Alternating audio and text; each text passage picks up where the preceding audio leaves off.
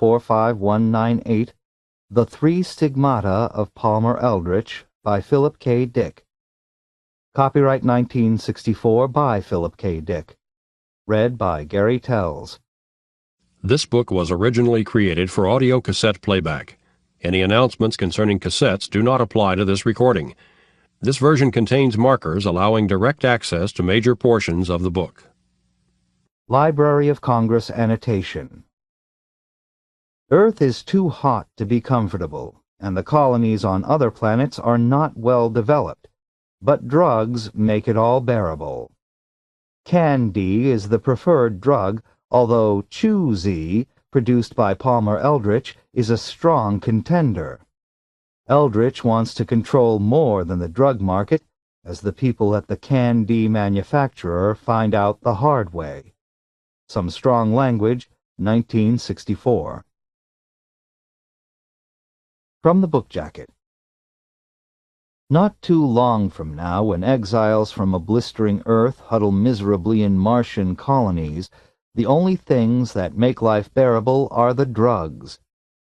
Candy translates those who take it into the bodies of Barbie-like dolls. Now there's competition, a substance called Chew-Z, marketed under the slogan, God promises eternal life. We can deliver it. The question is, what kind of eternity, and who or what is the deliverer? In this wildly disorienting funhouse of a novel, populated by godlike or perhaps satanic takeover artists and corporate psychics, Philip K. Dick explores mysteries that were once the property of St. Paul and Aquinas.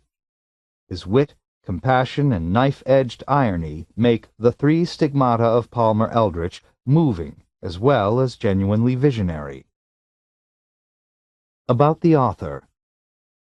Philip K. Dick was born in Chicago in 1928 and lived most of his life in California. He briefly attended the University of California but dropped out before completing any classes.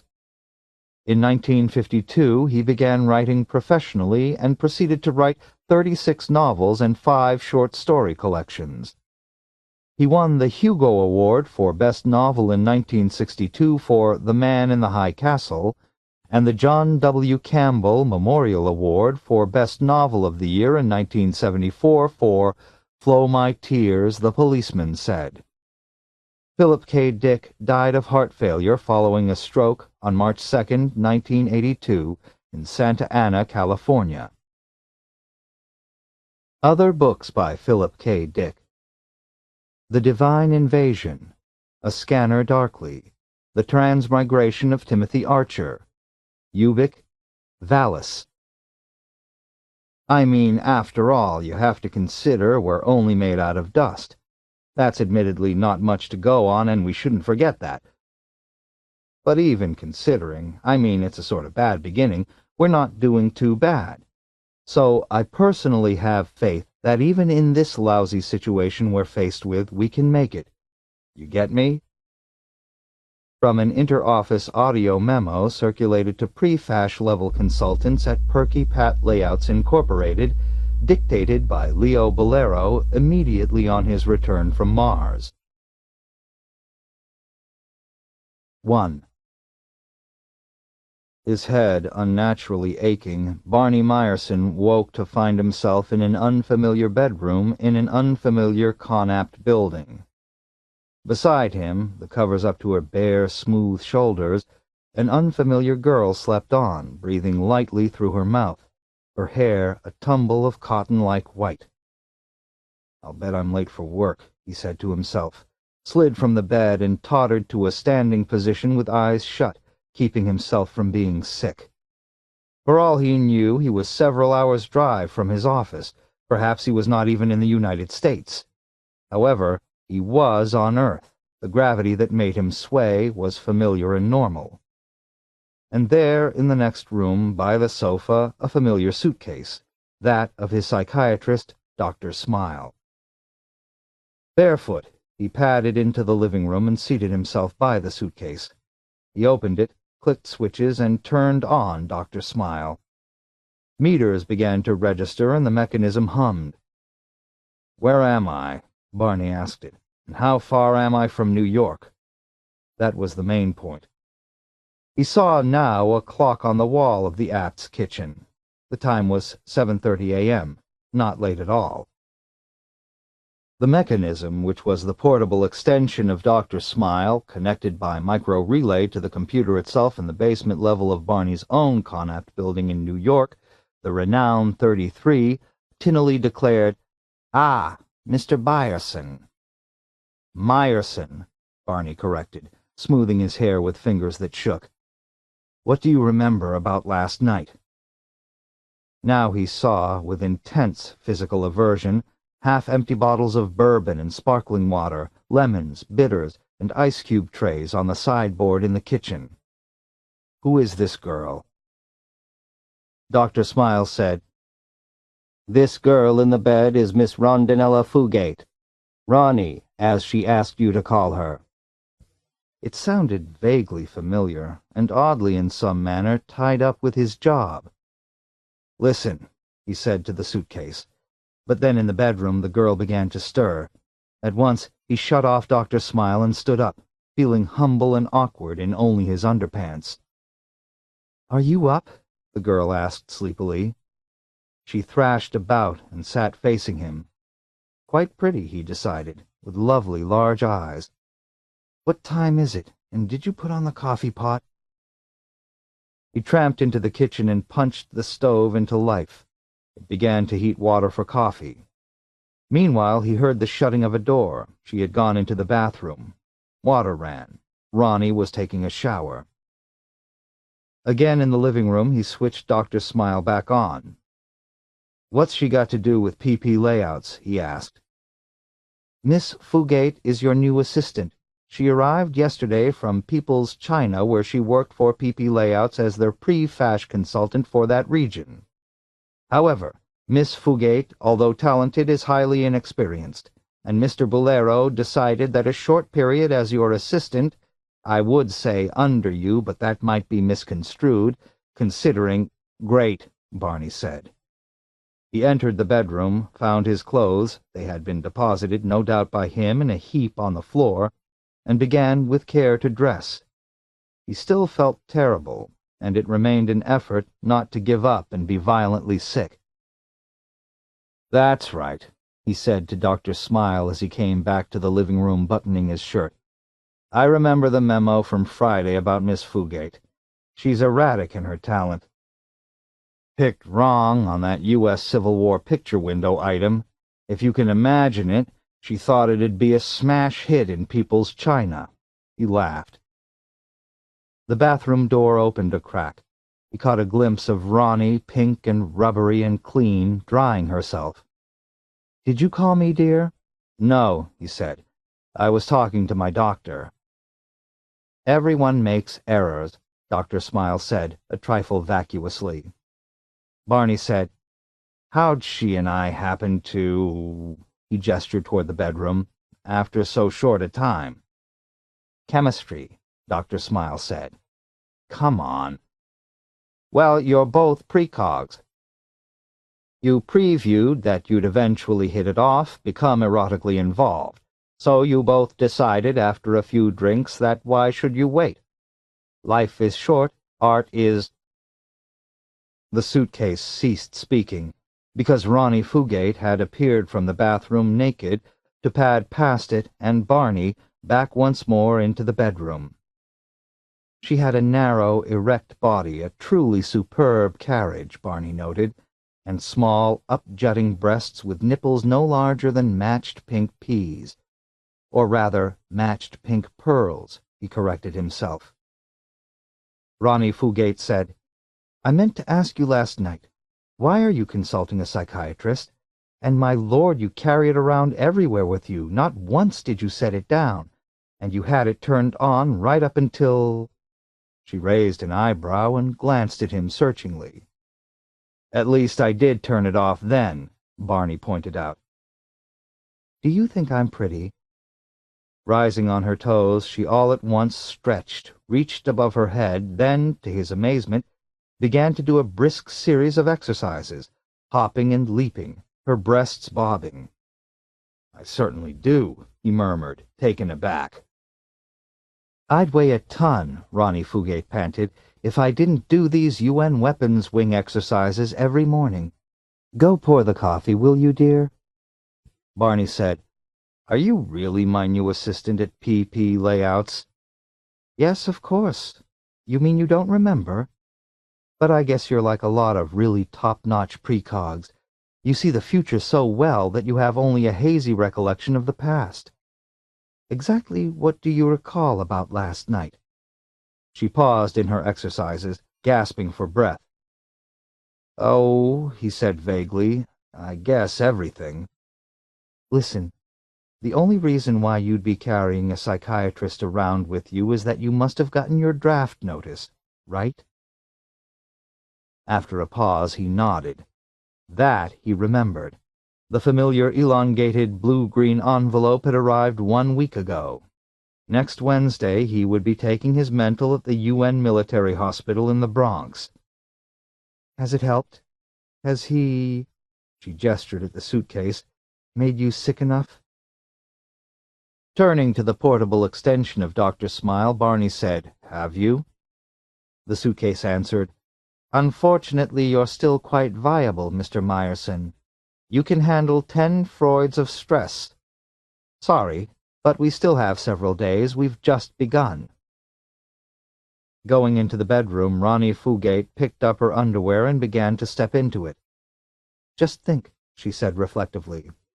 If you're drafted, Mr. Meyerson, and you're sent to the colonies, maybe I'll find myself with your job. She smiled, showing superb, even teeth. It was a gloomy possibility, and his precog ability did not assist him. The outcome hung nicely, at perfect balance on the scales of cause and effect to be. You can't handle my job, he said. You couldn't even handle it in People's China, and that's a relatively simple situation in terms of factoring out pre-elements. But someday she could. Without difficulty, he foresaw that. She was young and overflowing with innate talent. All she required to equal him, and he was the best in the trade, was a few years' experience. Now he became fully awake as awareness of his situation filtered back to him. He stood a good chance of being drafted, and even if he was not, Ronnie Fugate might well snatch his fine, desirable job from him, a job up to which he had worked by slow stages over a 13-year period. A peculiar solution to the grimness of the situation, this going to bed with her. He wondered how he had arrived at it. Bending over the suitcase, he said in a low voice to Dr. Smile, I wish you'd tell me why the hell, with everything so dire, I decided to— I can answer that, Ronnie Fugate called from the bedroom. She had now put on a somewhat tight pale green sweater and was buttoning it before the mirror of her vanity table. You informed me last night, after your 5th bourbon and water. You said— she paused, eyes sparkling. It's inelegant. What you said was this: if you can't lick 'em, join 'em. Only the verb you used, I regret to say, wasn't join. Barney said, and went into the kitchen to pour himself a cup of coffee. Anyhow, he was not far from New York. Obviously, if Miss Fugate was a fellow employee at PP Layouts, he was within commute distance of his job. They could ride in together. Charming. He wondered if their employer, Leo Bolero, would approve of this if he knew. Was there an official company policy about employees sleeping together? There was about almost everything else, although how a man who spent all his time at the resort beaches of Antarctica or in German e-therapy clinics could find time to devise dogma on every topic eluded him. Someday, he said to himself, I'll live like Leo Bolero, instead of being stuck in New York City in 180-degree heat. Beneath him now a throbbing began. The floor shook. The building's cooling system had come on. Day had begun. Outside the kitchen window, the hot, hostile sun took shape beyond the other Connacht buildings visible to him. He shut his eyes against it. Going to be another scorcher, all right, probably up to the 20 Wagner mark. He did not need to be a precog to foresee this. In the miserably high number Connaught Building 492 on the outskirts of Marilyn Monroe, New Jersey, Richard Nat ate breakfast indifferently, while, with something greater than indifference, he glanced over the morning homeopape's weather syndrome readings of the previous day. The Key Glacier, old Skin Top, had retreated 4.62 grables during the last 24-hour period, and the temperature at noon in New York had exceeded the previous days by 1.46 Wagners. In addition, the humidity, as the oceans evaporated, had increased by 16 Selkirks. So things were hotter and wetter. The great procession of nature clanked on, and toward what? Nat pushed the pape away and picked up the mail which had been delivered before dawn. It had been some time since mailmen had crept out in daylight hours. The first bill which caught his eye was the Apt's cooling prorated swindle. He owed Connaught 492 exactly 10.5 skins for the last month, a rise of 3/4 of a skin over April. Someday, he said to himself, it'll be so hot that nothing will keep this place from melting. He recalled the day his LP record collection had fused together in a lump, back around '04, due to a momentary failure of the building's cooling network. Now he owned iron oxide tapes. They did not melt. And at the same moment every parakeet and Venusian Ming bird in the building had dropped dead. And his neighbor's turtle had been boiled dry. Of course, this had been during the day, and everyone, at least the men, had been at work. The wives, however, had huddled at the lowest subsurface level, thinking, he remembered Emily telling him this, that the fatal moment had at last arrived. And not a century from now, but now. The Caltech predictions had been wrong, only of course they hadn't been. It had just been a broken power lead from the NY utility people. Robot workmen had quickly shown up and repaired it. In the living room his wife sat in her blue smock, painstakingly painting an unfired ceramic piece with glaze. Her tongue protruded and her eyes glowed. The brush moved expertly, and he could see already that this was going to be a good one. The sight of Emily at work recalled to him the task that lay before him today, one which he did not relish. He said peevishly, "Maybe we ought to wait before we approach him." Without looking up, Emily said, "We'll never have a better display to present to him than we have now." "What if he says no?" "We'll go on. What did you expect, that we'd give up just because my one-time husband can't foresee or won't foresee how successful these new pieces will eventually be in terms of the market?" Richard Nat said, "You know him, I don't. He's not vengeful, is he? He wouldn't carry a grudge. And anyhow, what sort of grudge could Emily's former husband be carrying? No one had done him any harm. If anything, it had gone the other way, or so he understood from what Emily had related. It was strange hearing about Barney Meyerson all the time and never having met him, never having direct contact with the man. Now that would end, because he had an appointment to see Meyerson at 9 this morning in the man's office at PP Layouts. Meyerson, of course, would hold the whip hand. He could take one brief glance at the display of ceramics and decline ad hoc. "No," he would say, "PP Layouts is not interested in a min of this. Believe my precog ability, my pre-fash marketing talent and skill." And out would go Richard Nat, the collection of pots under his arm, with absolutely no other place to go. Looking out the window, he saw with aversion that already it had become too hot for human endurance. The footer runnels were abruptly empty as everyone ducked for cover. The time was 8:30, and he now had to leave. Rising, he went to the hall closet to get his pith helmet and his mandatory cooling unit. By law, one had to be strapped to every commuter's back until nightfall. "Goodbye," he said to his wife, pausing at the front door. Goodbye, and lots of luck." She had become even more involved in her elaborate glazing, and he realized all at once that this showed how vast her tension was. She could not afford to pause even a moment. He opened the door and stepped out into the hall, feeling the cool wind of the portable unit as it chugged from behind him. "Oh," Emily said, as he began to shut the door. Now she raised her head, brushing her long brown hair back from her eyes. "Vid me as soon as you're out of Barney's office, as soon as you know one way or another." "Okay," he said, and shut the door behind him. Down ramp at the building's bank, he unlocked their safety deposit box and carried it to a privacy room. There, he lifted out the display case containing the spread of ceramic ware which he was to show Meyerson.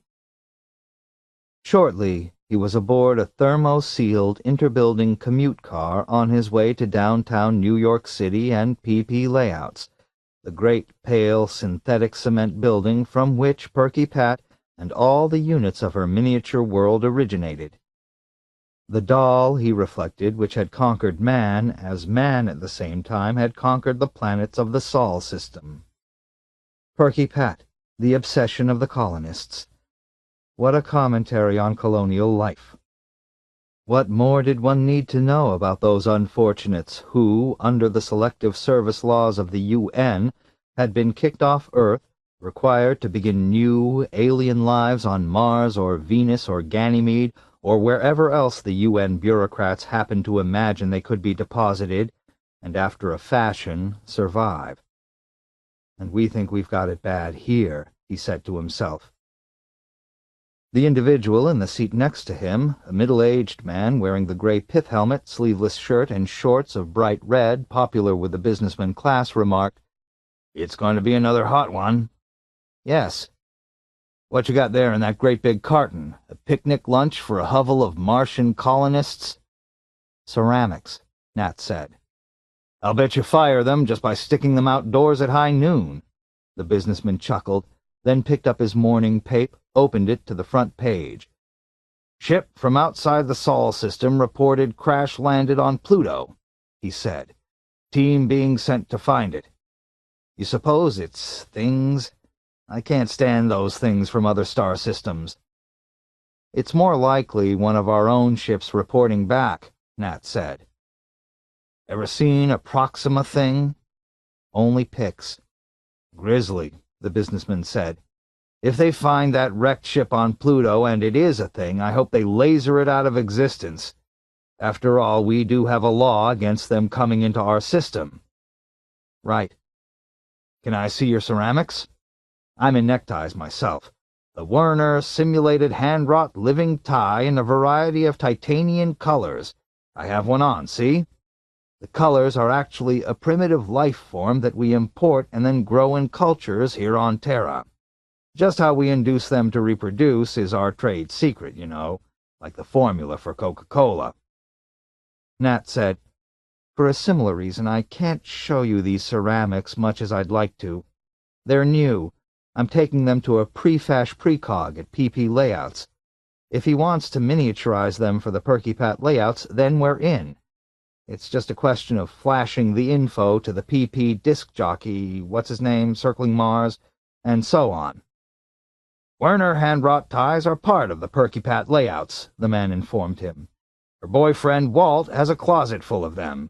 He beamed. "When PP Layouts decided to min our ties—" "It was Barney Meyerson you talked to?" "I didn't talk to him. It was our regional sales manager. They say Meyerson is difficult, goes on what seems like impulse, and once he's decided, it's irreversible." "Is he ever wrong? Declines items that become fash?" "Sure.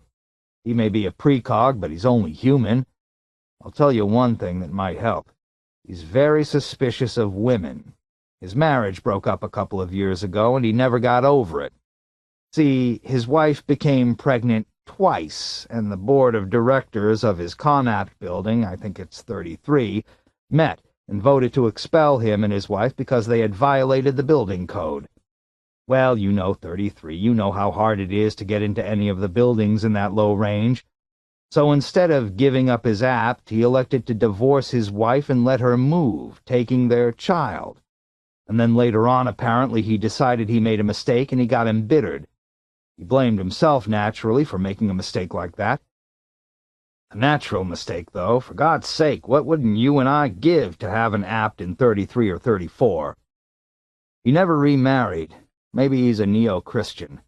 But anyhow, when you go to try to sell him on your ceramics, be very careful about how you deal with the feminine angle. Don't say, "These will appeal to the ladies," or anything like that. Most retail items are purchased. "Thanks for the tip," Nat said, rising. Carrying his case of ceramics, he made his way down the aisle to the exit. He sighed. It was going to be tough, possibly even hopeless. He wasn't going to be able to lick the circumstances which long predated his relationship with Emily and her pots, and that was that. Fortunately, he managed to snare a cab.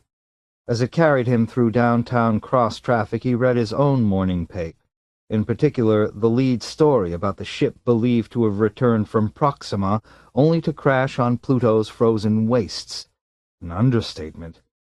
Already it was conjectured that this might be the well-known interplan industrialist Palmer Eldritch, who had gone to the Prox system a decade ago at the invitation of the Prox Council of Humanoid Types.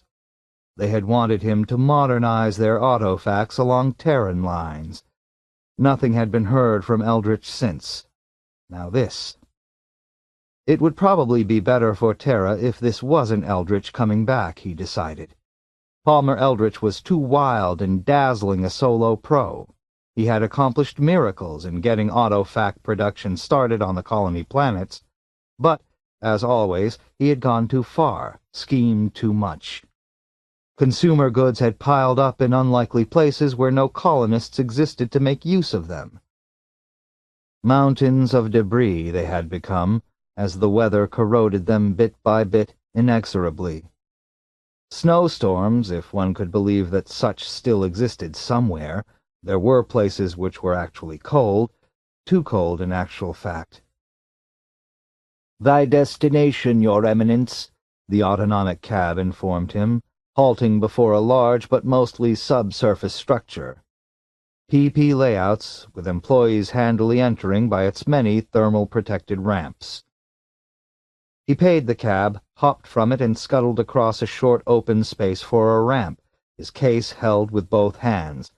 Briefly, naked sunlight touched him, and he felt, or imagined, himself sizzle.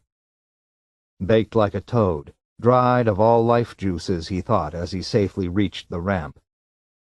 Presently he was subsurface, being allowed into Myerson's office by a receptionist. The rooms, cool and dim, invited him to relax, but he did not. He gripped his display case tighter, and tensed himself, and, although he was not a neo-Christian, he mumbled a prolix prayer. "Mr. Myerson," the receptionist, taller than Nat and impressive in her open bodice dress and resort-style heels, said, speaking not to Nat, but to the man seated at the desk. "This is Mr. Nat," she informed Myerson. "This is Mr. Myerson, Mr. Nat." Behind Myerson stood a girl in a pale green sweater and with absolutely white hair. The hair was too long and the sweater too tight. "This is Miss Fugate, Mr. Nat, Mr. Myerson's assistant. Miss Fugate, this is Mr. Richard Nat." At the desk, Barney Myerson continued to study a document without acknowledging the entrance of anyone, and Richard Nat waited in silence, experiencing a mixed bag of emotions. Anger touched him, lodged in his windpipe and chest, and of course angst, and then, above even those, a tendril of growing curiosity. So this was Emily's former husband, who, if the living necktie salesman could be believed, still chewed mournfully, bitterly, on the regret of having abolished the marriage. Myerson was a rather heavy-set man in his late 30s, with unusually and not particularly fashionable, loose and wavy hair. He looked bored, but there was no sign of hostility about him. But perhaps he had not as yet. "Let's see your pots," Meyerson said suddenly. Laying the display case on the desk, Richard Nat opened it, got out the ceramic articles one by one, arranged them, and then stepped back. After a pause, Bonnie Meyerson said, "No." "No," Nat said. "No what?" Meyerson said, "They won't make it." He picked up his document and resumed reading it. "You mean you decided just like that?" Nat said, unable to believe that it was already done. "Exactly like that," Meyerson agreed. He had no further interest in the display of ceramics. As far as he was concerned, Nat had already packed up his pots and left. Miss Fugate said, "Excuse me, Mr. Meyerson." Glancing at her, Barney Meyerson said, "What is it?" "I'm sorry to say this, Mr. Meyerson," Miss Fugate said. She went over to the pots, picked one up, and held it in her hands, weighing it, rubbing its glazed surface. "But I get a distinctly different impression than you do. I feel these ceramic pieces will make it." Nat looked from one to the other of them. "Let me have that." Meyerson pointed to a dark gray vase. At once, Nat handed it to him. Meyerson held it for a time. "No," he said finally. He was frowning now. "I still get no impression of this item making it big. In my opinion, you're mistaken, Miss Fugate." He set the vase back down. "However," he said to Richard Nat, "in view of the disagreement between myself and Miss Fugate," he scratched his nose thoughtfully, "leave this display with me for a few days. I'll give it further attention." Obviously, however, he would not. Reaching, Miss Fugate picked up a small, oddly shaped piece and cradled it against her bosom almost tenderly. "This one in particular. I receive very powerful emanations from it. This one will be the most successful of all." In a quiet voice, Barney Meyerson said, "You're out of your mind, Ronnie." He seemed really angry now. His face was violent and dark. "I'll vid you," he said to Richard Nat, "when I've made my final decision. I see no reason why I should change my mind, so don't be optimistic. In fact, don't bother to leave them." He shot a hard, harsh glance toward his assistant, Miss Fugate. 2. In his office at 10 that morning, Leo Bolero, chairman of the board of directors of PP Layouts, received a vid call, which he had been expecting, from Tri-Planetary Law Enforcement, a private police agency. He had retained it within minutes of learning of the crash on Pluto by the intersystem ship returning from Prox. He listened idly because, despite the momentousness of the news, he had other matters on his mind. It was idiotic, in view of the fact that PP Layouts paid an enormous yearly tribute to the UN for immunity, but, idiotic or not, a UN Narcotics Control Bureau warship had seized an entire load of Can-D near the North Polar Cap of Mars, almost 1,000,000 skins worth, on its way from the heavily guarded plantations on Venus. Obviously, the squeeze money was not reaching the right people within the complicated UN hierarchy. But there was nothing he could do about it. The UN was a windowless monad over which he had no influence. He could without difficulty perceive the intentions of the Narcotics Control Bureau. It wanted PP Layouts to initiate litigation aimed at regaining the shipload, because this would establish that the illegal drug Can-D, chewed by so many colonists, was grown, processed, and distributed by a hidden subsidiary of PP Layouts.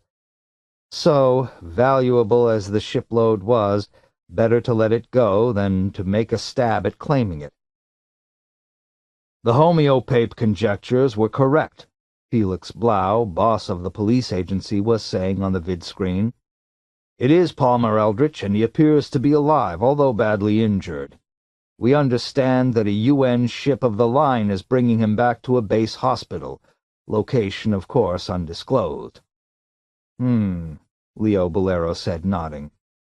"However, as to what Eldritch found in the Prox system—" "You'll never find that out," Leo said. "Eldritch won't say, and it'll end there." One fact has been reported, Blau said, of interest.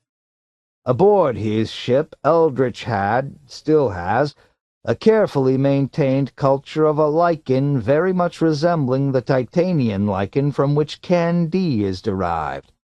I thought in view of... Blau broke off tactfully.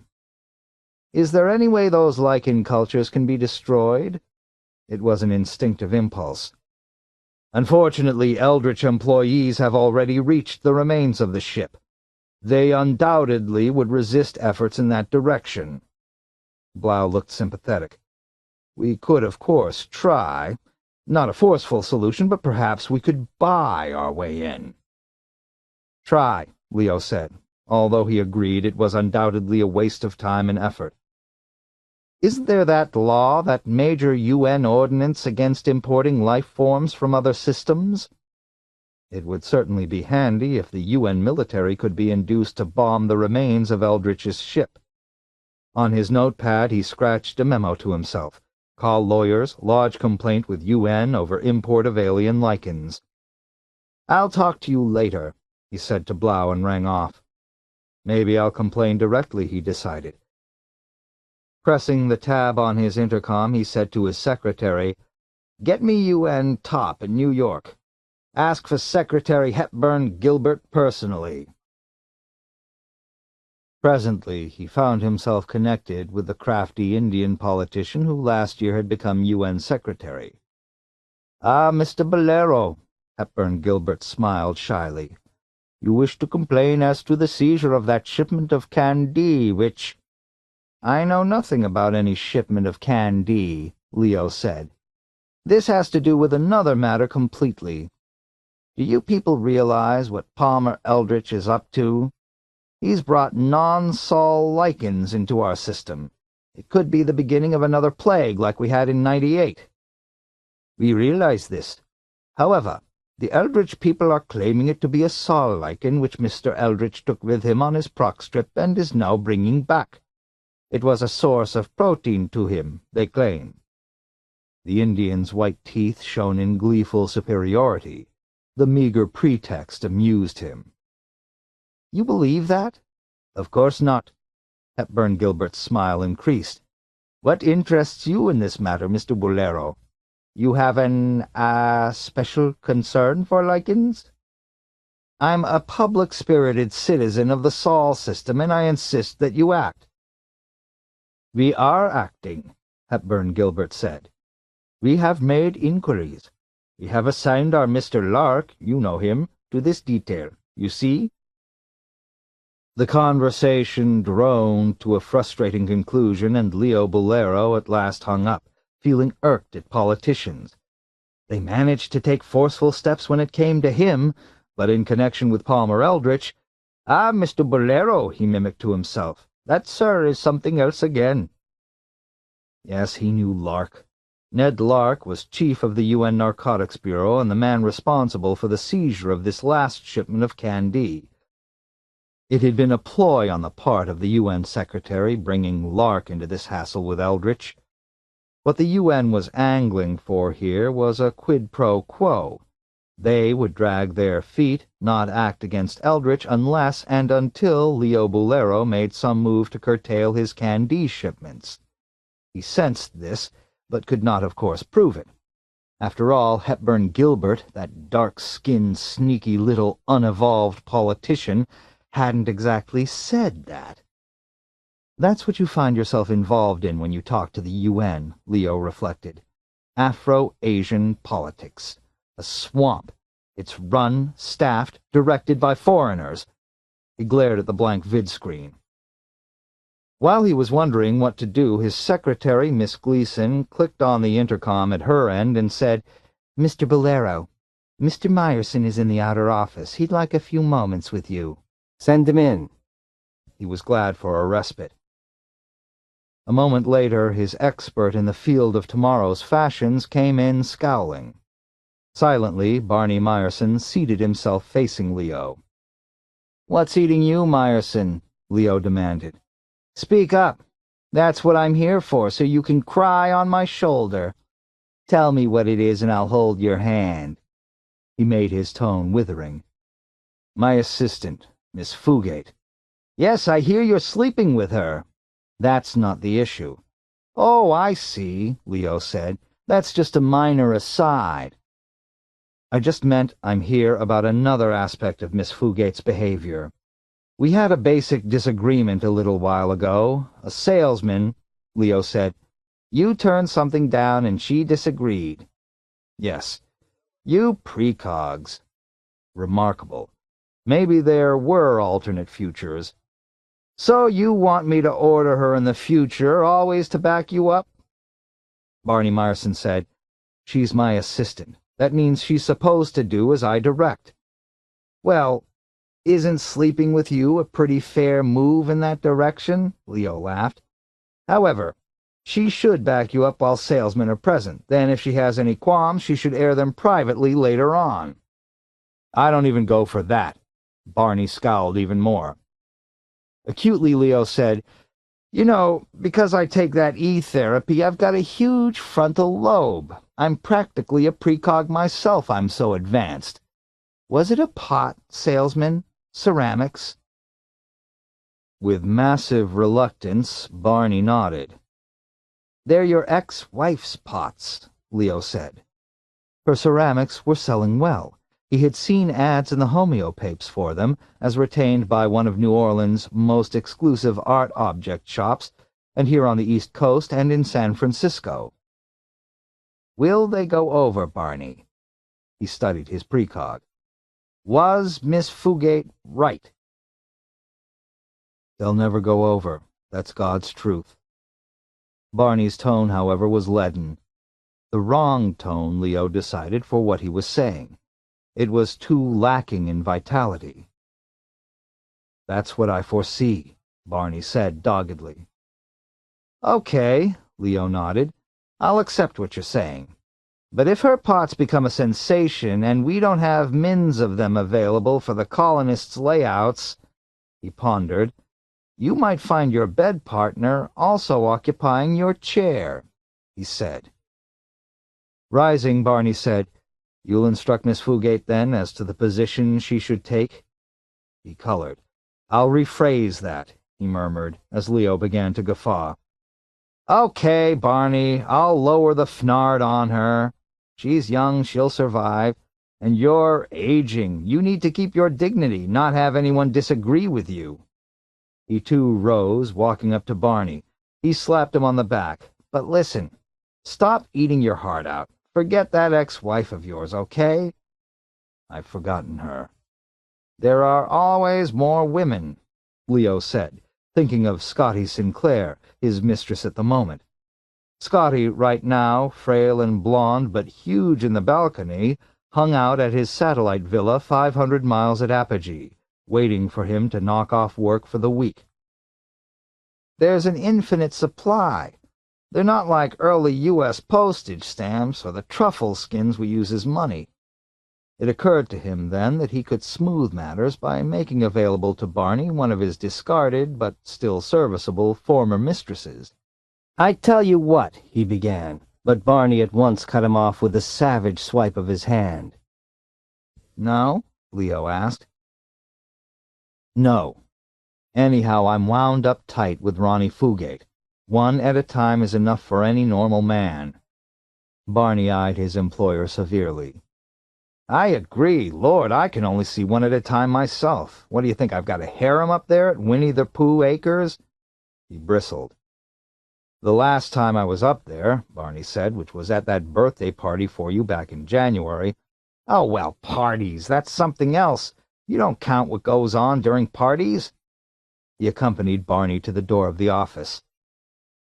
You know, Myerson, I heard a rumor about you, one I didn't like. Someone saw you lugging one of those suitcase-type extensions of a Connacht psychiatric computer around with you. Did you get a draft notice? There was silence. Then at last Barney nodded. And you weren't going to say anything to us, Leo said. We were to find out when, the day you board ship for Mars? I'm going to beat it. Sure you are. Everyone does. That's the way the UN's managed to populate 4 planets, 6 moons. I'm going to fail my mental, Barney said. My precog ability tells me I am. It's helping me. I can't endure enough Freuds of stress to satisfy them. Look at me. He held up his hands. They perceptibly trembled. Look at my reaction to Miss Fugate's harmless remark. Look at my reaction to Nat bringing in Emily's pots. Look at... Okay, Leo said. But he still was worried. Generally, the draft notices gave only a 90-day period before induction, and Miss Fugate would hardly be ready to assume Barney's chair that soon. Of course, he could transfer Mac Ronston from Paris, but even Ronston, after 15 years, was not of the same caliber as Barney Meyerson. He had the experience, but talent could not be stored up. It had to be there as God-given. The UN is really getting to me, Leo thought. He wondered if Barney's draft notice, coming at this particular moment, was only a coincidence, or if this was another probe of his weak points. If it is, he decided, it's a bad one. There's no pressure I can put on the UN to exempt him. And simply because I supply those colonists with their candy, he said to himself. I mean, somebody has to. They've got to have it. Otherwise, what good are the perky-pat layouts to them? And in addition, it was one of the most profitable trading operations in the Sol system. Many truffle skins were involved. The UN knew that, too. At 12:30 New York time, Leo Bolero had lunch with a new girl who had joined the secretary pool. Pia Jurgens, seated across from him in a secluded chamber of the Purple Fox, ate with precision, her small, neat jaw working in an orderly manner. She was a redhead, and he liked redheads. They were either outrageously ugly or almost supernaturally attractive. Miss Jurgens was the latter. Now, if he could find a pretext by which to transfer her to Winnie-the-Pooh Acres, assuming that Scotty didn't object, however, and such did not at the present seem very likely. Scotty had a will of her own, which was always dangerous in a woman. Too bad I couldn't wangle Scotty off onto Barney Meyerson, he said to himself. Solve 2 problems at once. Make Barney more psychologically secure, free myself for... Nuts, he thought. Barney needs to be insecure. Otherwise he's as good as on Mars. That's why he's hired that talking suitcase. I don't understand the modern world at all, obviously. I'm living back in the 20th century when psychoanalysts made people less prone to stress. Don't you ever talk, Mr. Bolero? Miss Jurgens asked. No, he thought. Could I dabble successfully in Barney's pattern of behavior? Help him to, become less viable? But it was not as easy as it sounded. He instinctively appreciated that, expanded frontal lobe-wise. You can't make healthy people sick just by giving an order. Or can you? Excusing himself, he hunted up the robot waiter and asked that a vidphone be brought to his table. A few moments later, he was in touch with Miss Gleason back at the office. Listen, I want to see Miss Rondinella Fugate from Mr. Meyerson's staff as soon as I get back. And Mr. Meyerson is not to know, understand? Yes, sir, Miss Gleason said, making a note. I heard, Pia Jurgens said when he had hung up. You know, I could tell Mr. Meyerson I see him nearly every day in the... Leo laughed. The idea of Pia Jurgens throwing away the burgeoning future opening for her vis-a-vis himself amused him. Listen, he said, patting her hand. Don't worry. It's not within the spectrum of human nature. Finish your Ganymedian wap frog croquette and let's get back to the office.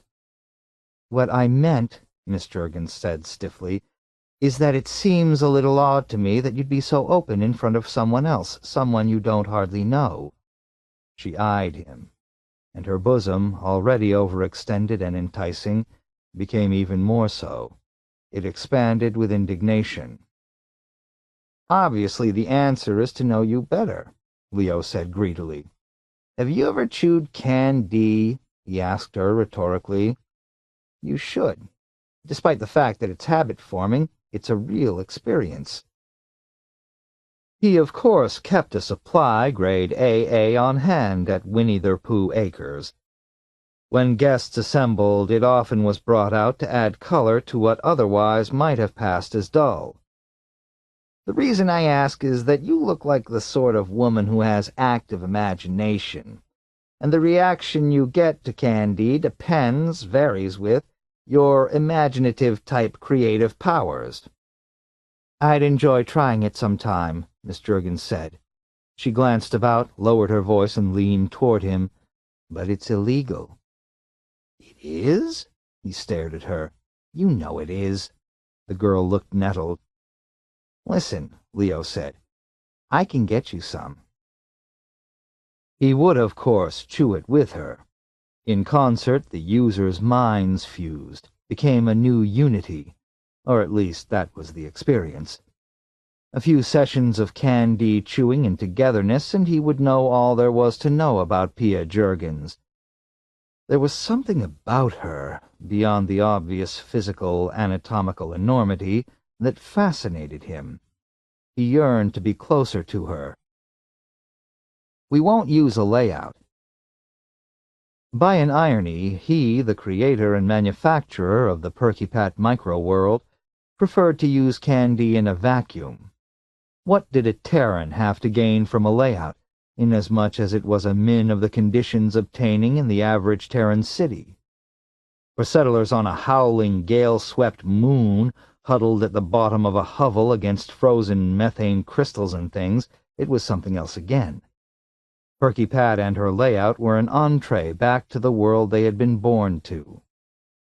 But he, Leo Bolero, he was damn tired of the world he had been born to and still dwelt on, and even Winnie-the-Pooh Acres, with all its quaint and not-so-quaint diversions, did not fill the void. However, that candy, he said to Miss Juergens, is great stuff, and no wonder it's banned. It's like religion. Candy is the religion of the colonists. He chuckled. One plug of it, woozled for 15 minutes, and... He made a sweeping gesture. No more hovel, no more frozen methane. It provides a reason for living. Isn't that worth the risk and expense? But what is there of equal value for us? He asked himself, and felt melancholy.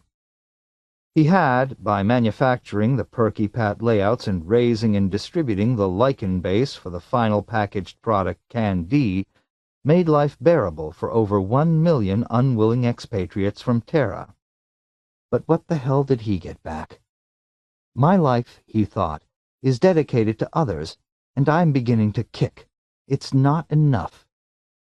There was his satellite, where Scotty waited. There existed, as always, the tangled details of his 2 large business operations, the one legal, the other not. But wasn't there more in life than this? He did not know, nor did anyone else, because, like Barney Meyerson, they were all engaged in their various imitations of him. Barney with his Miss Rondinella Fugate, small-time replica of Leo Bolero and Miss Juergens.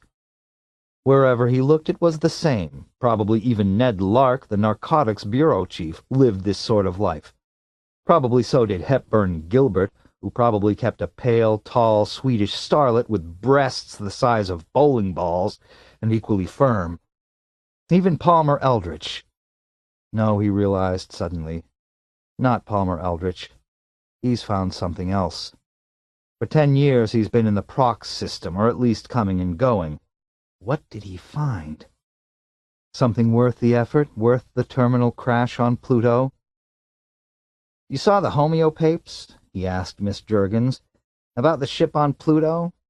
There's a man in a billion, that Eldritch. No one else like him. I read, Miss Juergens said, that he was practically a nut. Sure. 10 years out of his life, all that agony, and for what? You can be sure he got a good return for the 10 years, Miss Juergens said. He's crazy, but smart. He looks out for himself, like everyone else does. He's not that nuts. I'd like to meet him, Leo Bolero said. Talk to him, even if only just a minute. He resolved, then, to do that. Go to the hospital where Palmer Eldritch lay, force or buy his way into the man's room, learn what he had found. "I used to think," Miss Juergens said, "that when the ships first left our system for another star, remember that? We'd hear that—" She hesitated. "It's so silly, but I was only a kid then, when Arnoldson made his first trip to Prox and back. I was a kid when he got back, I mean. I actually thought maybe by going that far he'd—" She ducked her head, not meeting Leo Bolero's gaze. "He'd find God." Leo thought, I thought so too, and I was an adult then, in my mid-30s, as I've mentioned to Barney on numerous occasions. And he thought, I still believe that even now, about the 10-year flight of Palmer Eldritch. After lunch, back in his office at PP Layouts, he met Rondinella Fugate for the first time. She was waiting for him when he arrived. Not bad looking, he thought as he shut the office door. Nice figure, and what glorious, luminous eyes. She seemed nervous. She crossed her legs, smoothed her skirt, watched him furtively as he seated himself at his desk facing her. Very young, Leo realized. A child who would speak up and contradict her superior when she thought he was wrong. Touching. "Do you know why you're here in my office?" he inquired. "I guess you're angry because I contradicted Mr. Meyerson. But I really experienced the futurity and the lifeline of those ceramics, so what else could I do?" She half rose imploringly, then reseated herself. Leo said, "I believe you, but Mr. Meyerson is sensitive. If you're living with him, you know he has a portable psychiatrist that he lugs wherever he goes." Opening his desk drawer, he got out his box of Cuesta Reyes, the very finest. He offered the box to Miss Fugate, who gratefully accepted one of the slender, dark cigars. He, too, took a cigar. He lit hers and then his and leaned back in his chair. "You know who Palmer Eldritch is?" "Yes." "Can you use your precog powers for something other than prefash foresight? In another month or so, the homeopapes will be routinely mentioning Eldritch's location. I'd like you to look ahead to those papes and then tell me where the man is at this moment. I know you can do it." "You had better be able to," he said to himself, "if you want to keep your job here." He waited, smoking his cigar, watching the girl and thinking to himself, with a trace of envy, that if she was as good in bed as she looked— Miss Fugate said in a soft, halting voice, "I get only the most vague impression, Mr. Bolero." "Well, let's hear it anyhow." He reached for a pen. It took her several minutes, and as she reiterated, her impression was not distinct. Nonetheless, he presently had on his notepad the words, "James Riddle Veterans Hospital, Base 3, Ganymede." A UN establishment, of course, but he had anticipated that. It was not decisive. He still might be able to find a way in. "And he's not there under that name," Miss Fugate said, pale and enervated from the effort of foreseeing. She relit her cigar, which had gone out. Sitting straighter in her chair, she once more crossed her supple legs. "The homeopapes will say that Eldritch was listed in the hospital records as a Mr.—" She paused, squeezed her eyes shut and sighed. "Oh, hell," she said. "I can't make it out. One syllable. Trent. Brent. No, I think it's Trent. Yes, it's Eldon Trent." She smiled in relief. Her large eyes sparkled with naive, childlike pleasure. "They really have gone to a lot of trouble to keep him hidden. And they're interrogating him, the papes will say, so obviously he's conscious." She frowned then, all at once. "Wait, I'm looking at a headline. I'm in my own Connacht by myself. It's early morning, and I'm reading the front page. Oh, dear." "What's it say?" Leo demanded, bending rigidly forward. He could catch the girl's dismay. Miss Fugate whispered, "The headlines say that Palmer Eldritch is dead. She blinked, looked around her with amazement, then slowly focused on him. She regarded him with a confused mixture of fear and uncertainty, almost palpably edging back. She retreated from him, huddled against her chair, her fingers interlocked. "And you're accused of having done it, Mr. Bolero. Honest, that's what the headline says." "You mean I'm going to murder him?" She nodded. "But it's not a certainty. I only pick it up in some of the futures, do you understand? I mean, we precogs see—" She gestured. "I know." He was familiar with precogs. Barney Meyerson had, after all, worked for PP Layouts 13 years, and some of the others even longer. "It could happen," he said gratingly. Why would I do a thing like that? He asked himself. No way to tell now. Perhaps after he reached Eldritch, talked to him, as evidently he would. Miss Fugate said, "I don't think you ought to try to contact Mr. Eldritch in view of this possible future. Don't you agree, Mr. Bolero? I mean, the risk is there. It hangs very large. About, I'd guess, in the neighborhood of 40. What's 40%? Almost half the possibilities."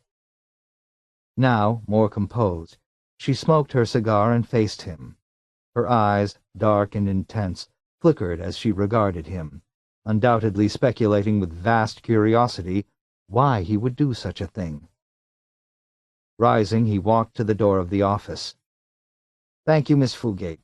I appreciate your assistance in this matter."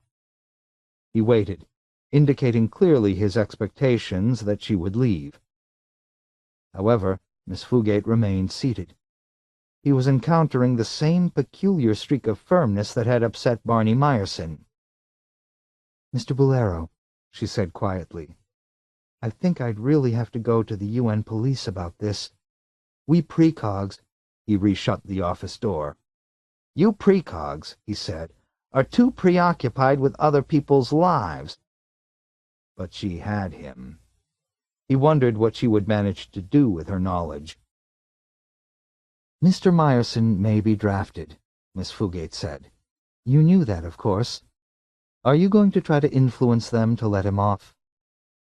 Candidly, he said, "I had some intentions in the direction of helping him beat it, yes." "Mr. Bolero," she said in a small, steady voice, "I'll make a deal with you. Let them draft him, and then I'll be your New York prefash consultant." She waited. Leo Bolero said nothing. "What do you say?" she asked. Obviously, she was unaccustomed to such negotiations. However, she intended to make it stick, if possible. After all, he reflected, everyone, even the smartest operator, had to begin somewhere. Perhaps he was seeing the initial phase of what would be a brilliant career. And then he remembered something. Remembered why she had been transferred from the Peking office to come here to New York as Barney Meyerson's assistant. Her predictions had proved erratic. Some of them, too many of them in fact, had proved erroneous. Perhaps her preview of the headline relating his indictment as the alleged murderer of Palmer Eldritch, assuming that she was being truthful, that she had really experienced it, was only another of her errors. The faulty precognition which had brought her here. Aloud, he said, "Let me think it over. Give me a couple of days." "Until tomorrow morning," Miss Fugate said firmly. Leo laughed. "I see why Barney was so riled up." And Barney probably sensed with his own precog faculty, at least nebulously, that Miss Fugate was going to make a decisive strike at him, jeopardizing his whole position. "Listen," he walked over to her. "You're Meyerson's mistress. How'd you like to give that up? I can offer you the use of an entire satellite." Assuming, of course, that he could pry Scotty out of there. "No, thank you," Miss Fugate said. "Why?" He was amazed. "Your career—" "I like Mr. Meyerson," she said, "and I don't particularly care for Bub—" She caught herself. Men who've evolved in those clinics. Again he opened the office door. I'll let you know by tomorrow morning. As he watched her pass through the doorway and out into the receptionist's office, he thought, that'll give me time to reach Ganymede and Palmer Eldritch. I'll know more then. Know if your foresight seems spurious or not. Shutting the door behind the girl, he turned at once to his desk and clicked the vidphone button connecting him with the outside. To the New York City operator, he said, "Get me the James Riddle Veterans Hospital at Base 3 on Ganymede. I want to speak to a Mr. Eldon Trent, a patient there, person to person." He gave his name and number, then rang off, jiggled the hook, and dialed Kennedy Spaceport. He booked passage for the express ship leaving New York for Ganymede that evening, then paced about his office, waiting for the call back from James Riddle Veterans Hospital. Bubblehead, he thought. She'd call even her employer that. 10 minutes later the call came. "I'm sorry, Mr. Bolero," the operator apologized. "Mr. Trent is not receiving calls, by doctor's orders." So Rondinella Fugate was right. An Eldon Trent did exist at James Riddle, and in all probability he was Palmer Eldritch. It was certainly worth making the trip. The odds looked good. Looked good, he thought wryly, that I'll encounter Eldritch, have some kind of altercation with him, God knows what, and eventually bring about his death. A man that at this point in time I don't even know. And I'll find myself arraigned. I won't get away with it. What a prospect. But his curiosity was aroused. In all his manifold operations, he had never found the need of killing anyone under any circumstances. Whatever it was that would occur between him and Palmer Eldritch had to be unique. Definitely a trip to Ganymede was indicated.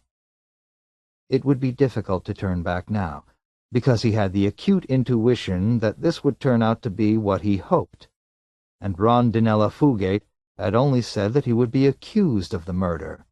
There was no datum as to a successful conviction. Convicting a man of his stature of a capital crime, even through the UN authorities, would take some doing. He was willing to let them try. 3. In a bar hard by PP Layouts, Richard Nat sat sipping a tequila sour, his display case on the table before him. He knew goddamn well there was nothing wrong with Emily's pots. Her work was saleable. The problem had to do with her ex-husband and his position of power. And Barney Meyerson had exercised that power. "I have to call Emily and tell her," Nat said to himself. He started to his feet. A man blocked his way, a peculiar round specimen mounted on spindly legs. "Who are you?" Nat said. The man bobbed toy-like in front of him, meanwhile digging into his pocket as if scratching at a familiar microorganism that possessed parasitic proclivities that had survived the test of time. However, what he produced at last was a business card. "We're interested in your ceramic ware, Mr.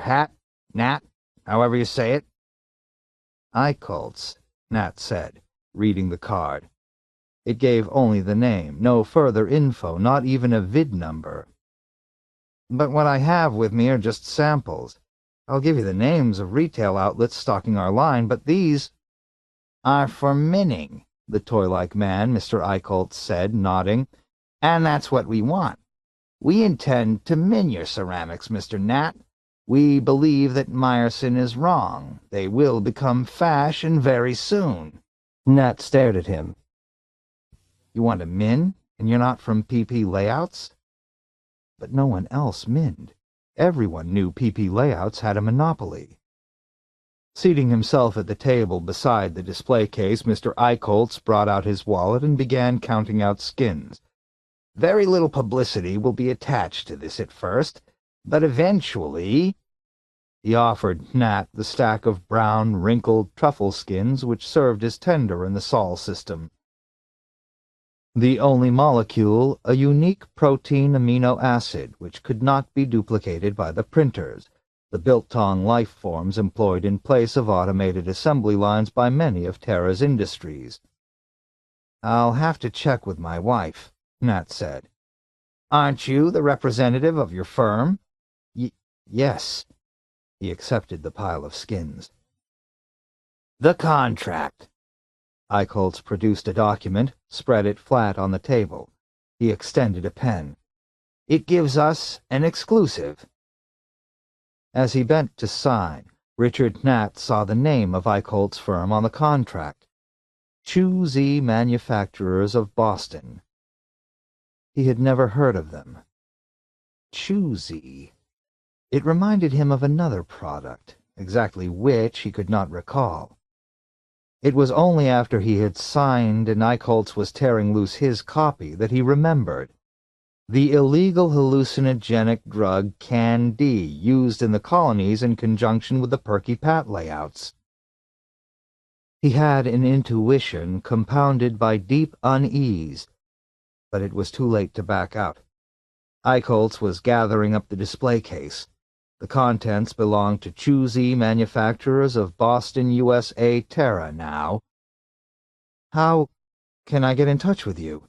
Nat asked, as Eichholz started away from the table. "You won't be getting in touch with us. If we want you, we'll call you." Eichholz smiled briefly. How in hell was he going to tell Emily? Nat counted the skins, read the contract, realized by degrees exactly how much Eichholz had paid him. It was enough to provide him and Emily with a 5-day vacation in Antarctica, at one of the great, cool resort cities frequented by the rich of Terra, where no doubt Leo Bolero and others like him spent the summer. And these days summer lasted all year round. Or, he pondered, it could do even more. It could get himself and his wife into the most exclusive establishment on the planet, assuming he and Emily wanted it.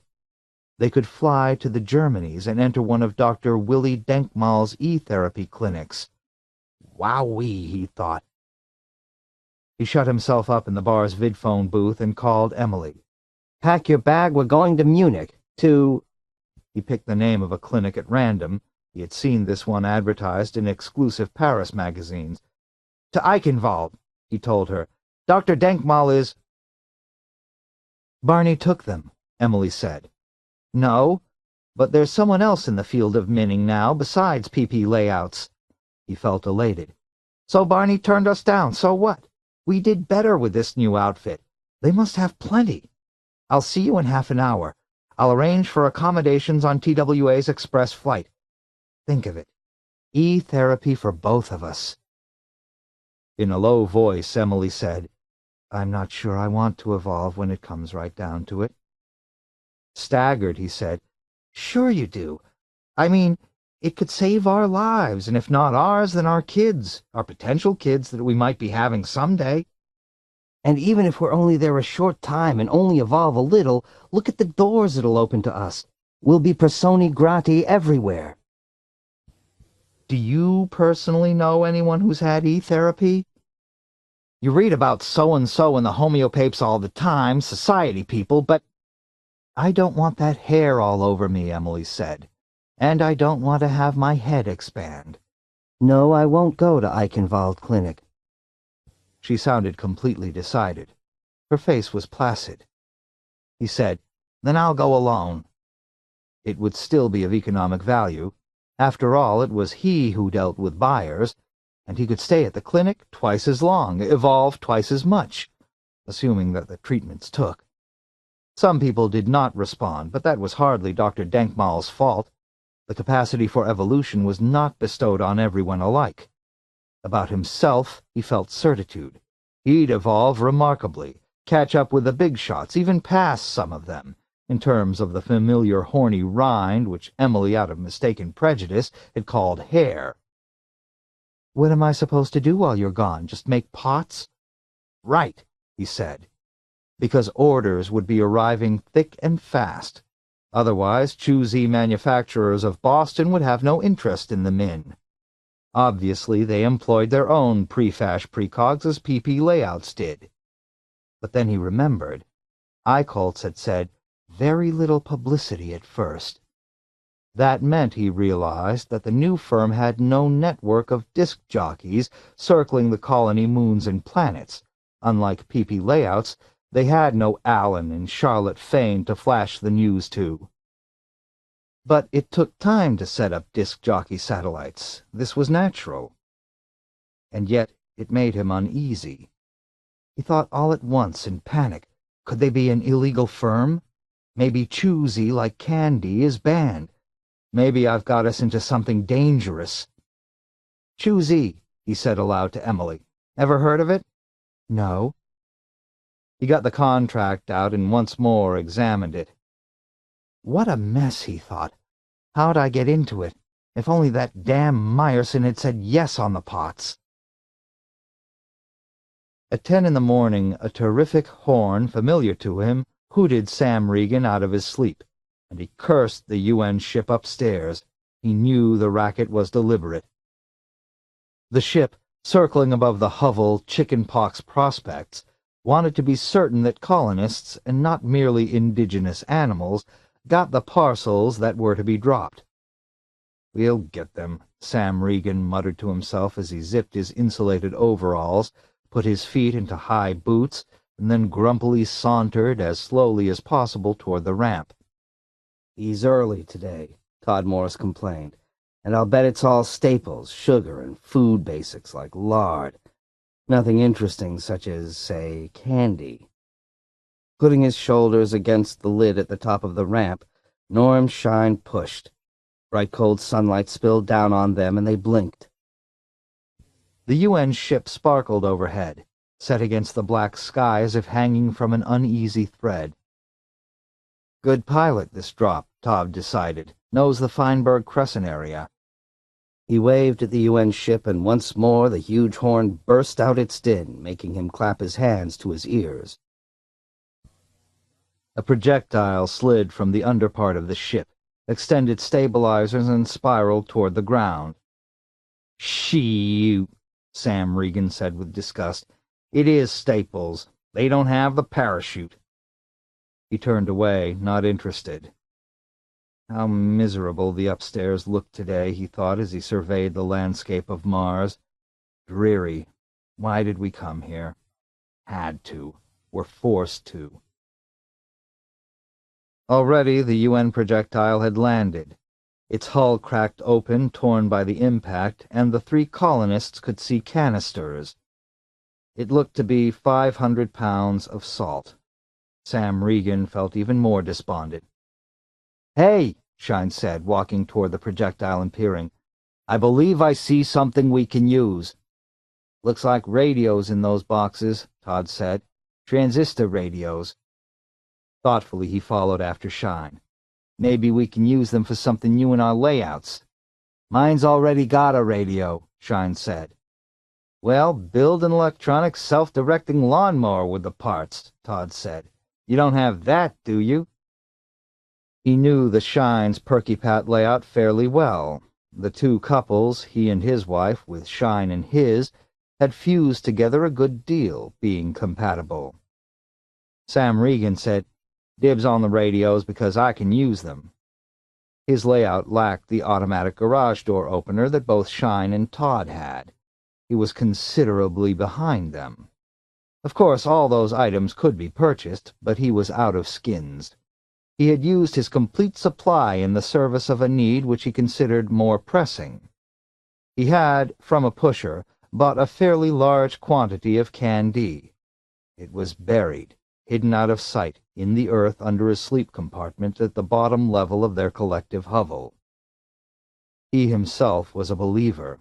He affirmed the miracle of translation, the near-sacred moment in which the miniature artifacts of the layout no longer merely represented Earth, but became Earth.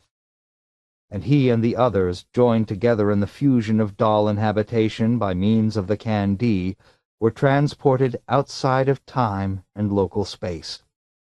Many of the colonists were as yet unbelievers. To them, the layouts were merely symbols of a world which none of them could any longer experience. But, one by one, the unbelievers came around. Even now, so early in the morning, he yearned to go back down below, chew a slice of candy from his hoard, and join with his fellows in the most solemn moment of which they were capable. To Todd and Norm Shine he said, "Either of you care to seek transit?" That was the technical term they used for participation. "I'm going back below," he said. "We can use my candy. I'll share it with you." An inducement like that could not be ignored. Both Todd and Norm looked tempted. "So early?" Norm Shine said. "We just got out of bed. But I guess there's nothing to do anyhow." He kicked glumly at a huge semi-autonomic sand dredge. It had remained parked near the entrance of the hovel for days now. No one had the energy to come up to the surface and resume the clearing operations inaugurated earlier in the month. "It seems wrong, though," he muttered. "We ought to be up here working in our gardens." "And that's some garden you've got," Sam Regan said with a grin. "What is that stuff you've got growing there? Got a name for it?" Norm Shine, hands in the pockets of his coveralls, walked over the sandy, loose soil with its sparse vegetation to his once carefully maintained vegetable garden. He paused to look up and down the rows, hopeful that more of the specially prepared seeds had sprouted. None had. "Swiss chard," Todd said encouragingly, "right? Mutated as it is, I can still recognize the leaves." Breaking off a leaf, Norm chewed it, then spat it out. The leaf was bitter and coated with sand. Now Helen Morris emerged from the hovel, shivering in the cold Martian sunlight. "We have a question," she said to the three men. "I say that psychoanalysts back on Earth were charging $50 an hour, and Fran says it was for only 45 minutes. She explained, "We want to add an analyst to our layout, and we want to get it right because it's an authentic item, made on Earth and shipped here, if you remember that Bolero ship that came by last week." "We remember," Norm Shine said sourly.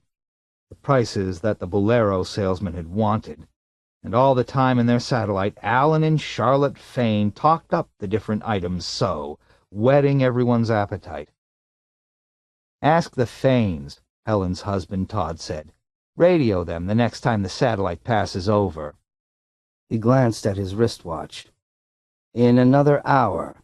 They have all the data on authentic items. In fact, that particular datum should have been included with the item itself, right in the carton." It perturbed him, because it had, of course, been his skins, his and Helen's together, that had gone to pay for the tiny figure of the human-type psychoanalyst, including the couch, desk, carpet, and bookcase of incredibly well-minned impressive books. "You went to the analyst when you were still on Earth," Helen said to Norm Shine.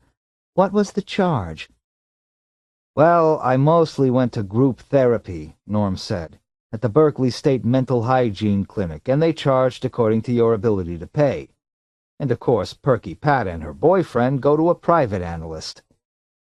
He walked down the length of the garden solemnly deeded to him, between the rows of jagged leaves, all of which were to some extent shredded and devoured by microscopic native pests.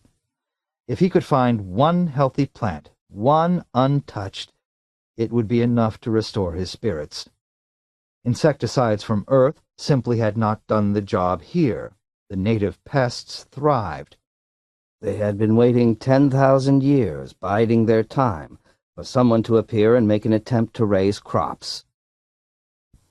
Todd said, "You better do some watering." "Yeah," Norm Shine agreed. He meandered gloomily in the direction of Chickenpox Prospect's hydro-pumping system. It was attached to their now partially sand-filled irrigation network, which served all the gardens of their hovel.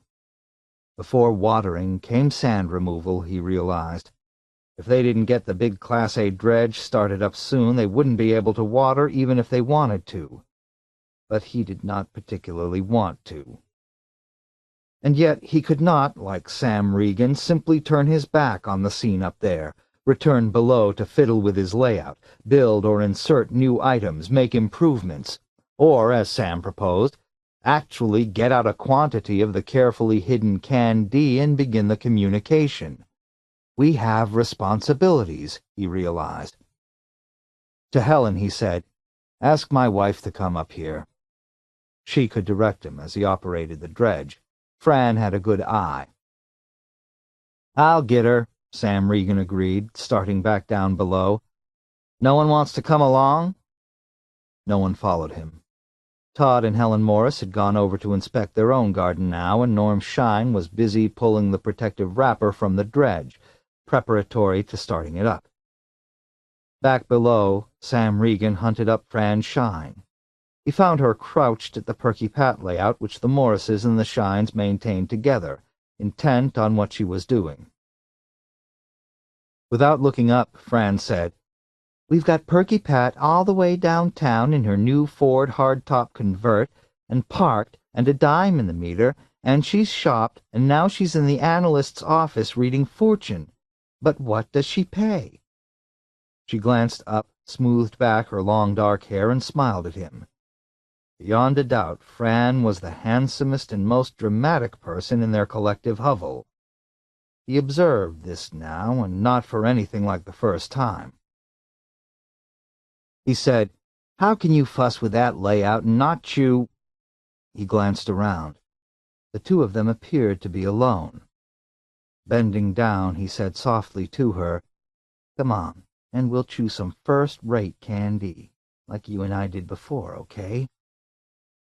His heart labored as he waited for her to answer. Recollections of the last time the two of them had been translated in unison made him feel weak. "Helen Morris will be—" "No, they're cranking up the dredge above. They won't be back down for an hour." He took hold of Fran by the hand, led her to her feet. "What arrives in a plain brown wrapper," he said as he steered her from the compartment out into the corridor, "should be used, not just buried. It gets old and stale, loses its potency." And we pay a lot for that potency, he thought morbidly. Too much to let it go to waste. Although some, not in this hovel, claimed that the power to ensure translation did not come from the Can-D, but from the accuracy of the layout. To him this was a nonsensical view, and yet it had its adherents. As they hurriedly entered Sam Regan's compartment, Fran said, "I'll chew in unison with you, Sam, but let's not do anything while we're there on Terra that, you know, we wouldn't do here. I mean, just because we're Pat and Walt and not ourselves, that doesn't give us license." She gave him a warning frown, reproving him for his former conduct and for leading her to that yet unasked. "Then you admit we really go to Earth?" They had argued this point, and it was cardinal many times in the past. Fran tended to take the position that the translation was one of appearance only, of what the colonists called accidents, the mere outward manifestations of the places and objects involved, not the essences. "I believe," Fran said slowly as she disengaged her fingers from his and stood by the hall door of the compartment, "that whether it's a play of imagination, of drug-induced hallucination, or an actual translation from Mars to Earth as it was, by an agency we know nothing of—" Again she eyed him sternly. "I think we should abstain, in order not to contaminate the experience of communication." As she watched him carefully remove the metal bed from the wall and reach with an elongated hook into the cavity revealed, she said, "It should be a purifying experience. We lose our fleshly bodies, our corporeality, as they say, and put on imperishable bodies instead, for a time anyhow, or forever, if you believe, as some do, that it's outside of time and space, that it's eternal. Don't you agree, Sam?" She sighed. "I know you don't." "Spirituality," he said with disgust as he fished up the packet of candy from its cavity beneath the compartment. A denial of reality, and what do you get instead? Nothing. I admit, Fran said as she came closer to watch him open the packet, that I can't prove you get anything better back due to abstention, but I do know this. What you and other sensualists among us don't realize is that when we chew candy and leave our bodies, we die, and by dying we lose the weight of—" She hesitated.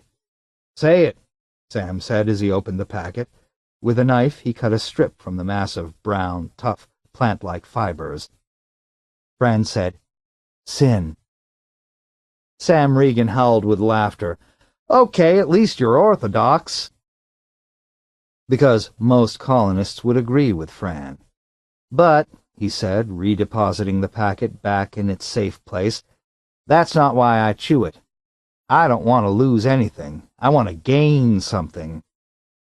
He shut the door of the compartment, then swiftly got out his own Perky Pat layout, spread it on the floor, and put each object in place, working at eager speed. "Something to which we're not normally entitled," he added, as if Fran didn't know. Her husband, or his wife, or both of them, or everyone in the entire hovel, could show up while he and Fran were in the state of translation, and their two bodies would be seated at proper distance one from the other. No wrongdoing could be observed, however prurient the observers were. Legally, this had been ruled on. No cohabitation could be proved, and legal experts among the ruling UN authorities on Mars and the other colonies had tried and failed.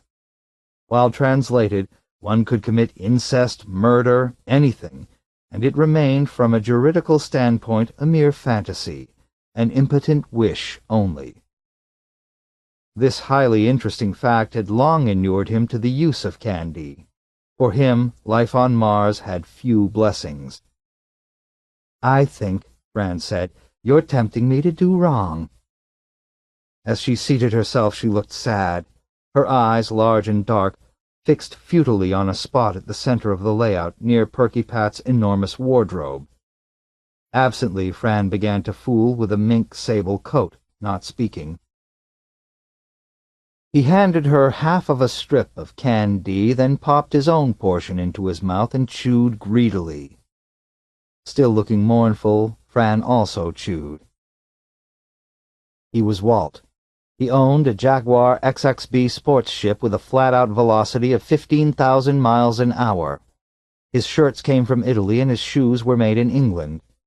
As he opened his eyes, he looked for the little GE clock TV set by his bed.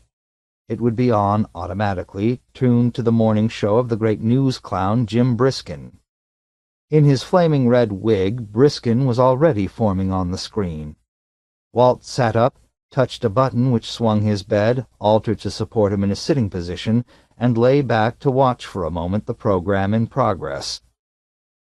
"I'm standing here at the corner of Van Ness and Market in downtown San Francisco," Briskin said pleasantly.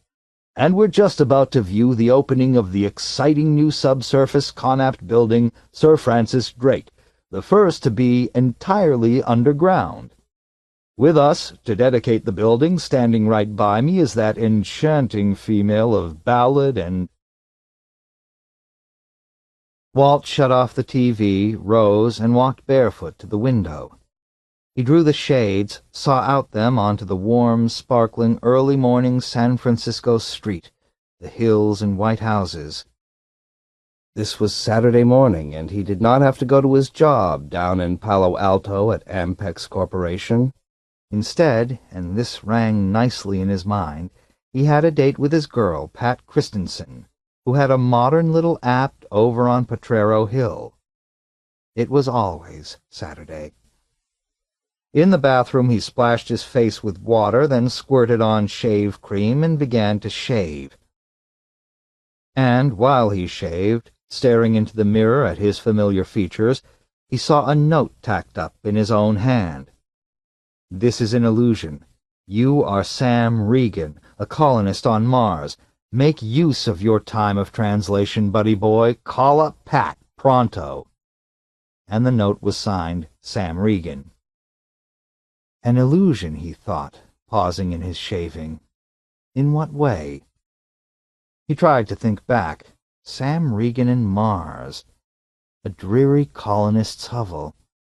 Yes, he could dimly make the image out, but it seemed remote and vitiated and not convincing.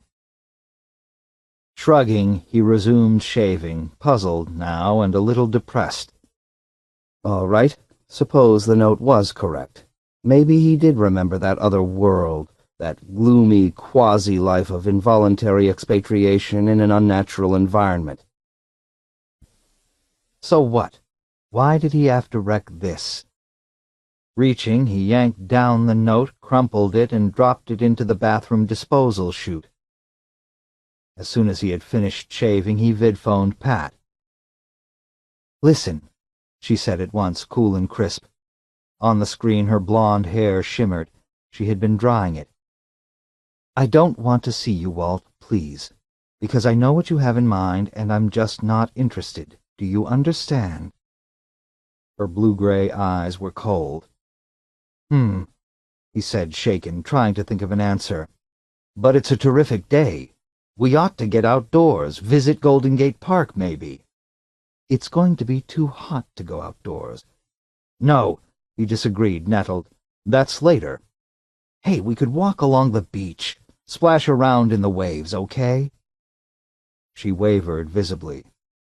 "But that conversation we had just before—" "There was no conversation. I haven't seen you in a week, not since last Saturday." He made his tone as firm and full of conviction as possible. "I'll drop by your place in half an hour and pick you up. Wear your swimsuit, you know, the yellow one. The Spanish one that has a halter." "Oh," she said disdainfully, "that's completely out of fashion now. I have a new one from Sweden. You haven't seen it. I'll wear that, if it's permitted. The girl at A&F wasn't sure." "It's a deal," he said, and rang off. A half hour later, in his Jaguar, he landed on the elevated field of her Connacht building. Pat wore a sweater and slacks. The swimsuit, she explained, was on underneath. Carrying a picnic basket, she followed him up the ramp to his parked ship. Eager and pretty, she hurried ahead of him, pattering along in her sandals. It was all working out as he had hoped. This was going to be a swell day after all, after his initial trepidations had evaporated, as thank God they had. "Wait until you see this swimsuit," she said as she slid into the parked ship, the basket on her lap. "It's really daring. It hardly exists. Actually, you sort of have to have faith to believe in it." As he got in beside her, she leaned against him. "I've been thinking over that conversation we had. Let me finish." She put her fingers against his lips, silencing him. "I know it took place, Walt. But in a way you're right. In fact, basically, you have the proper attitude. We should try to obtain as much from this as possible.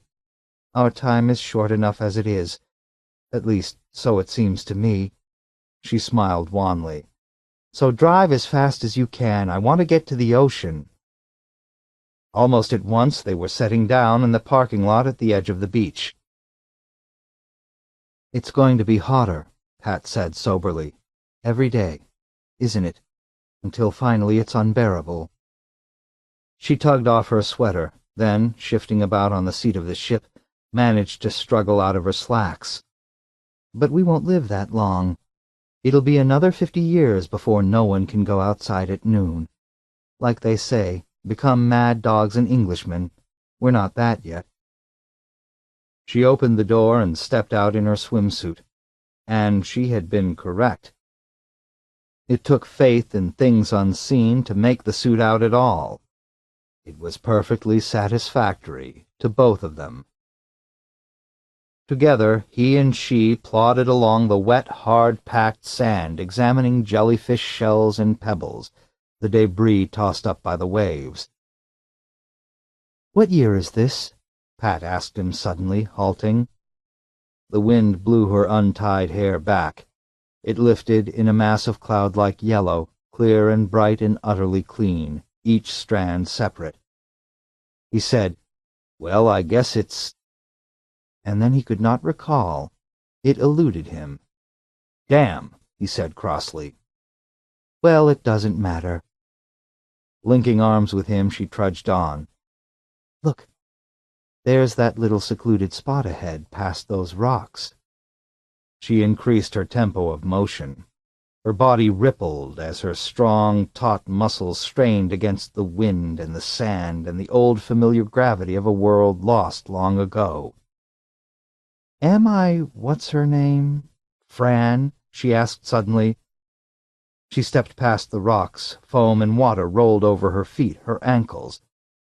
Laughing, she leaped, shivered from the sudden chill.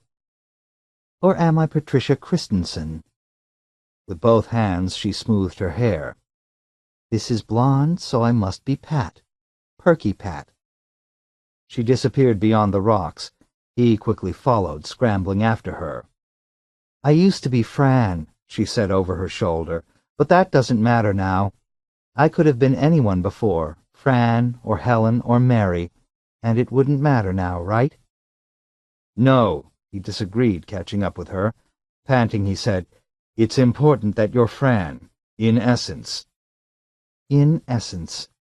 She threw herself down on the sand, lay resting on her elbow, drawing, by means of a sharp black rock, in savage swipes, which left deeply gouged lines. Almost at once she tossed the rock away and sat around to face the ocean. "But the accidents, they're Pat." She put her hands beneath her breasts, then, languidly lifting them, a puzzled expression on her face. "These," she said, "are Pat's, not mine. Mine are smaller, I remember." He seated himself beside her, saying nothing. "We're here," she said presently, "to do what we can't do back at the hovel, back where we've left our corruptible bodies. As long as we keep our layouts in repair, this," she gestured at the ocean, then once more touched herself unbelievingly, "it can't decay, can it? We've put on immortality."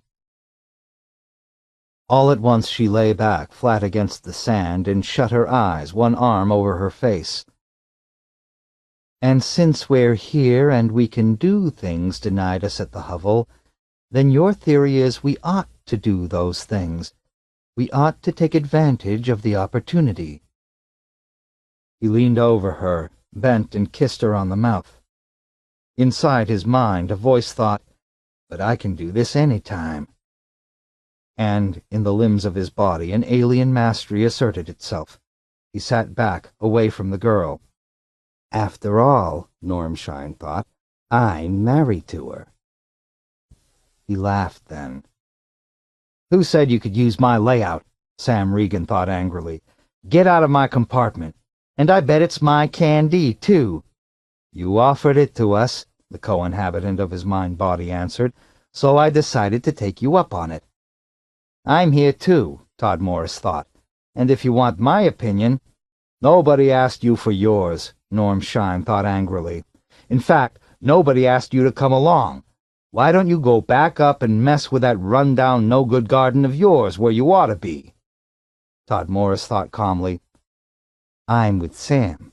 I don't get a chance to do this except here." The power of his will combined with Sam's. Once more Walt bent over the reclining girl.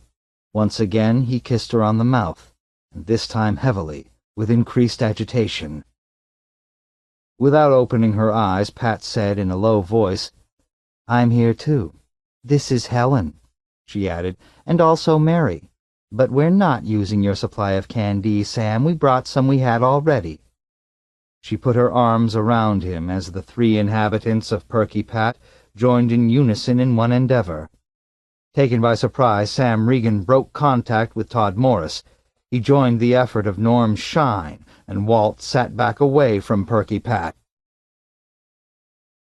The waves of the ocean lapped at the two of them as they silently reclined together on the beach. Two figures comprising the essences of 6 persons. 2 in 6, Sam Regan thought. The mystery repeated. How is it accomplished? The old question again. But all I care about, he thought, is whether they're using up my candy, and I bet they are. I don't care what they say. I don't believe them." Rising to her feet, Perky Pat said, "Well, I can see I might just as well go for a swim. Nothing's doing here." She padded into the water, splashed away from them as they sat in their body watching her go. "We missed our chance," Todd Morris thought wryly. "My fault," Sam admitted. By joining, he and Todd managed to stand, and they walked a few steps after the girl and then, ankle-deep in the water, halted. Already, Sam Regan could feel the power of the drug wearing off. He felt weak and afraid and bitterly sickened at the realization. So goddamn soon, he said to himself. All over, back to the hovel, to the pit in which we twist and cringe like worms in a paper bag, huddled away from the daylight, pale and white and awful. He shuddered. Shuddered and saw once more his compartment with its tinny bed, washstand, desk, kitchen stove, and in slumped, inert heaps, the empty husks of Todd and Helen Morris, Fran and Norm Shine, his own wife Mary. Their eyes stared emptily, and he looked away, appalled. On the floor between them was his layout. He looked down and saw the dolls, Walt and Pat, placed at the edge of the ocean near the parked Jaguar. Sure enough, Perky Pat had on the near-invisible Swedish swimsuit, and next to them reposed a tiny picnic basket. And, by the layout, a plain brown wrapper that had contained Can D. The 5 of them had chewed it out of existence. And even now, as he looked against his will, he saw a thin trickle of shiny brown syrup emerge from each of their slack, will-less mouths. Across from him, Fran Shine stirred, opened her eyes, moaned. She focused on him, then wearily sighed. "They got to us," he said. "We took too long." She rose unsteadily, stumbled, and almost fell. At once he was up too, catching hold of her. "You were right. We should have done it right away if we intended to. But—" She let him hold her briefly. "I like the preliminaries. Walking along the beach, showing you the swimsuit that is no swimsuit." She smiled a little. Sam said, "They'll be out for a few more minutes, I bet." Wide-eyed, Fran said, "Yes, you're right." She skipped away from him, to the door. Tugging it open, she disappeared out into the hall. "In our compartment," she called back. "Hurry!" Pleased, he followed. It was too amusing. He was convulsed with laughter. Ahead of him, the girl scampered up the ramp to her level of the hovel. He gained on her, caught hold of her as they reached her compartment. Together they tumbled in, rolled giggling and struggling across the hard metal floor to bump against the far wall.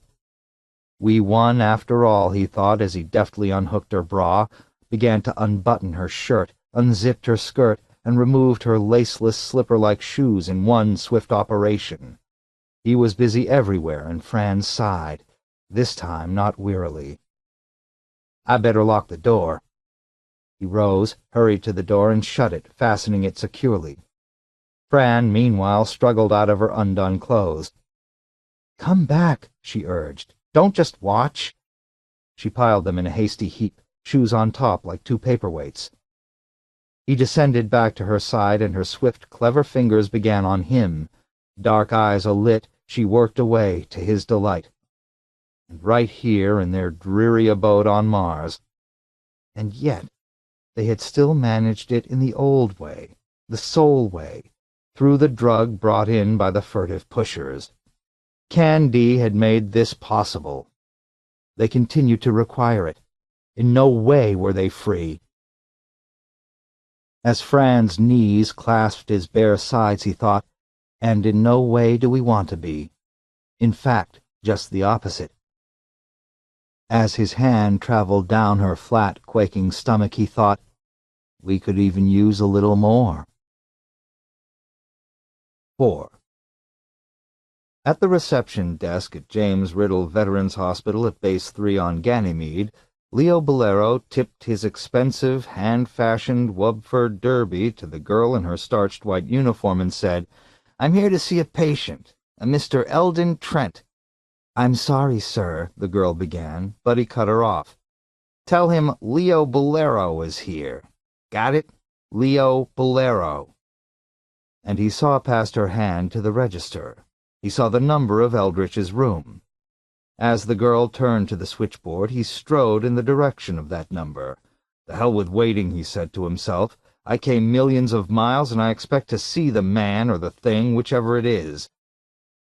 An armed UN soldier with a rifle halted him at the door, a very young man with clear, cold eyes like a girl's, eyes that emphatically said no, even to him. "Okay," Leo grumbled. "I get the picture. But if he knew who it was out here, he'd say, 'Let me in.'" Beside him, at his ear, startling him, a sharp female voice said, "How did you find out my father was here, Mr. Bolero?" He turned and saw a rather heavy-set woman in her mid-30s. She regarded him intently, and he thought, "This is Zoe Eldritch. I ought to know, she's on the society pages of the homeopapes enough." A UN official approached. "Miss Eldritch, if you'd like, we can evict Mr. Bolero from this building. It's up to you." He smiled pleasantly at Leo, and all at once Leo identified him.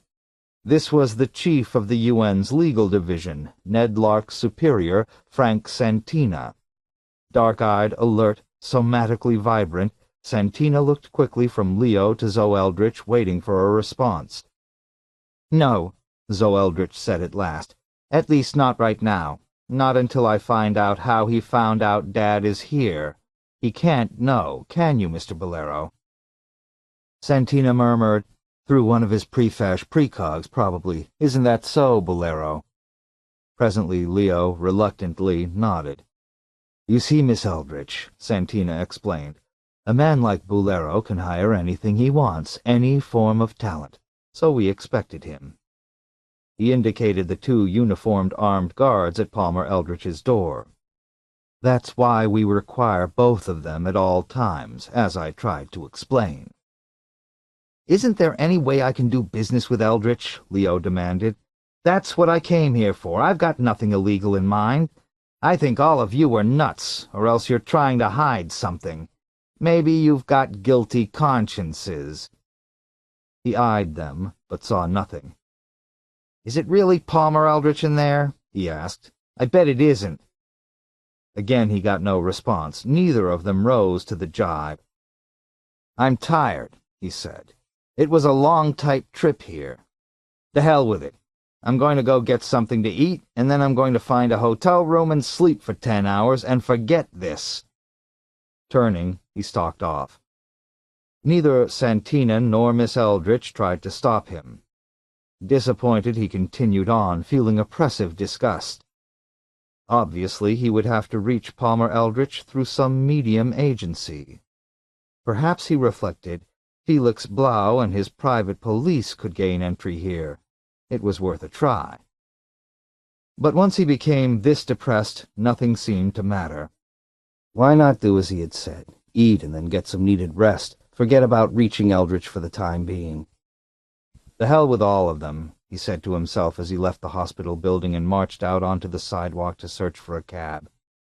That daughter, he thought, tough-looking, like a lesbian, with her hair cut short and no makeup. Ugh.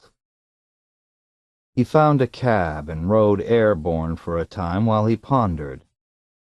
Using the cab's vid system, he contacted Felix back on Earth. "I'm glad you called," Felix Blau said, as soon as he made out who it was. "There's an organization that's come into existence in Boston under strange circumstances. It seems to have sprung up overnight, completely intact, including— What's it doing?" "They're preparing to market something. The machinery is there, including 3 ad satellites similar to your own, one on Mars, one on Io, one on Titan. The rumor we hear is that they're preparing to approach the market with a commodity directly competing with your own Perky Pat layouts. It'll be called Connie Companion Doll." He smiled briefly. "Isn't that cute?" Leo said, What about, you know, the additive?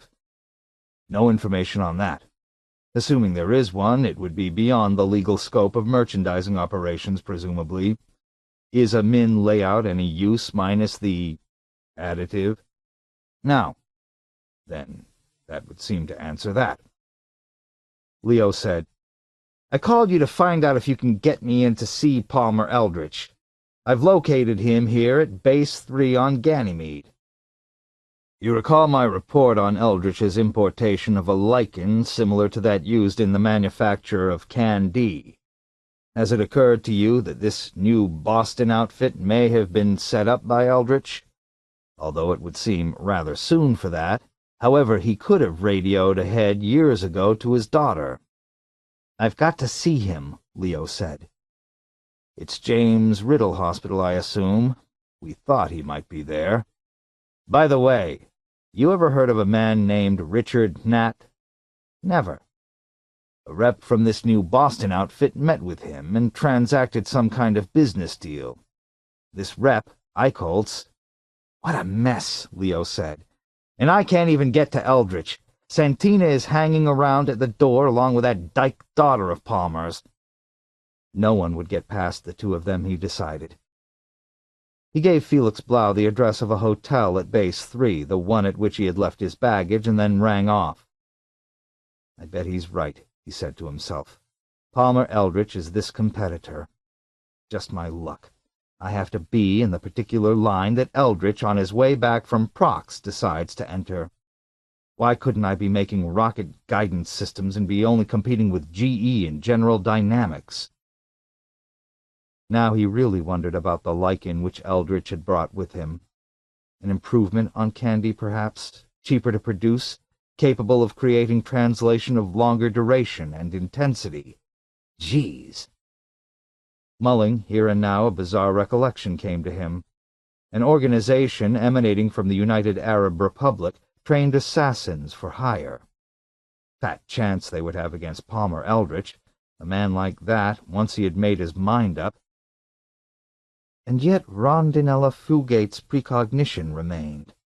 In the future, he would be arraigned for the murder of Palmer Eldritch. Evidently, he would find a way despite the obstacles.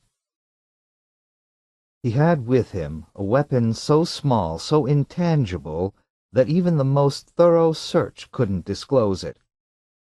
Some time ago, a surgeon at Washington, D.C. had sewn it into his tongue. A self-guiding, high-velocity poison dart, modeled on Soviet-Russian lines, but vastly improved, in that once it had reached its victim, it obliterated itself, leaving no remains. The poison, too, was original. It did not curtail heart or respiratory action. In fact, it was not a poison but a filterable virus which multiplied in the victim's bloodstream, causing death within 48 hours. It was carcinomatous, an importation from one of Uranus's moons, and still generally unknown. It had cost him a great deal. All he needed to do was stand within arm's length of his intended victim and manually squeeze the base of his tongue, protruding the same simultaneously in the victim's direction. So if he could see Eldritch— And I had better arrange it, he realized, before this new Boston corporation is in production, before it can function without Eldritch. Like any weed, it had to be caught early or not at all. When he reached his hotel room, he placed a call to PP Layouts to see if any vital-type messages or events were awaiting his attention. Yes, Miss Gleason said as soon as she recognized him. There's an urgent call from a Miss Impatience White, if that's her name, if I did get it right. Here's the number. It's on Mars. She held the slip to the vidscreen. At first, Leo could not place any woman named White, and then he identified her and felt fright. Why had she called? Thanks, he mumbled, and at once rang off. God! If the UN Legal Division had monitored the call, because Impy White, operating out of Mars, was a top pusher of Can-D. With great reluctance, he called the number. Small-faced and sharp-eyed, pretty in a short sort of way, Impy White obtained on the vidscreen.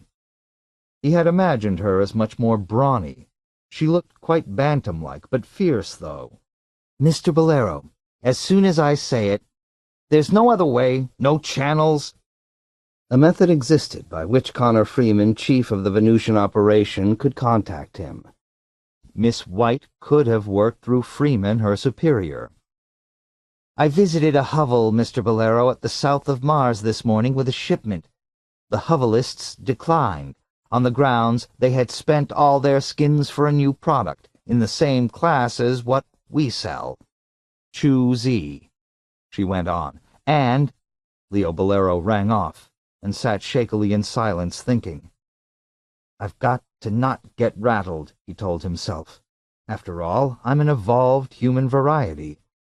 So this is it. This is that Boston firm's new product, derived from Eldritch's lichen. I have to assume that.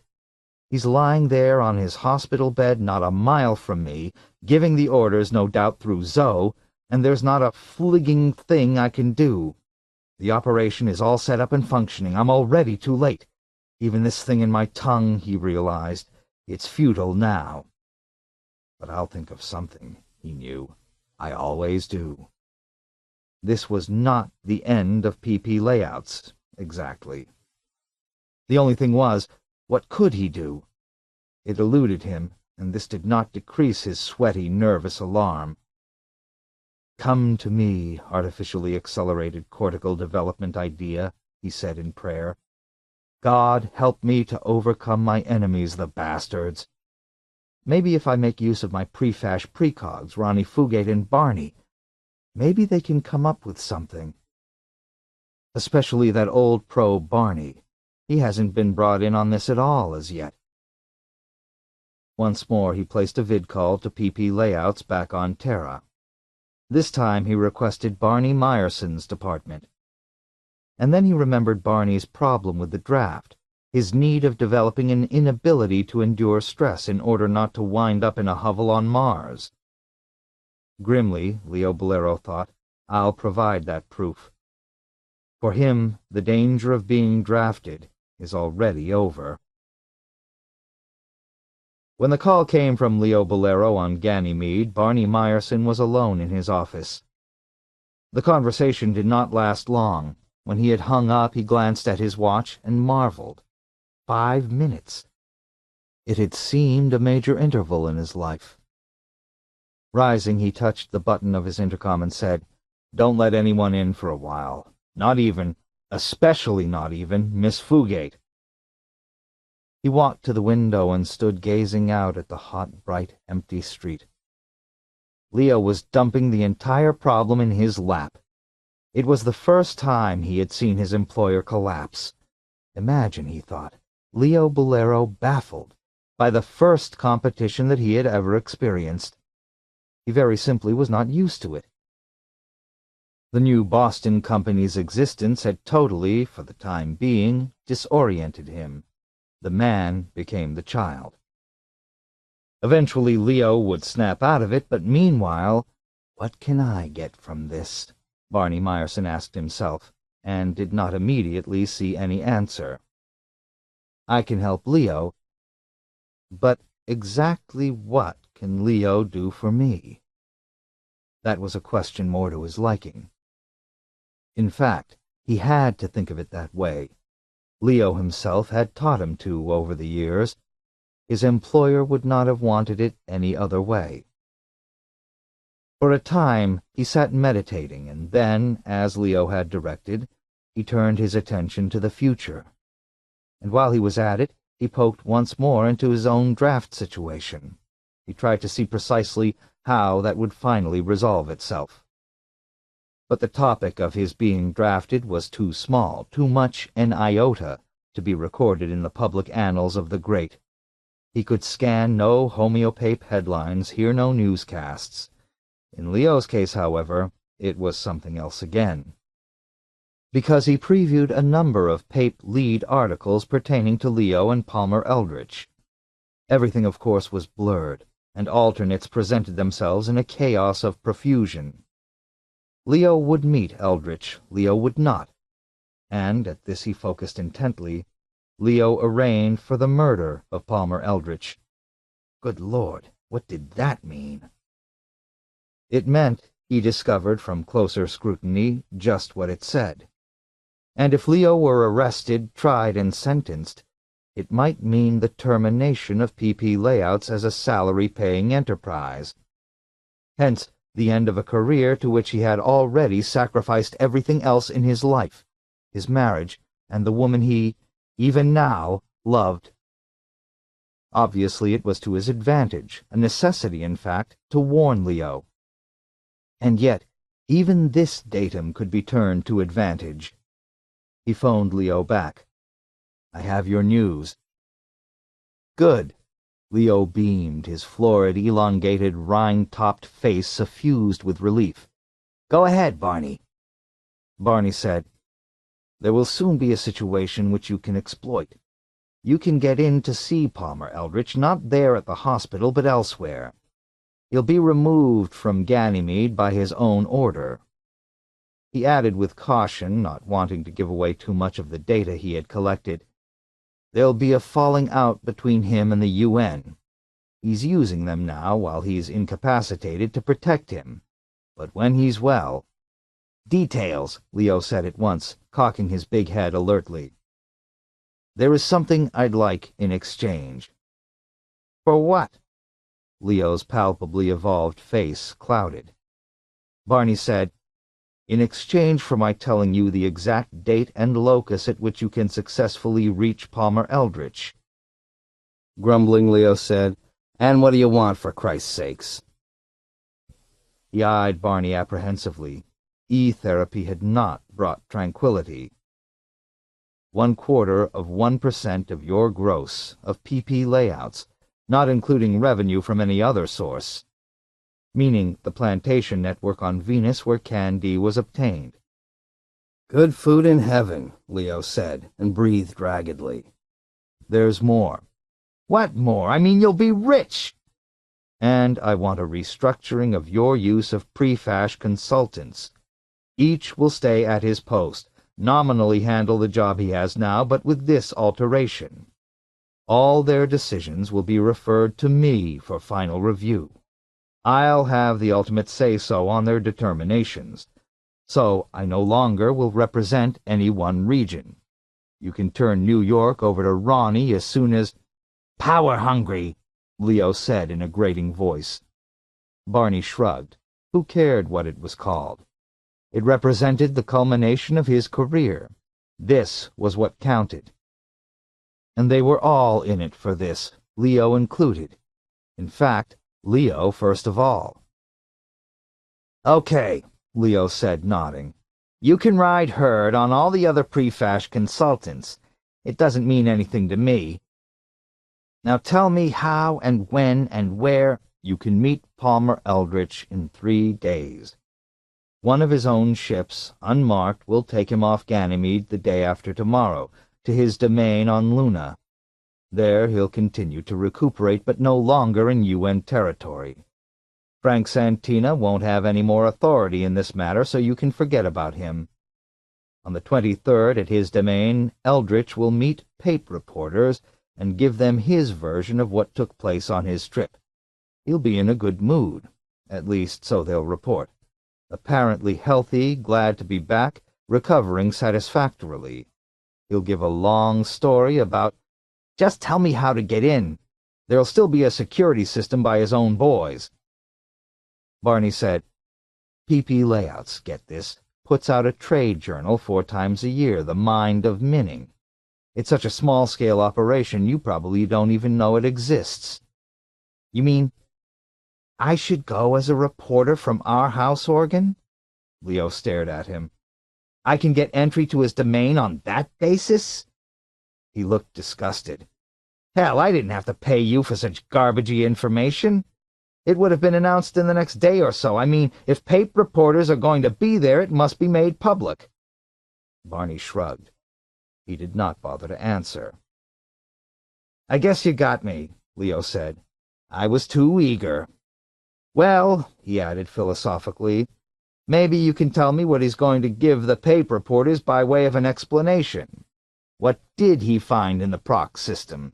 Does he mention the lichens he brought back? He does. He claims they're a benign form approved by the UN's Narcotics Control Bureau, which will replace, he hesitated, certain dangerous habit-forming derivatives now in wide use, and, Leo finished stonily, he's going to announce the formation of a company to peddle his narcotic-exempt commodity. Yes, Barney said, called Choosy, with the slogan, Be Choosy, Chew Choosy. Ah, for God's sake! It was all set up by Intersystem Radio Laser long ago, through his daughter, with the approval of Santina and Lark at the UN. In fact, with Hepburn Gilbert's own approval. They see this as a way of putting a finish to the Candy trade. There was silence. Okay, Leo said hoarsely after a time. It seems a shame you couldn't have previewed this a couple of years ago, but hell, you're an employee and no one told you to. Barney shrugged. Grim-faced, Leo Bolero rang off. So that's that, Barney said to himself. I violated Rule 1 of career-oriented functioning. Never tell your superior something he doesn't want to hear. I wonder what the consequences of that will be. The vid phone all at once came back on. Once again, Leo Bolero's clouded features formed. Listen, Barney, I just had a thought. This is going to make you sore, so get set. I'm set. He prepared himself.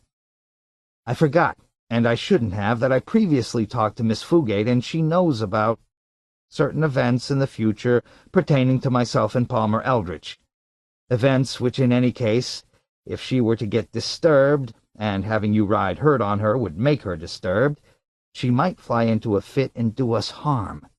In fact, I got to thinking that potentially all my prefash consultants could come across this information, so the idea of you supervising all of them— The events, Barney interrupted, have to do with your arraignment for the first-degree murder of Palmer Eldritch, correct? Leo grunted, wheezed, and stared morosely at him. At last, reluctantly, he nodded. I'm not going to let you pull out of the agreement you just now made with me, Barney said. You made me certain promises, and I expect you to— But, Leo bleated, that fool girl, she's erratic. She'll run to the UN cops. Barney, she's got me. So have I, he pointed out quietly. Yeah, but I've known you for years. Leo appeared to be thinking rapidly, appraising the situation with what he enjoyed calling his next stage in the Homo sapiens-type evolved knowledge powers, or some such thing. You're a pal. You wouldn't do that, what she'd do. And anyhow, I can still offer you the percentage of the gross you asked for, okay? He eyed Barney anxiously, but with formidable determination. He had made up his mind. Can we finalize on that, then? We already finalized. But damn it, like I said, I forgot about— If you don't come through, Barney said, I'll quit, and go somewhere else with my ability. He had worked too many years to turn back at this point. You? Leo said unbelievingly. I mean, you're not just talking about going to the UN police.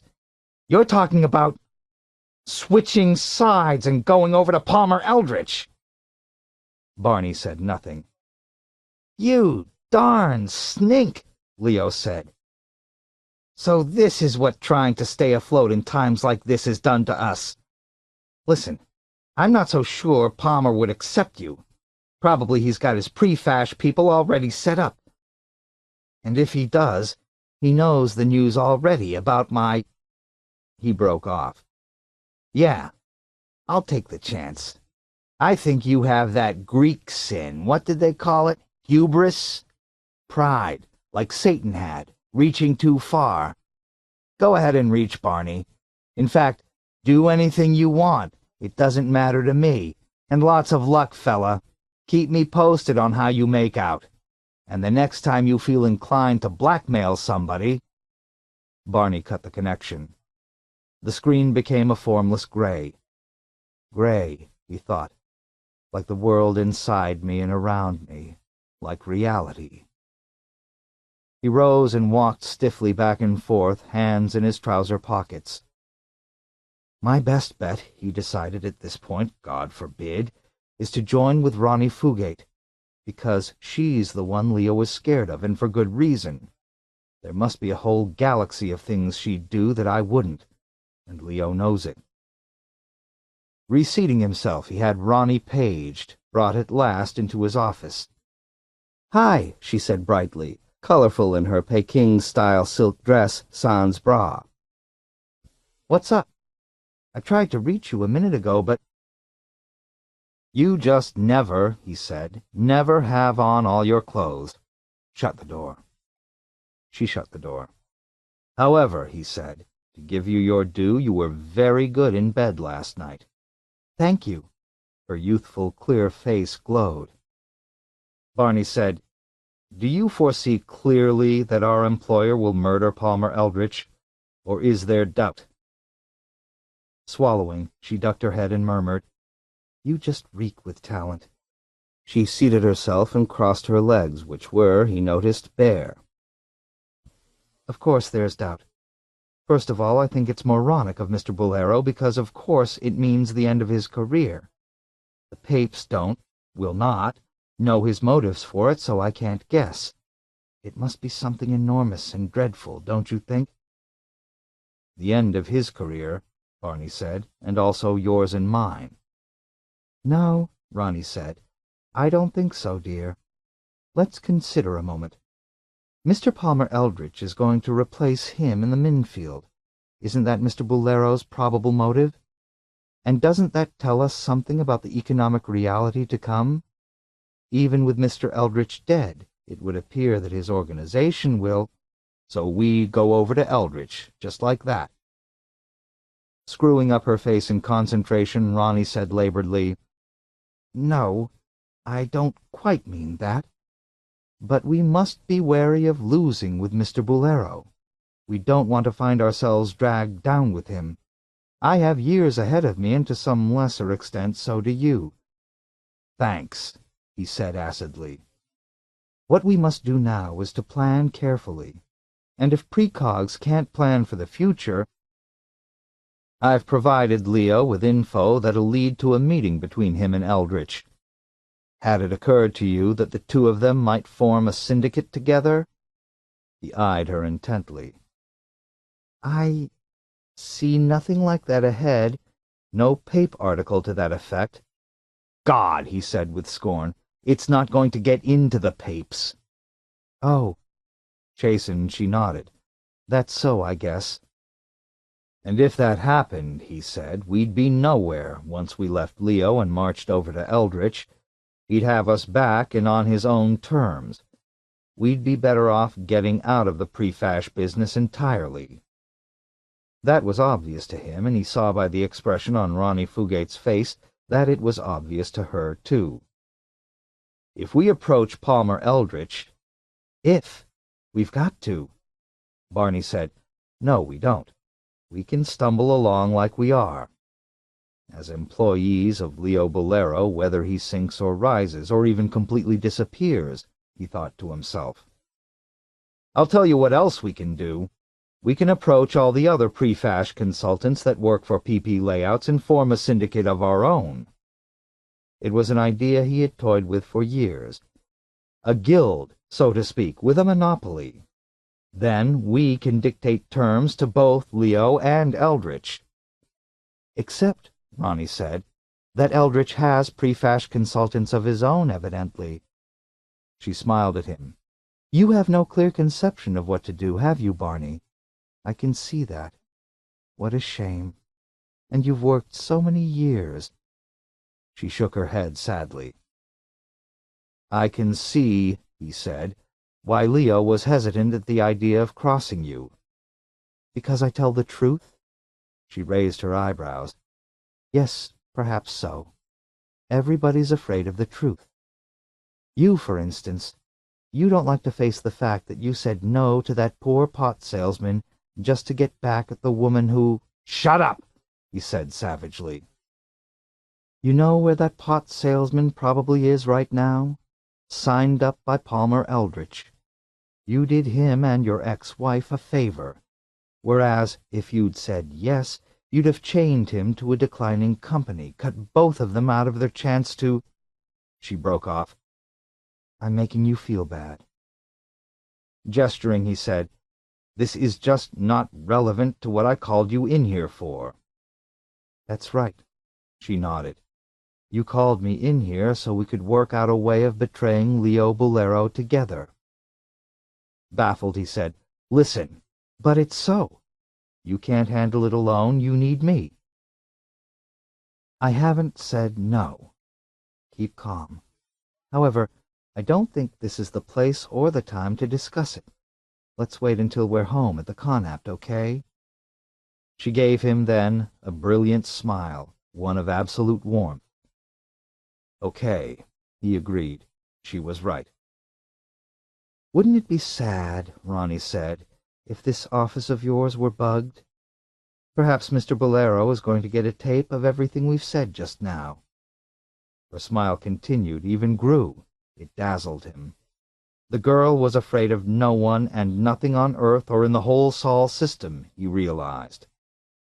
He wished he felt the same way. Because there was one problem that haunted him, one he had not discussed with either Leo or her, although it was certainly bothering Leo, too, and should, if she were as rational as she seemed, be bothering her. It had yet to be established that what had come back from Prox, the person or thing that had crashed on Pluto, was really Palmer Eldritch. 5. Set up financially by the contract with the Choosy people, Richard Natt placed a call to one of Dr. Willie Denkmal's E-therapy clinics in the Germanies.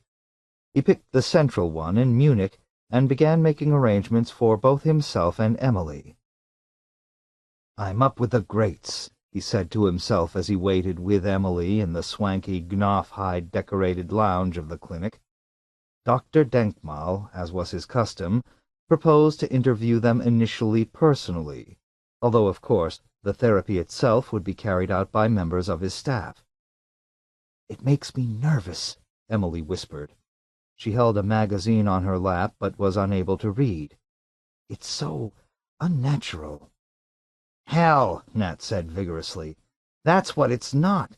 It's an acceleration of the natural evolutionary process that's going on all the time anyway.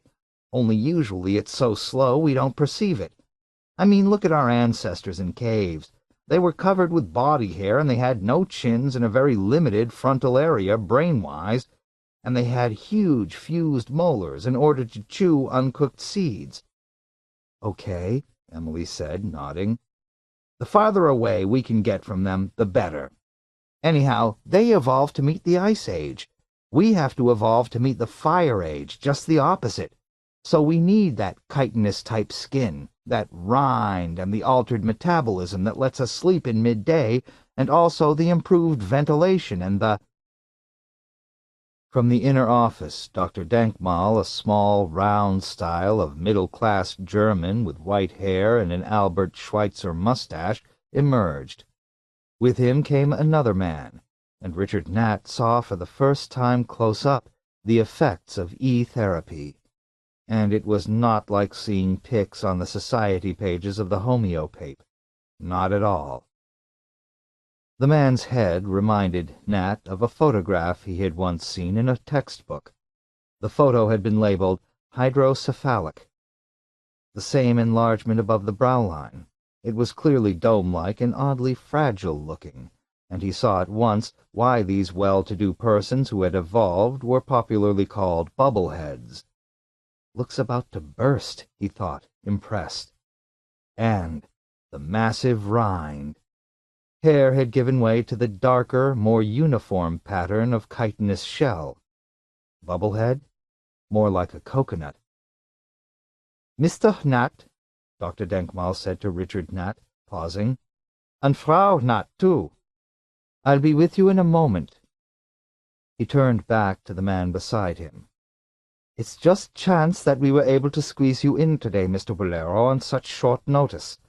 Anyhow, you haven't lost a bit of ground. In fact, you've gained. However, Mr. Bolero was gazing at Richard Nat. I've heard your name before. Oh, yes. Felix Blau mentioned you. His supremely intelligent eyes became dark, and he said, Did you recently sign a contract with a Boston firm called— The elongated face, distorted as if by a permanent optically impaired mirror, twisted. Choosy Manufacturers? Nuts to you, Nat stammered. Your prefash consultant turned us down. Leo Bolero eyed him, then, with a shrug, turned back to Dr. Denkmal. I'll see you in 2 weeks. 2? But— Denkmal gestured protestingly. I can't make it next week. I'll be off Terra again. Again Bolero eyed Richard and Emily Nat lingeringly, then strode off. Watching him go, Dr. Denkmal said, Very evolved, that man, both physically and spiritually. He turned to the Nats. Welcome to Eichenwald Clinic, he beamed. Thank you, Emily said nervously. Does it hurt? Our therapy? Dr. Denkmal tittered with amusement. Not in the slightest, although it may shock in the figurative sense at first, as you experience a growth of your cortex area. You'll have many new and exciting concepts occur to you, especially of a religious nature. Oh, if only Luther and Erasmus were alive today. Their controversies could be solved so easily now, by means of e-therapy. Both would see the truth, as zum Beispiel regard transubstantiation. You know, the Blut und— He interrupted himself with a cough. In English, blood and wafer, you know, in the Mass, is very much like the takers of Candide. Have you noticed that affinity? But come on, we begin. He slapped Richard Nat on the back and led the two of them into his inner office, eyeing Emily with what seemed to Richard to be a rather unspiritual, covetous look. They faced a gigantic chamber of scientific gadgets and 2 Dr. Frankenstein tables, complete with arm and leg brackets. At the sight, Emily moaned and shrank back. Nothing to fear, Frau Nat. Like electroconvulsive shock, causes certain musculature reactions, reflex, you know? Denkmal giggled. Now you must, take off your clothes, each of you in private, of course, then don smocks and auskommen, understand? A nurse will assist you. We have your medical charts from North America already. We know your histories, both quite healthy. Virile, good North Amerikanischer people. He led Richard Nat to a side room secluded by a curtain. There he left him off and returned to Emily. As he entered the side room, Richard heard Dr. Denkmal talking to Emily in a soothing but commanding tone. The combination was a neat bit of business, and Nat felt both envious and suspicious, and then at last glum. It was not quite as he had pictured it, not quite big-time enough to suit him. However, Leo Bolero had emerged from this room, so that proved it was authentic big-time. Bolero would never have settled for less. Heartened, he began to undress. Somewhere out of sight, Emily squeaked. He redressed and left the side room, boiling with concern. However, he found Denkmal at a desk, reading Emily's medical chart. She was off, he realized, with a female nurse, so everything was all right. Criminy, he thought, I certainly am edgy. Once more entering the side room, he resumed undressing. His hands, he found, were shaking. Presently, he lay strapped to one of the twin tables, Emily, in a similar state, beside him. She, too, seemed frightened. She was very pale and quiet. Your glands, Dr. Denkmal explained, jovially rubbing his hands together and wantonly eyeing Emily, will be stimulated by this, especially Crazy's gland, which controls rate of evolution, nicht wahr? Yes, you know that. Every school child knows that. Is taught now what we've discovered here. Today what you will notice is no growth of chitinous shell or brain shield or loss of fingernails and toenails. You didn't know that, I bet. But only a slight but very, very important change in the frontal lobe. It will smart. That is a pun, you know. It smarts, and you become smart. Again he giggled. Richard Nat felt miserable. He waited like some hog-tied animal for whatever they had in store for him. What a way to make business contacts, he said ruefully to himself, and shut his eyes. A male attendant materialized and stood by him, looking blond, Nordic, and without intelligence. "We play soothing music," Dr. Denkmal said, pressing a button. Multiphonic sound from every corner of the room filtered out, an insipid orchestral version of some popular Italian opera, Puccini or Verdi. Nat did not know. "Now hurrah, Herr Nat." Denkmal bent down beside him, suddenly serious. "I want you to understand. Every now and then, this therapy, what do you say, blasts back." "Backfires," Nat said gratingly. He had been expecting this. "But mostly we have successes. Here, Herr Nat, is what the backfires consist of, I am afraid. Instead of evoluting, the crazy gland is very stimulated to regress. Is that correct in English?" "Yes," Nat muttered. "Regress how far?" "Just a trifle, but it could be unpleasant. We would catch it quickly, of course, and cease therapy. And generally that stops the regression. But not always. Sometimes, once the crazy gland has been stimulated to—" he gestured, "it keeps on. I should tell you this in case you might have scruples, right?" "I'll take the chance," Richard Nat said. "I guess. Everyone else does, don't they? Okay, go ahead." He squirmed, saw Emily, even paler now, almost imperceptibly nodding. Her eyes were glassy. "What'll probably happen," he thought fatalistically, "is that one of us will evolve, probably Emily, and the other, me, will devolve back to Synanthropus, back to fused molars, tiny brain, bent legs, and cannibalistic tendencies. I'll have a hell of a time closing sales that way." Dr. Denkmal clamped a switch shut, whistling along with the opera happily to himself. The Nat's E-therapy had begun. He seemed to feel a loss of weight, nothing more, at least not at first. And then his head ached as if rapped by a hammer. With the ache came almost instantly a new and acute comprehension. It was a dreadful risk he and Emily were taking, and it wasn't fair to her to subject her to this just to further sales. Obviously she didn't want this. Suppose she evolved back just enough to lose her ceramic talent. And they both would be ruined. His career hung on seeing Emily remain one of the planet's top ceramists. "Stop," he said aloud, but the sound did not seem to emerge.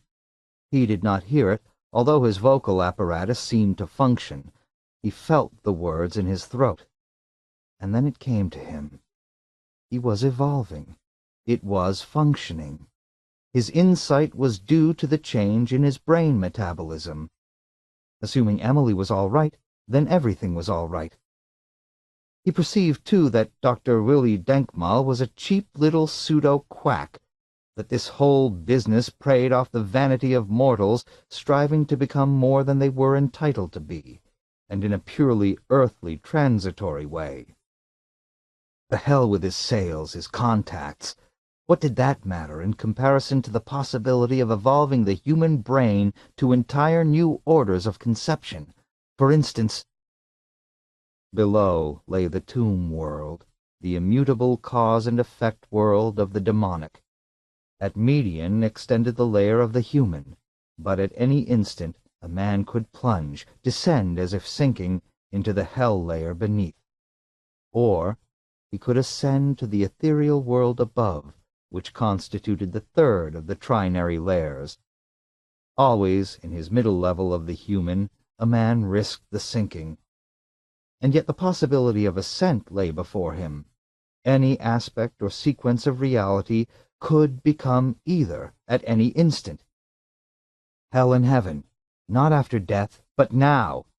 Depression, all mental illness, was the sinking. And the other, how was it achieved? Through empathy, grasping another not from outside, but from the inner. For example, had he ever really looked at Emily's pots as anything more than merchandise for which a market existed? No. What I ought to have seen in them, he realized, is the artistic intention, the spirit she's revealing intrinsically. And that contract with choosy manufacturers, he realized, I signed without consulting her. How unethical can one become? I chained her to a firm which she may not want as a minner of her products. We have no knowledge of the worth of their layouts. They may be shoddy, substandard. But too late now. The road to the hell layer is paved with second-guessing. And they may be involved in the illegal manufacture of a translation drug. That would explain the name Choosy. It would correspond with candy. But the fact that they've selected that name openly suggests they have nothing illegal in mind. With a lightning leap of intuition, it came to him. Someone had found a translation drug which satisfied the UN's narcotics agency. The agency had already passed on Choosy, would allow it on the open market. So, for the first time, a translation drug would be available on thoroughly policed Terra, not in the remote, unpoliced colonies only. And this meant that Choozy's layouts, unlike Perky Pat, would be marketable on Terra along with the drug. And as the weather worsened over the years, as the home planet became more of an alien environment, the layouts would sell faster. The market which Leo Bolero controlled was pitifully meager compared to what lay eventually, but not now, before Choosy manufacturers. So he had signed a good contract after all, and no wonder Choosy had paid him so much. They were a big outfit with big plans. They had, obviously, unlimited capital backing them. And where would they obtain unlimited capital? Nowhere on Terra. He intuited that, too. Probably from Palmer Eldritch, who had returned to the Sol system after having joined economically with the Proxers. It was they who were behind Choosy. So, for the chance to ruin Leo Bolero, the UN was allowing a non-Sol race to begin operations in the system. It was a bad, perhaps even terminal, exchange. The next he knew, Dr. Dankmal was slapping him into wakefulness. "How goes it?" Dankmal demanded, peering at him. "Broad, all-inclusive preoccupations?" Yes, he said, and managed to sit up. He was unstrapped. "Then we have nothing to fear," Dr. Dankmal said, and beamed, his white mustache twitching like antennae. "Now we will consult with Frau Hanat." A female attendant was already unstrapping her. Emily sat up groggily and yawned. Dr. Dankmal looked nervous. "How do you feel, Frau?" he inquired. "Fine," Emily murmured. "I had all sorts of pot ideas, one after another." She glanced timidly at first him and then at Richard. "Does that mean anything?" "Paper," Dr. Dankmal said, producing a tablet. "Pen." He extended them to Emily. "Put down your ideas, Frau." Tremblingly, Emily sketched her pot ideas. She seemed to have difficulty controlling the pen, Nat noticed, but presumably that would pass. "Fine," Dr. Dankmal said when she had finished. He showed the sketches to Richard Nat. "Highly organized cephalic activity. Superior inventiveness, right?" The pot sketches were certainly good, even brilliant. and yet Nat felt there was something wrong, something about the sketches. But it was not until they had left the clinic, were standing together under the anti-thermal curtain outside the building, waiting for their jet express cab to land, that he realized what it was. The ideas were good, but Emily had done them already. Years ago, when she had designed her first professionally adequate pots, she had shown him sketches of them and then the pots themselves, even before the two of them were married. Didn't she remember this? Obviously not. He wondered why she didn't remember and what it meant. It made him deeply uneasy. However, he had been continually uneasy since receiving the first E-therapy treatment, first about the state of mankind and the Sol system in general, and now about his wife. Maybe it's merely a sign of what Denkmal calls highly organized cephalic activity, he thought to himself. Brain metabolism stimulation. Or maybe not. Arriving on Luna with his official press card from PP Layout's house journal clutched, Leo Bolero found himself squeezed in with a gaggle of homeopape reporters on their way by surface tractor across the ashy face of the moon to Palmer Eldritch's domain. "Your ident pape, sir?" An armed guard, but not wearing the colors of the UN, yapped at him as he prepared to exit into the parking area of the domain. Leo Bolero was thereupon wedged in the doorway of the tractor, while behind him the legitimate homeopape reporters surged and clamored restively, wanting to get out. "Mr. Bolero," the guard said leisurely, and returned the press card, "Mr. Eldritch is expecting you. Come this way." He was immediately replaced by another guard, who began checking the ID of the reporters one by one. Nervous, Leo Bolero accompanied the first guard through an air-filled, pressurized, and comfortably heated tube to the domain proper. Ahead of him, blocking the tube, appeared another uniformed guard from Palmer Eldritch's staff. He raised his arm and pointed something small and shiny at Leo Bolero. "Hey!" Leo protested feebly, freezing in his tracks. He spun, ducked his head, and then stumbled a few steps back the way he had come. The beam, of a variety he knew nothing about, touched him, and he pitched forward, trying to break his fall by throwing his arms out. The next he knew, he was once more conscious and swaddled absurdly to a chair in a barren room. His head rang, and he looked blearily around, but saw only a small table in the center of the room, on which an electronic contraption rested. "Let me out of here," he said. At once, the electronic contraption said, "Good morning, Mr. Bolero. I am Palmer Eldritch. You wanted to see me, I understand." "This is cruel conduct," Bolero said, "having me put to sleep and then tying me up like this." "Have a cigar." The electronic contraption sprouted an extension which carried in its grasp a long green cigar. The end of the cigar puffed into flame, and then the elongated pseudopodium presented it to Leo Bolero. "I brought 10 boxes of these back from Prox, but only 1 box survived the crash. It's not tobacco. It's superior to tobacco." "What is it, Leo? What did you want?" Leo Bolero said, "Are you in that thing there, Eldritch, or are you somewhere else speaking through it?" "Be content," the voice from the metal construct resting on the table said.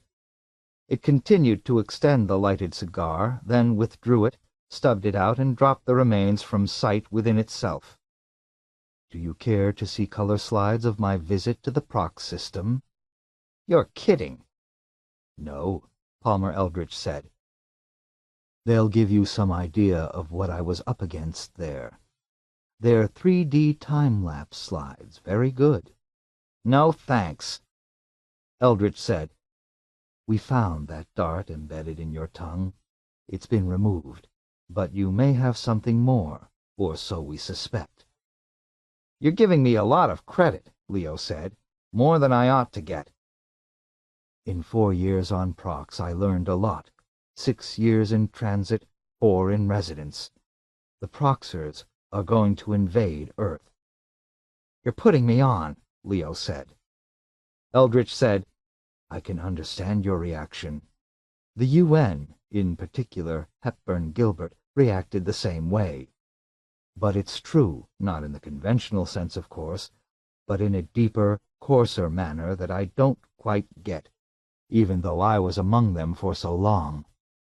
It may be involved with Earth's heating up for all I know. Or there may be worse to come.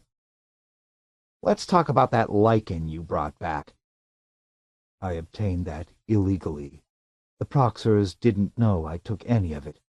They use it themselves in religious orgies, as our Indians made use of mezcal and peyote.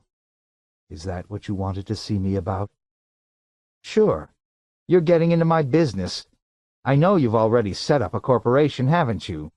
Nuts to this business about Proxers invading our system. It's you I'm sore about, what you're doing. Can't you find some other field to go into besides min layouts? The room blew up in his face. White light descended, blanketing him, and he shut his eyes. Geez, he thought. Anyhow, I don't believe that about the Proxers. He's just trying to turn our attention away from what he's up to. I mean, it's strategy. He opened his eyes and found himself sitting on a grassy bank. Beside him, a small girl played with a yo-yo. That toy, Leo Bolero said, is popular in the Prox system. His arms and legs, he discovered, were untied. He stood up stiffly and moved his limbs. What's your name? He asked. The little girl said, Monica. The Proxers, Leo said, the humanoid types anyhow, wear wigs and have false teeth. He took hold of the bulk of the child's luminous blonde hair and pulled. Ouch! The girl said. You're a bad man. He let go and she retreated, still playing with her yo-yo and glaring at him defiantly. Sorry, he murmured. Her hair was real. Perhaps he was not in the Prox system. Anyhow, wherever he was, Palmer Eldritch was trying to tell him something. Are you planning to invade Earth? He asked the child. I mean, you don't look as if you are. Could Eldritch have gotten it wrong, he wondered, misunderstood the Proxers? After all, to his knowledge, Palmer hadn't evolved, didn't possess the powerful expanded comprehension which came with E-therapy. My yo-yo, the child said, is magic. I can do anything I want with it. What'll I do? You tell me. You look like a kindly man. Take me to your leader, Leo said. An old joke, you wouldn't understand. It went out a century ago. He looked around him and saw no signs of habitation, only the grassy plain. Too cool for Earth, he realized. Above, the blue sky. Good air, he thought. Dense. Do you feel sorry for me, he asked, because Palmer Eldritch is horning into my business, and if he does, I'll probably be ruined? I'm going to have to make some kind of a deal with him. It now looks like killing him is out, he said to himself morosely. But, he said, I can't figure out any deal he'll take. He seems to hold all the cards. Look, for instance, how he's got me here, and I don't even know where this is.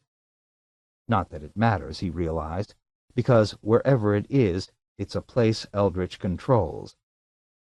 Cards, the child said. I have a deck of cards in my suitcase. He saw no suitcase. Where? Kneeling, the girl touched the grass here and there. All at once, a section slid smoothly back. The girl reached into the cavity and brought out a suitcase. I keep it hidden, she explained, from the sponsors. What's that mean, that sponsors? Well, to be here you need a sponsor. All of us have them. I guess they pay for everything. Pay until we're well, and then we can go home, if we have homes. She seated herself by the suitcase and opened it, or at least tried to. The lock did not respond. Darn, she said. This is the wrong one. This is Dr. Smile.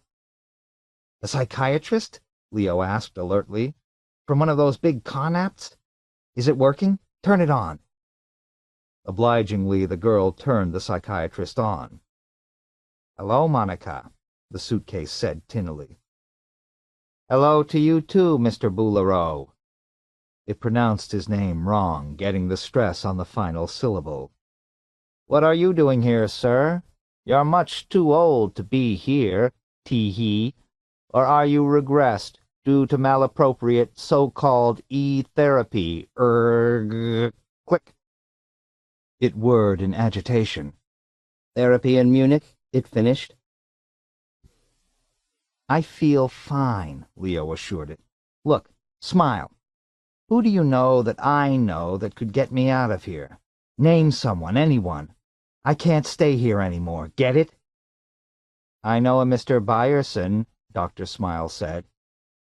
In fact, I'm with him right now, via portable extension, of course, right in his office. There's nobody I know named Byerson, Leo said.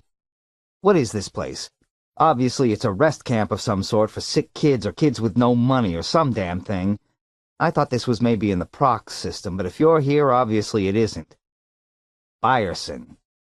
It came to him then. Hell, you mean Meyerson, Barney, back at PP Layouts. Yes, that's so, Dr. Smile said. Contact him, Leo said. Tell him to get in touch with Felix Blau right away, that Tri-Planet Police Agency or whatever they call themselves. Have him have Blau do research, find out where exactly I am, and then send a ship here. Got it?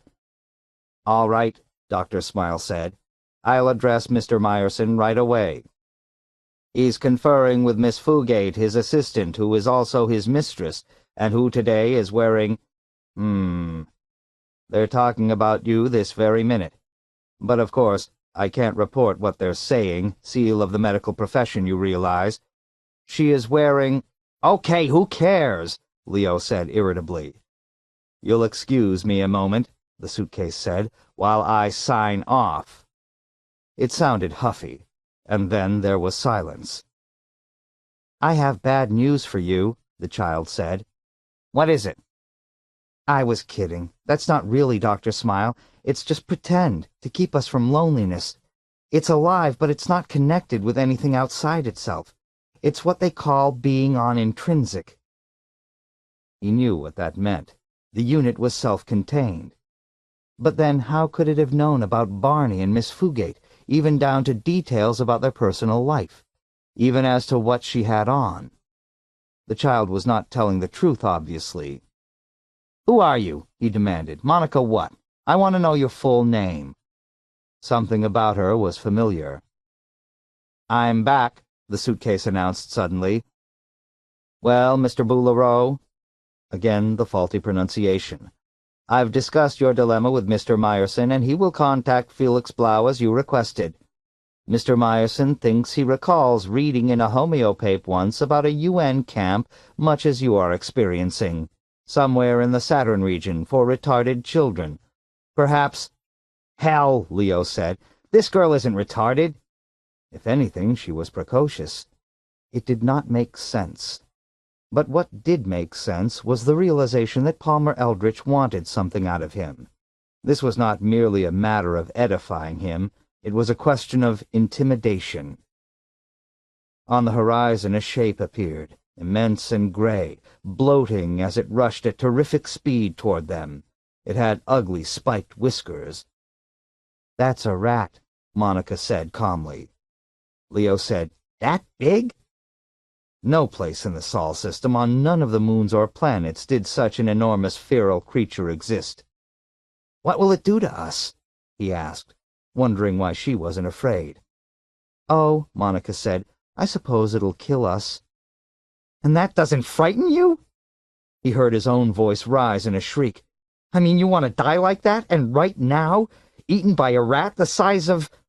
He grabbed the girl with one hand, picked up Dr. Smile, the suitcase, in the other, and began lumbering away from the rat. The rat reached them, passed on by, and was gone. Its shape dwindled until at last it disappeared. The girl snickered. It scared you. I knew it wouldn't see us.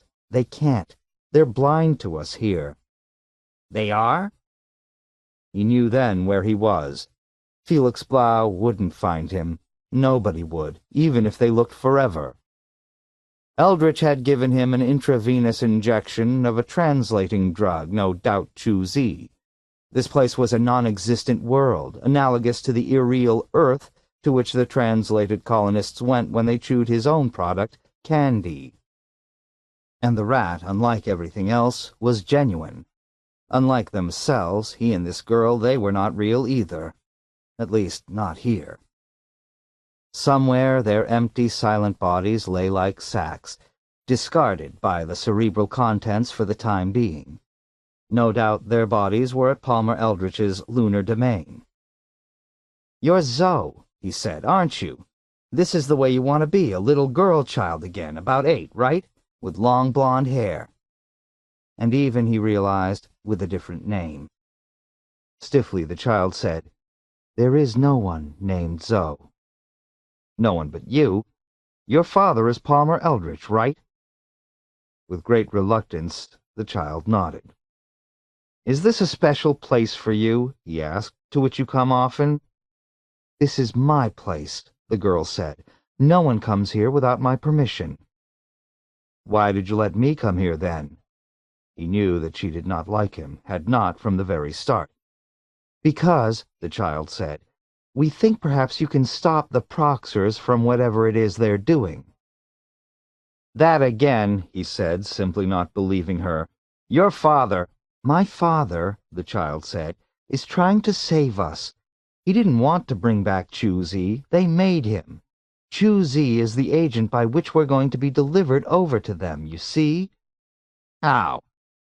"Because they control these areas, like this where you go when you're given Chu-Z. You don't seem under any sort of alien control. Look what you're telling me." "But I will be," the girl said, nodding soberly. "Soon. Just like my father is now. He was given it on Prox. He's been taking it for years. It's too late for him, and he knows it." "Prove all this to me," Leo said. "In fact, prove any of it, even one part. Give me something actual to go on." The suitcase, which he still held, now said, "What Monica says is true, Mr. Boulereau." "How do you know?" he demanded, annoyed with it. "Because," the suitcase replied, "I'm under Proc's influence, too. That's why I—" "You did nothing," Leo said. He set the suitcase down. "Damn that Chu-Z," he said to both of them, the suitcase and the girl. "It's made everything confused. I don't know what the hell's going on. You're not Zoe, you don't even know who she is. And you're not Dr. Smile, and you didn't call Barney, and he wasn't talking to Ronnie Fugate. It's all just a drug-induced hallucination. It's my own fears about Palmer Eldritch being read back to me, this trash about him being under Proc's influence, and you too. Who ever heard of a suitcase being dominated by minds from an alien star system?" Highly indignant, he walked away from them. I know what's going on, he realized. This is Palmer's way of gaining domination over my mind. This is a form of what they used to call brainwashing. He's got me running scared. Carefully measuring his steps, he continued on without looking back. It was a near-fatal mistake. Something, he caught sight of it out of the corner of his eye, launched itself at his legs. He leaped aside, and it passed him, circling back at once as it reoriented itself, and picked him up again as its prey. "The rats can't see you," the girl called, "but the Glucks can. You better run." Without clearly seeing it, he had seen enough. He ran. And what he had seen he could not blame on Chu-Z, because it was not an illusion, not a device of Palmer Eldritch's to terrorize him. The Gluck, whatever it was, did not originate on Terra, nor from a Terran mind. Behind him, leaving the suitcase, the girl ran too. "What about me?" Dr. Smile called anxiously. No one came back for him. On the vid-screen, the image of Felix Blau said, "I've processed the material you gave me, Mr. Meyerson. It adds up to a convincing case that your employer, Mr. Bolero, who is also a client of mine, is at present on a small artificial satellite orbiting Earth, legally titled Sigma 14B. I have consulted the records of ownership, and it appears to belong to a rocket fuel manufacturer in St. George, Utah. He inspected the papers before him. Robard Lethane Sales. Lethane is their trade name for their brand of— Okay, Barney Myerson said. I'll contact them. How in God's name had Leo Bolero gotten there? There is one further item of possible interest. Robard Lethane Sales incorporated the same day 4 years ago as Choosy Manufacturers of Boston. It seems more than a coincidence to me. What about getting Leo off the satellite? You could file a writ of mandamus with the courts demanding— Too much time, Barney said. He had a deep, ill sense of personal responsibility for what had happened. Evidently, Palmer Eldritch had set up the news conference with the paper reporters as a pretext by which to lure Leo to the lunar domain, and he, precog Barney Myerson, the man who could perceive the future, had been taken in, had expertly done his part to get Leo there. Felix Blau said, I can supply you with about 100 men from various offices of my organization, and you ought to be able to raise 50 more from PP Layouts. You could try to invest the satellite. And find him dead. True. Blau appeared to pout. Well, you could go to Hepburn Gilbert and plead for UN assistance, or try to contact, and this sticks in the craw even worse, contact Palmer or whatever is taking Palmer's place and deal directly with it. See if you can buy Leo back. Barney cut the circuit. He had once dialed for an outplan line saying, Get me Mr. Palmer Eldritch on Luna. It's an emergency. I'd like you to hurry it up, miss. As he waited for the call to be put through, Ronnie Fugate said from the far end of the office, Apparently we're not going to have time to sell out to Eldritch. It does look that way. How smoothly it had all been handled. Eldritch had let his adversary do the work. And us too, he realized, Ronnie and I. He'll probably get us the same way. In fact, Eldritch could indeed be waiting for our flight to the satellite. That would explain his supplying Leo with Dr. Smile. I wonder, Ronnie said, fooling with the clasp of her blouse, if we want to work for a man that clever. If it is a man, it looks more and more to me as if it's not actually Palmer who came back, but one of them. I think we're going to have to accept that. The next thing we can look forward to is Choosy flooding the market, with UN sanction. Her tone was bitter. And Leo, who at least is one of us and who just wants to make a few skins, will be dead or driven out. She stared straight ahead in fury. Patriotism, Barney said. Self-preservation. I don't want to find myself some morning chewing away on the stuff, doing whatever you do when you chew it instead of candy, going, not to Perky Patland, that's for sure. The vidphone operator said, I have a Miss Zoe Eldritch on the line, sir. Will you speak to her? Okay, Barney said, resigned. A smartly dressed woman, sharp-eyed, with heavy hair pulled back in a bun, gazed at him in miniature. Yes? This is Myerson at PP Layouts. What do we have to do to get Leo Bolero back? He waited. No response. You do know what I'm talking about, don't you? He said. Presently she said, Mr. Bolero arrived here at the domain and was taken sick. He's resting in our infirmary. When he's better, may I dispatch an official company physician to examine him? Of course. Zoe Eldritch did not bat an eye. Why didn't you notify us? It just now occurred. My father was about to call. It seems to be nothing more than a reaction to the change of gravity. Actually, it's very common with older persons who arrive here. We haven't tried to approximate Earth gravity as Mr. Bolero has at his satellite, Winnie-the-Pooh Acres, so you see it's really quite simple. She smiled slightly. You'll have him back sometime later today at the very latest. Did you suspect something else?" "I suspect," Barney said, "that Leo is not on Luna any longer, that he's on an Earth satellite called Sigma 14b, which belongs to a St. George firm that you own. Isn't that the case? And what we'll find in your infirmary at the Domain will not be Leo Bolero." Ronnie stared at him.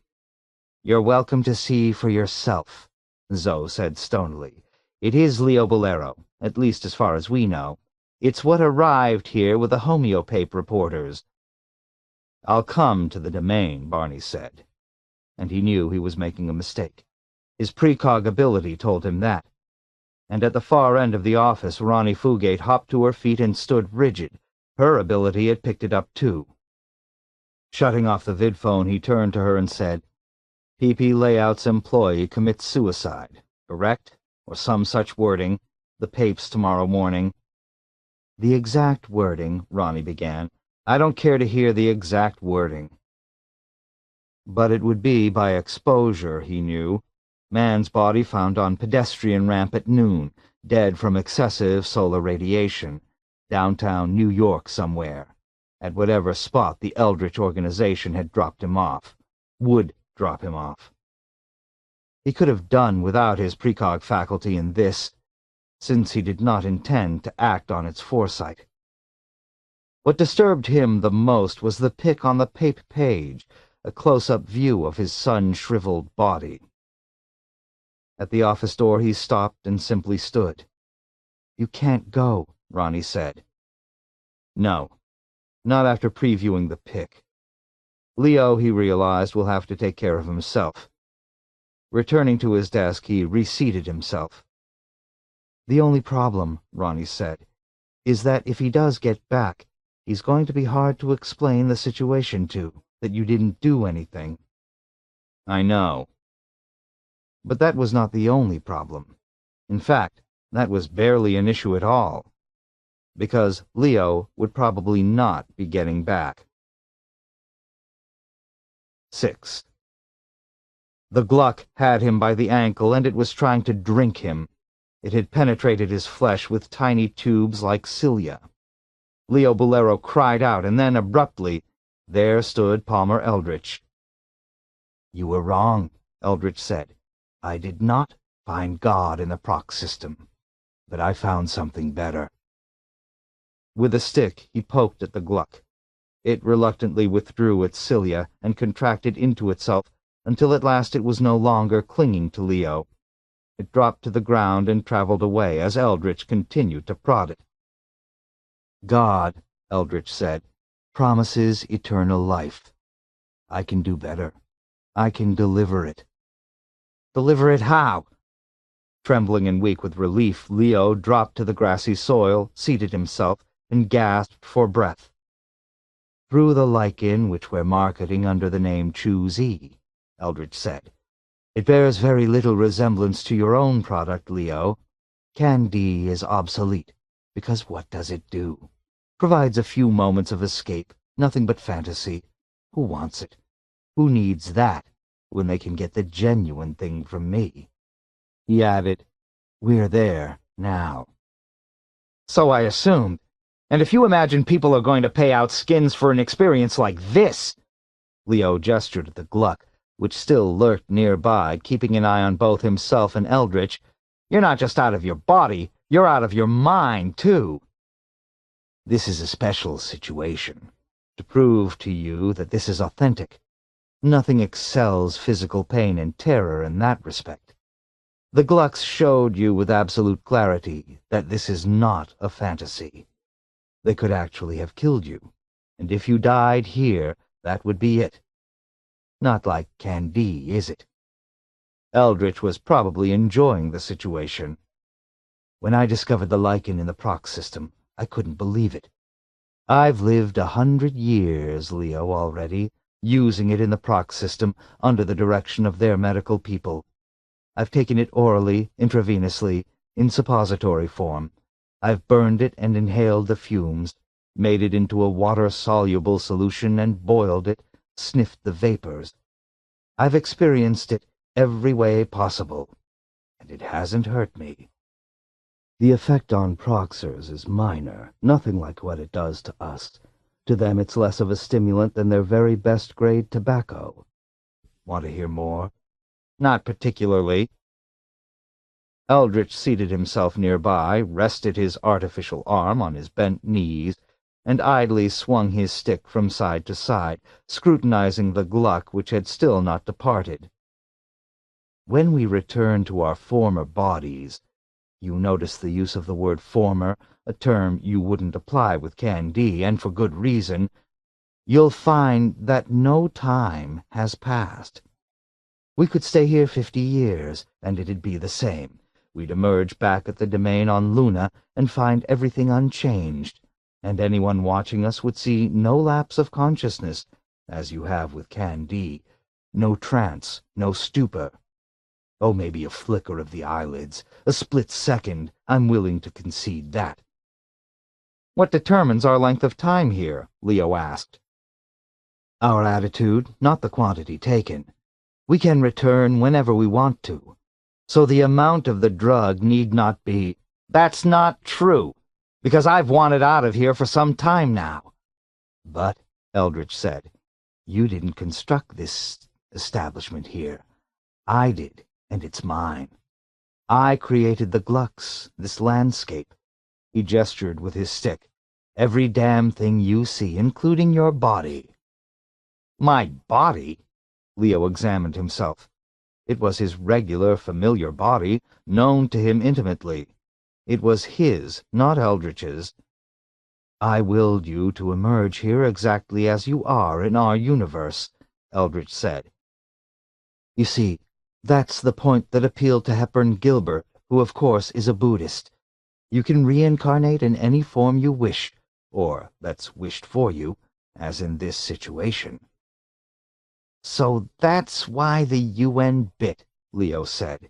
It explained a great deal. With Chu-Z, one can pass from life to life, be a bug, a physics teacher, a hawk, a protozoan, a slime mold, a streetwalker in Paris in 1904, even, Leo said, a Gluck. Which one of us is the Gluck there? I told you. I made it out of a portion of myself. You could shape something. Go ahead. Project a fraction of your essence. It'll take material form on its own. What you supply is the Logos. Remember that? I remember, Leo said. He concentrated, and presently there formed not far off an unwieldy mass of wires and bars and grid-like extensions. What the hell is that? Eldritch demanded. A Gluck trap. Eldritch put his head back and laughed. Very good. But please don't build a Palmer Eldritch trap. I still have things I want to say. He and Leo watched the Gluck suspiciously approach the trap, sniffing. It entered, and the trap banged shut. The Gluck was caught, and now the trap dispatched it. One quick sizzle, a small plume of smoke, and the Gluck had vanished. In the air before Leo, a small section shimmered. Out of it emerged a black book which he accepted, thumbed through, then, satisfied, put down on his lap. "What's that?" Eldritch asked. "A King James Bible. I thought it might help protect me." "Not here," Eldritch said. "This is my domain." He gestured at the Bible, and it vanished. "You could have your own, though, and fill it with Bibles, as can everyone, as soon as our operations are underway. We're going to have layouts, of course, but that comes later with our Terran activities. And anyhow, that's a formality, a ritual to ease the transition. Candy and Choosy will be marketed on the same basis, in open competition. We'll claim nothing for Choosy that you don't claim for your product. We don't want to scare people away. Religion has become a touchy subject. It will only be after a few tries that they realize the two different aspects, the lack of a time-lapse, and the other, perhaps the more vital. That it isn't fantasy, that they enter a genuine new universe. Many persons feel that about Candy, Leo pointed out. They hold it as an article of faith that they're actually on Earth. Fanatics, Eldritch said with disgust. Obviously it's illusion, because there is no Perky Pat and no Walt Essex, and anyhow, the structure of their fantasy environment is limited to the artifacts actually installed in their layout. They can't operate the automatic dishwasher in the kitchen unless a min of one was installed in advance. And a person who doesn't participate can watch and see that the two dolls don't go anywhere. No one is in them. It can be demonstrated. But you're going to have trouble convincing those people, Leo said. They'll stay loyal to Can D. There's no real dissatisfaction with Perky Pat. Why should they give up? I'll tell you, Eldritch said.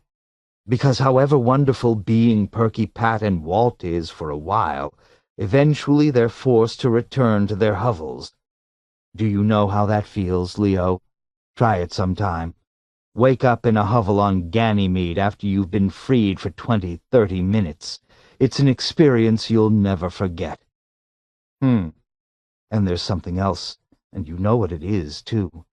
When the little period of escape is over and the colonist returns, he's not fit to resume a normal daily life.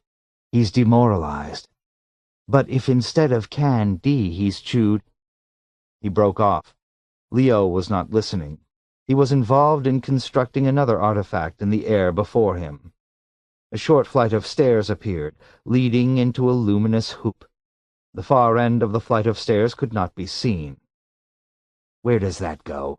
Eldritch demanded, an irritated expression on his face.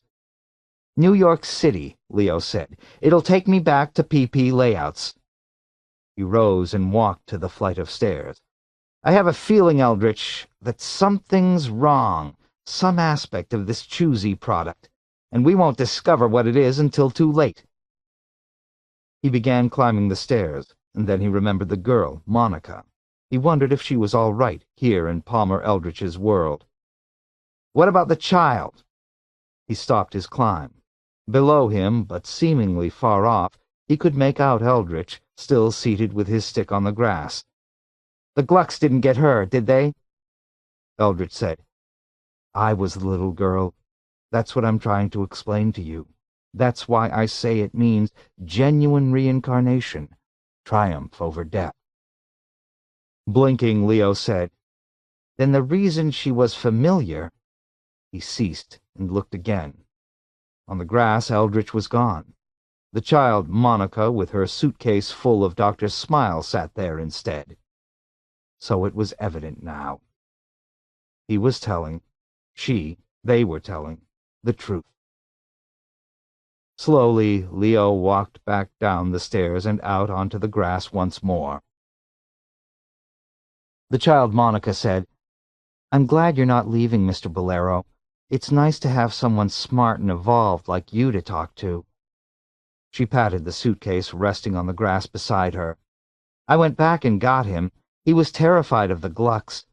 I see you found something that would handle them." She nodded toward his Gluck trap, which, now empty, awaited another victim.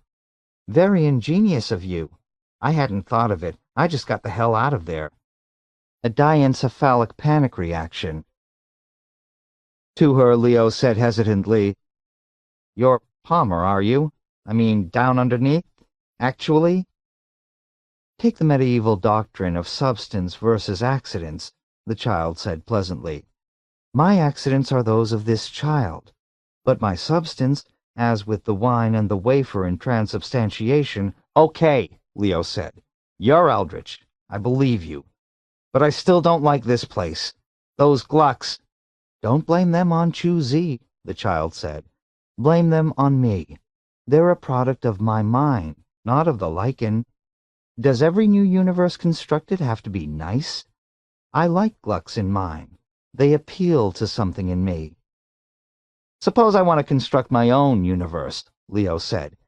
"Maybe there's something evil in me, too, some aspect of my personality I don't know about.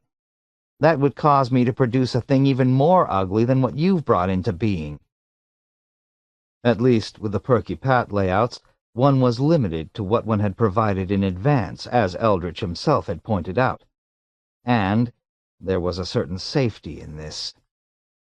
Whatever it was could be abolished, the child said indifferently, if you found you didn't like it, and if you did like it, she shrugged, keep it then. Why not? Who's hurt? You're alone in your... Instantly she broke off, clapping her hand to her mouth. Alone? Leo said. You mean each person goes to a different subjective world? It's not like the layouts, then. Because everyone in the group who takes Can D goes to the layout, the men to Walt, the women into Perky Pat. But that means you're not here. Or, he thought, I'm not here. But in that case... The child watched him intently, trying to gauge his reaction. We haven't taken Chu Z, Leo said quietly. This is all a hypnagogic, absolutely artificially induced pseudo-environment. We're not anywhere except where we started from. We're still at your domain on Luna. Chu Z doesn't create any new universe, and you know it. There's no bona fide reincarnation with it. This is all just one big snow job.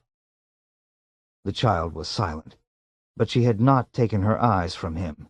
Her eyes burned cold and bright, unwinking. Leo said, Come on, Palmer. What does Chu Z really do? I told you. The child's voice was harsh. This is not even as real as Perky Pat, as the use of our own drug. And even that is open to the question as regards the validity of the experience, its authenticity versus it as purely hypnagogic or hallucinatory. So obviously there won't be any discussion about this. It's patently the latter. No, the child said, and you better believe me, because if you don't, you won't get out of this world alive. You can't die in a hallucination, Leo said, any more than you can be born again. I'm going back to PP layouts. Once more he started toward the stairs. Go ahead and climb, the child said from behind him. See if I care. Wait and see where it gets you. Leo climbed the stairs and passed through the luminous hoop. Blinding, ferociously hot sunlight descended on him. He scuttled from the open street to a nearby doorway for shelter. A jet cab from the towering high buildings swooped down, spying him. A ride, sir? Better get indoors, it's almost noon. Gasping, almost unable to breathe, Leo said, Yes, thanks. Take me to PP layouts. He unsteadily got into the cab and fell back at once against the seat, panting in the coolness provided by its anti-thermal shield. The cab took off. Presently it was descending at the enclosed field of his company's central building. As soon as he reached his outer office, he said to Miss Gleason, Get hold of Meyerson. Find out why he didn't do anything to rescue me. Rescue you? Miss Gleason said in consternation. What was the matter, Mr. Bolero? She followed him to the inner office. Where were you, and in what way? Just get Meyerson. He seated himself at his familiar desk, relieved to be back here. The hell with Palmer Eldritch, he said to himself, and reached into the desk drawer for his favorite English briar pipe and half-pound can of Sale tobacco, a Dutch Cavendish mix. He was busy lighting his pipe when the door opened, and Barney Meyerson appeared, looking sheepish and worn. Well, Leo said. He puffed energetically on his pipe. Barney said, He turned to Miss Fugate, who had come in after him. Gesturing, he turned again to Leo and said, Anyhow, you're back. Of course I'm back. I built myself a stairway to here. Aren't you going to answer as to why you didn't do anything? I guess not, but as you say, you weren't needed. I've now got an idea of what this new Chu-Z substance is like. It's definitely inferior to Can D. I have no qualms in saying that emphatically. You can tell without doubt that it's merely a hallucinogenic experience you're undergoing. Now, let's get down to business. Eldritch has sold Chu-Z to the UN by claiming that it induces genuine reincarnation, which ratifies the religious convictions of more than half the governing members of the General Assembly, plus that Indian skunk, Hepburn Gilbert himself. It's a fraud because Chu-Z doesn't do that. But the worst aspect of Chu-Z is the solipsistic quality. With Candy, you undergo a valid interpersonal experience, in that the others in your hovel are—" He paused irritably. "What is it, Miss Fugate? What are you staring at?" Ronnie Fugate murmured, "I'm sorry, Mr. Bolero, but there's a creature under your desk." Bending, Leo peered under the desk.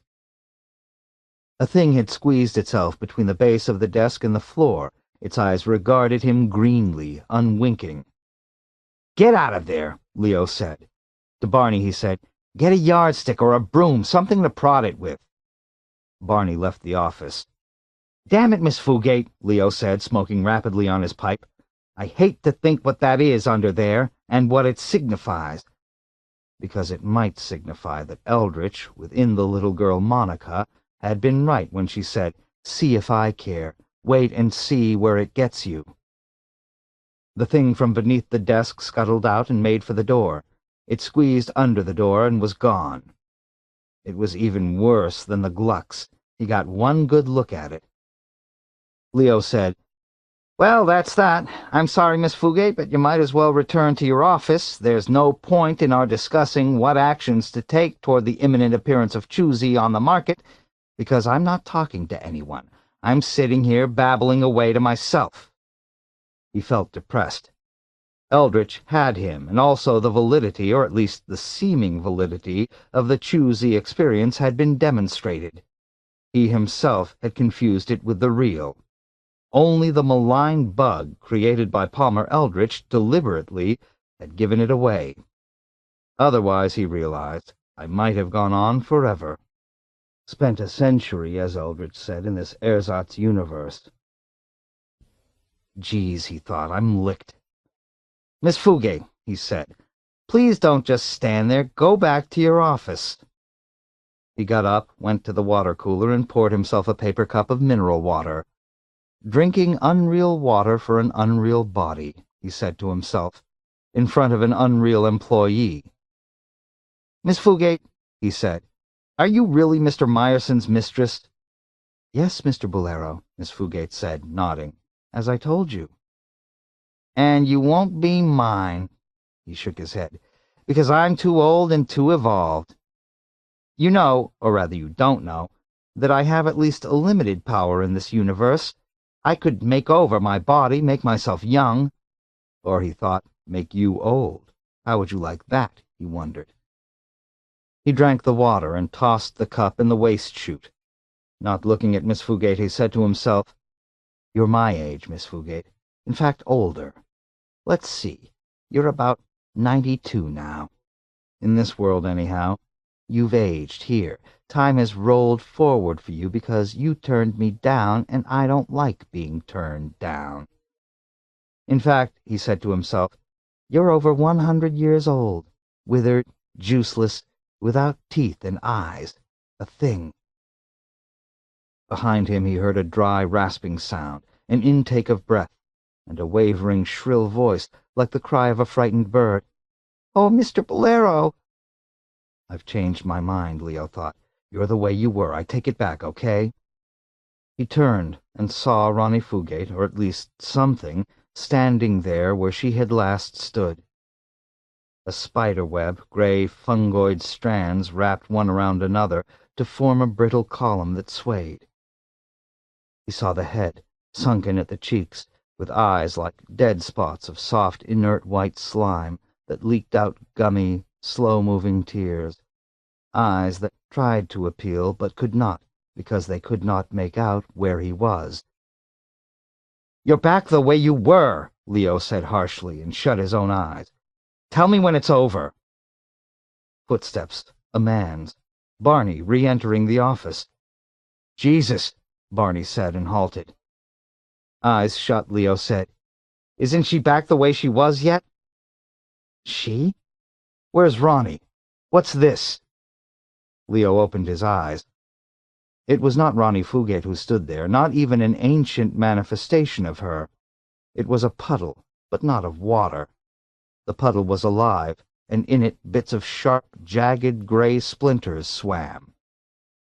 The thick, oozing material of the puddle flowed gradually outward, then shuddered and retracted into itself. In the center, the fragments of hard gray matter swam together and cohered into a roughly shaped ball with tangled, matted strands of hair floating at its crown. Vague eye sockets, empty, formed. It was becoming a skull, but of some life formation to come.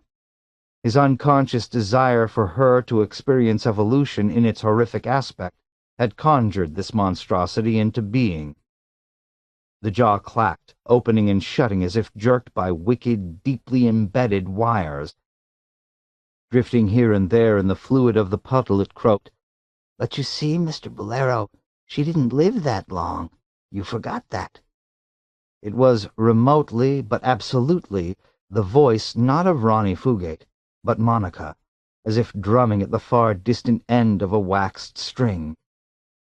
"You made her past 100, but she only is going to live to be 70. So she's been dead 30 years, except you made her alive. That was what you intended. And even worse." The toothless jaw waggled, and the uninhabited pockets for eyes gaped. "She evolved not while alive, but there in the ground."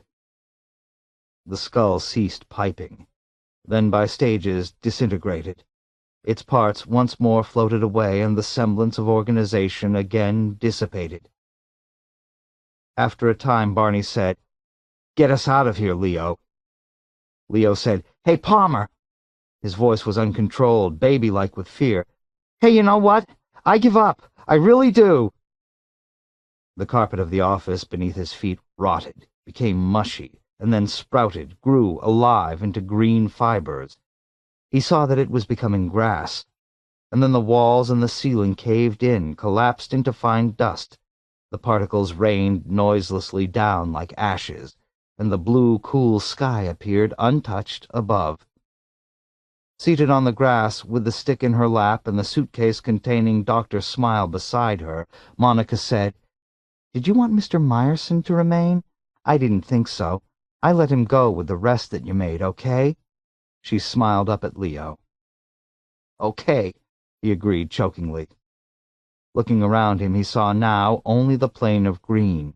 Even the dust which had composed PP layouts, the building and its core of people, had vanished, except for a dim layer that remained on his hands, on his coat. He brushed it off reflexively. Monica said, "From dust thou art come, O man, to dust shalt—" "Okay," he said loudly. "I get it. You don't have to hammer me over the noggin with it. So it was irreal. So what? I mean, you made your goddamn point, Eldritch. You can do anything here you want, and I'm nothing. I'm just a phantom." He felt hatred toward Palmer Eldritch, and he thought, if I ever get out of here, if I can escape from you, you bastard. Now, the girl said, her eyes dancing. You are not going to use language like that. You really aren't, because I won't let you. I won't even say what I'll do if you continue, but you know me, Mr. Bolero, right? Leo said, "Right." He walked off a few steps, got out his handkerchief, and mopped the perspiration from his upper lip and neck, the hollow beneath his Adam's apple where it was so hard in the mornings to shave. God, he thought, help me, will you? And if you do, if you can reach into this world, I'll do anything, whatever you want. I'm not afraid now. I'm sick. This is going to kill my body, even if it's just an ectoplasmic phantom-type body. Hunched over, he was sick. He vomited onto the grass. For a long time, it seemed a long time, that kept up, and then he was better. He was able to turn and walk slowly back toward the seated child with her suitcase. "Terms," the child said flatly. "We're going to work out an exact business relationship between my company and yours. We need your superb network of ad satellites and your transportation system of late-model interplan ships, and your God knows how extensive plantations on Venus. We want everything, Bolero. We're going to grow the lichen where you now grow candy, ship it in the same ships, reach the colonists with the same well-trained, experienced pushers you use, advertise through pros like Alan and Charlotte Fane. Candy and Choosy won't be competing because there'll just be the one product, choosy. You're about to announce your retirement. Understand me, Leo?" "Sure," Leo said. "I hear." "Will you do it?" "Okay," Leo said, and pounced on the child. His hands closed about her windpipe. He squeezed. She stared into his face, rigidly, her mouth pursed, saying nothing, not even trying to struggle, to claw him or get away. He continued squeezing, for a time so long that it seemed as if his hands had grown fast to her, become fixed in place forever, like gnarled roots of some ancient, diseased, but still living plant. When he let go, she was dead. Her body settled forward, then twisted and fell to one side, to come to rest supine on the grass. No blood. No sign even of a struggle, except that her throat was a dark, mottled, blackish red. He stood up, thinking, well, did I do it? If he, she or it, whatever it is, dies here, does that take care of it? But the simulated world remained. He had expected it to dwindle away as her, Eldritch's, life dwindled away. Puzzled, he stood without moving an inch, smelling the air, listening to a far-off wind. Nothing had changed, except that the girl had died. Why? What ailed the basis on which he had acted? Incredibly, it was wrong. Bending, he snapped on Dr. Smile. "Explain it to me," he said. Obligingly, Dr. Smile tinnily declared, "He is dead here, Mr. Boulereau, but at the domain on Luna." "Okay," Leo said roughly. "Well, tell me how to get out of this place. How do I get back to Luna, to—" he gestured. "You know what I mean, actuality." "At this moment," Dr. Smile explained, "Palmer Eldritch, although considerably upset and angered, is intravenously providing you with a substance which counters the injectable choosy previously administered. You will return shortly." It added, "That is, shortly, even instantly in terms of the time flow in that world. As to this," it chuckled, "it could seem longer." "How longer?" "Oh, years," Dr. Smile said, "but quite possibly less. Days, months. Time sense is subjective, so let's see how it feels to you. Do you not agree?" Seating himself wearily by the body of the child, Leo sighed, put his head down, chin against his chest, and prepared to wait. "I'll keep you company," Dr. Smile said, "if I can. But I'm afraid without Mr. Eldritch's animating presence—" Its voice, Leo realized, had become feeble as well as slowed down. "Nothing can sustain this world," it intoned weakly, "but Mr. Eldritch. So I am afraid." Its voice faded out entirely. There was only silence. Even the distant wind had ceased. How long? Leo asked himself. And then he wondered if he could, as before, make something. Gesturing in the manner of an inspired symphony conductor, his hands writhing, he tried to create before him in the air a jet cab. At last, a meager outline appeared. Insubstantial, it remained without color, almost transparent. He rose, walked closer to it, and tried with all his strength once more. For a moment it seemed to gain color and reality, and then suddenly it became fixed. Like a hard, discarded chitinous shell, it sagged and burst. Its sections, only two-dimensional at best, blew and fluttered, tearing into ragged pieces. He turned his back on it and walked away in disgust. "What a mess," he said to himself dismally. He continued without purpose to walk, until he came all at once to something in the grass, something dead. He saw it lying there, and warily he approached it. "This," he thought, "the final indication of what I've done." He kicked the dead Gluck with the toe of his shoe. His toe passed entirely through it, and he drew back, repelled. Going on, hands deep in his pockets, he shut his eyes and once more prayed, but this time vaguely. It was only a wish, inchoate, and then it became clear. "I'm going to get him in the real world," he said to himself. "Not just here, as I've done, but as the papes are going to report. Not for myself, not to save PP layouts in the Can-D trade, but for, he knew what he meant, everyone in the system. Because Palmer Eldritch is an invader, and this is how we'll all wind up, here like this, on a plane of dead things that have become nothing more than random fragments. This is the reincarnation that he promised Hepburn Gilbert. For a time he wandered on, and then, by degrees, he made his way back to the suitcase which had been Dr. Smile. Something bent over the suitcase, a human or quasi-human figure. Seeing him, it at once straightened. Its bald head glistened as it gaped at him, taken by surprise, and then it leaped and rushed off. A Proxer. It seemed to him as he watched it go that this put everything in perspective. Palmer Eldritch had peopled his landscape with things such as this. He was still highly involved with them, even now that he had returned to his home system. This, which had appeared just now, gave an insight into the man's mind at the deepest level. And Palmer Eldritch himself might not have known that he had so populated his hallucinatory establishment. The Proxer might have been just as much a surprise to him. Unless, of course, this was the Prox system. Perhaps it would be a good idea to follow the Proxer. He set off in that direction and trudged for what seemed to be hours. He saw nothing, only the grass underfoot, the level horizon. And then at last a shape formed ahead. He made for it, and found himself all at once confronting a parked ship. Halting, he regarded it in amazement. For one thing, it was not a Terran ship, and yet it was not a Prox ship either. Simply, it was not from either system. Nor were the two creatures lounging nearby it Proxers or Terrans. He had never seen such life forms before. Tall, slender, with reed-like limbs and grotesque egg-shaped heads, which even at this distance seemed oddly delicate. A highly evolved race, he decided, and yet related to Terrans. The resemblance was closer than to the Proxers. He walked toward them, hand raised in greeting.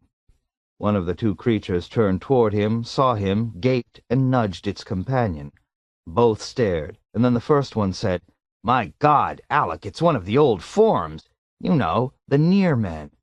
"Yeah," the other creature agreed. "Wait," Leo Bolero said. "You're speaking the language of Terra, 21st century English. So you must have seen a Terran before." "Terran?" the one named Alex said. "We're Terrans. What the hell are you? A freak that died out centuries ago, that's what." "Well, maybe not centuries, but anyhow a long time ago." "An enclave of them must still exist on this moon," the first said. To Leo he said, "How many Dawn men are there besides you? Come on, fella, we won't treat you bad. Any women? Can you reproduce?" To his companion he said, "It just seems like centuries. I mean, you've got to remember, we've been evolving in terms of 100,000 years at a crack. If it wasn't for Dankmal, these Dawn men would still be—" "Dankmal," Leo said.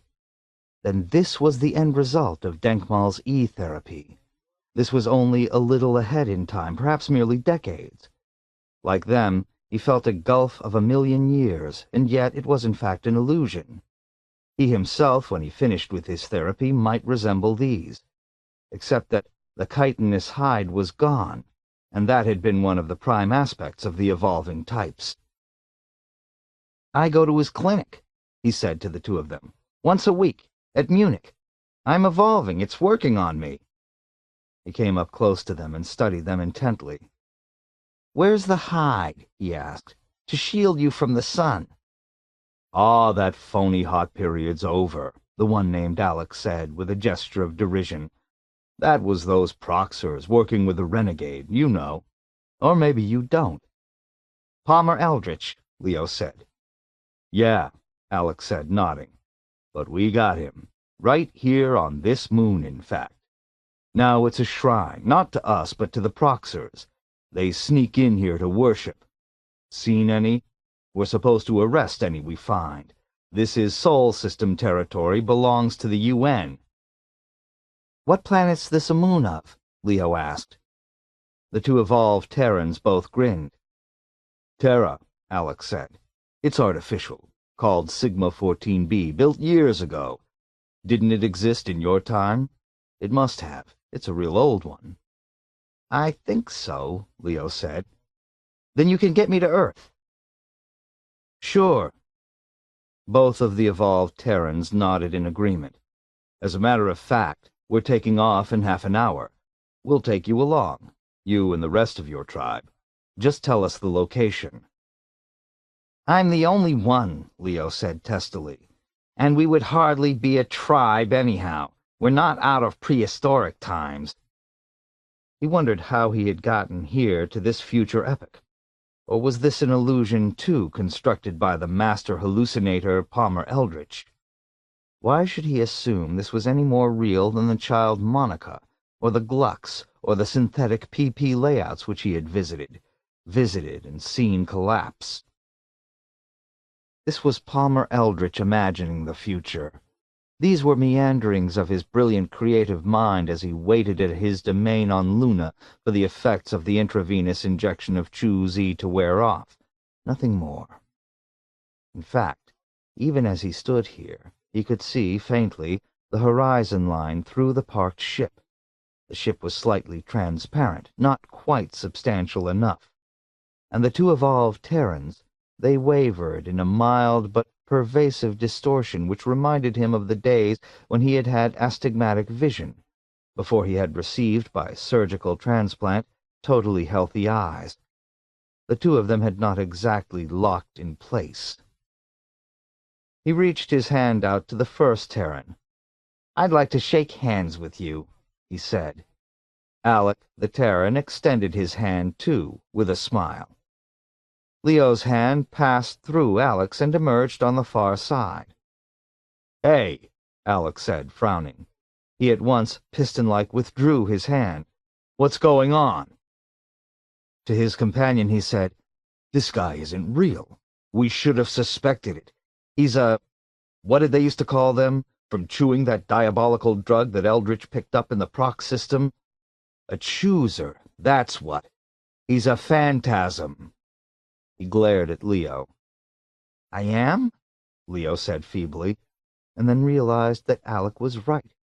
His actual body was on Luna. He was not really here. But what did that make the two evolved Terrans?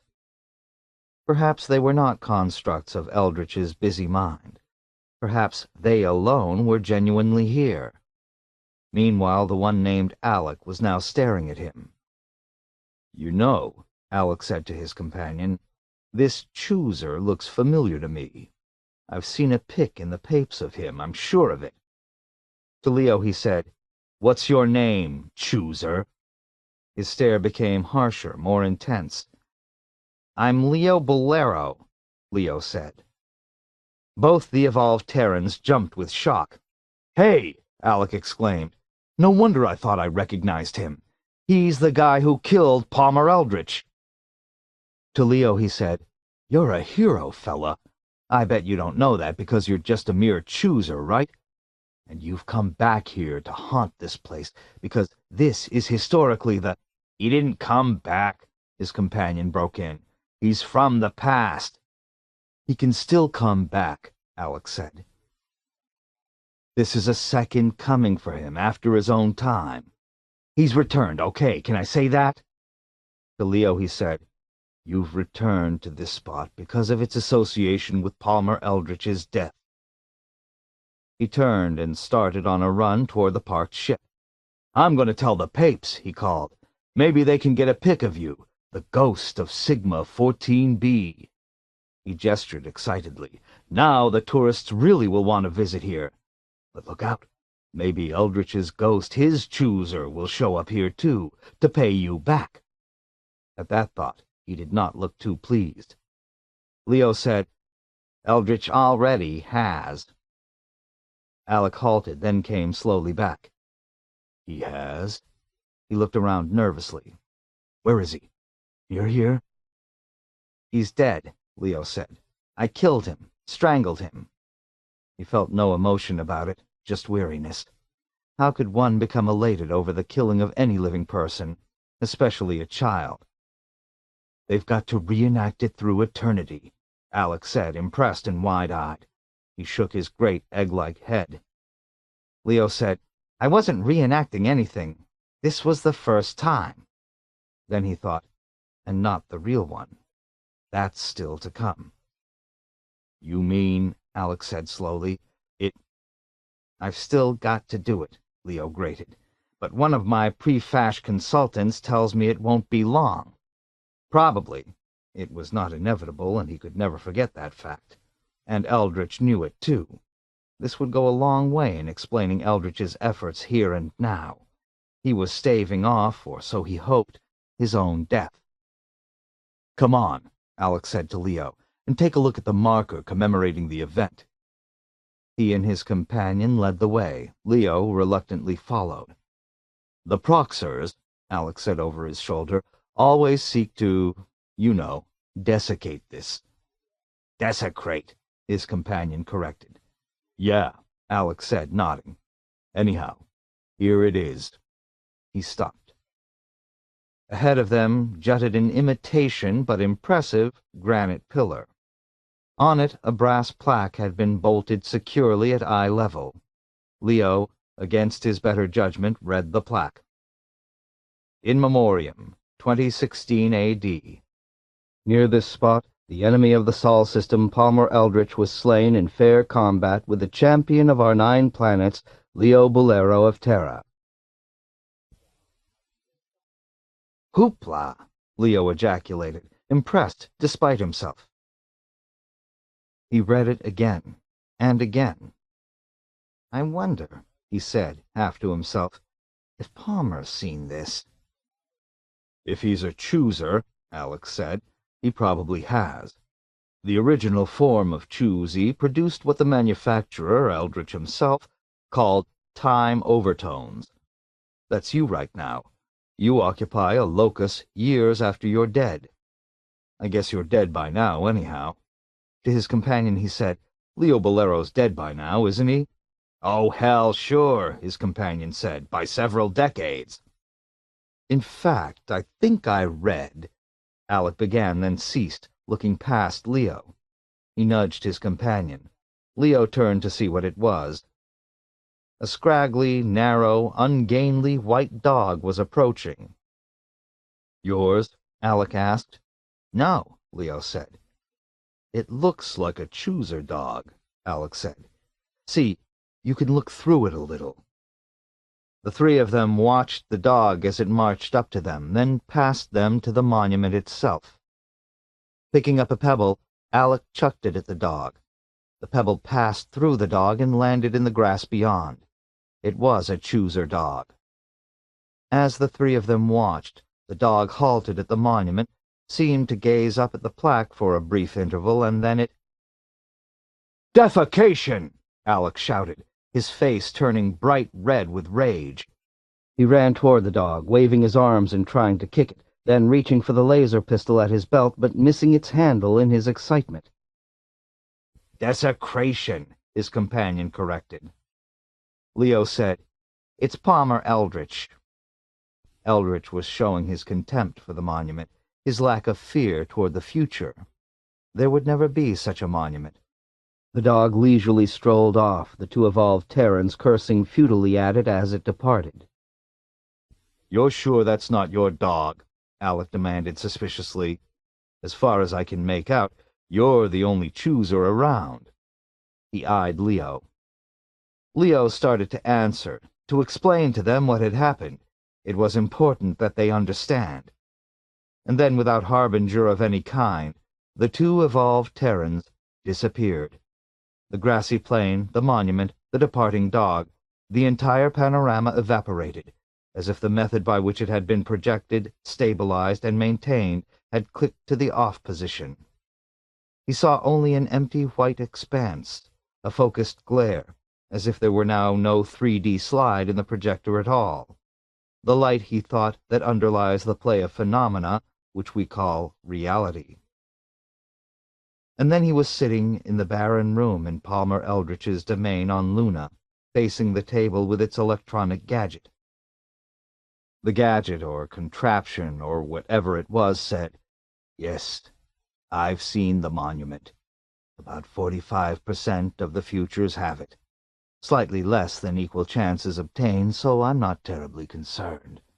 Have a cigar." Once again the machine extended a lighted cigar to Leo. "No," Leo said.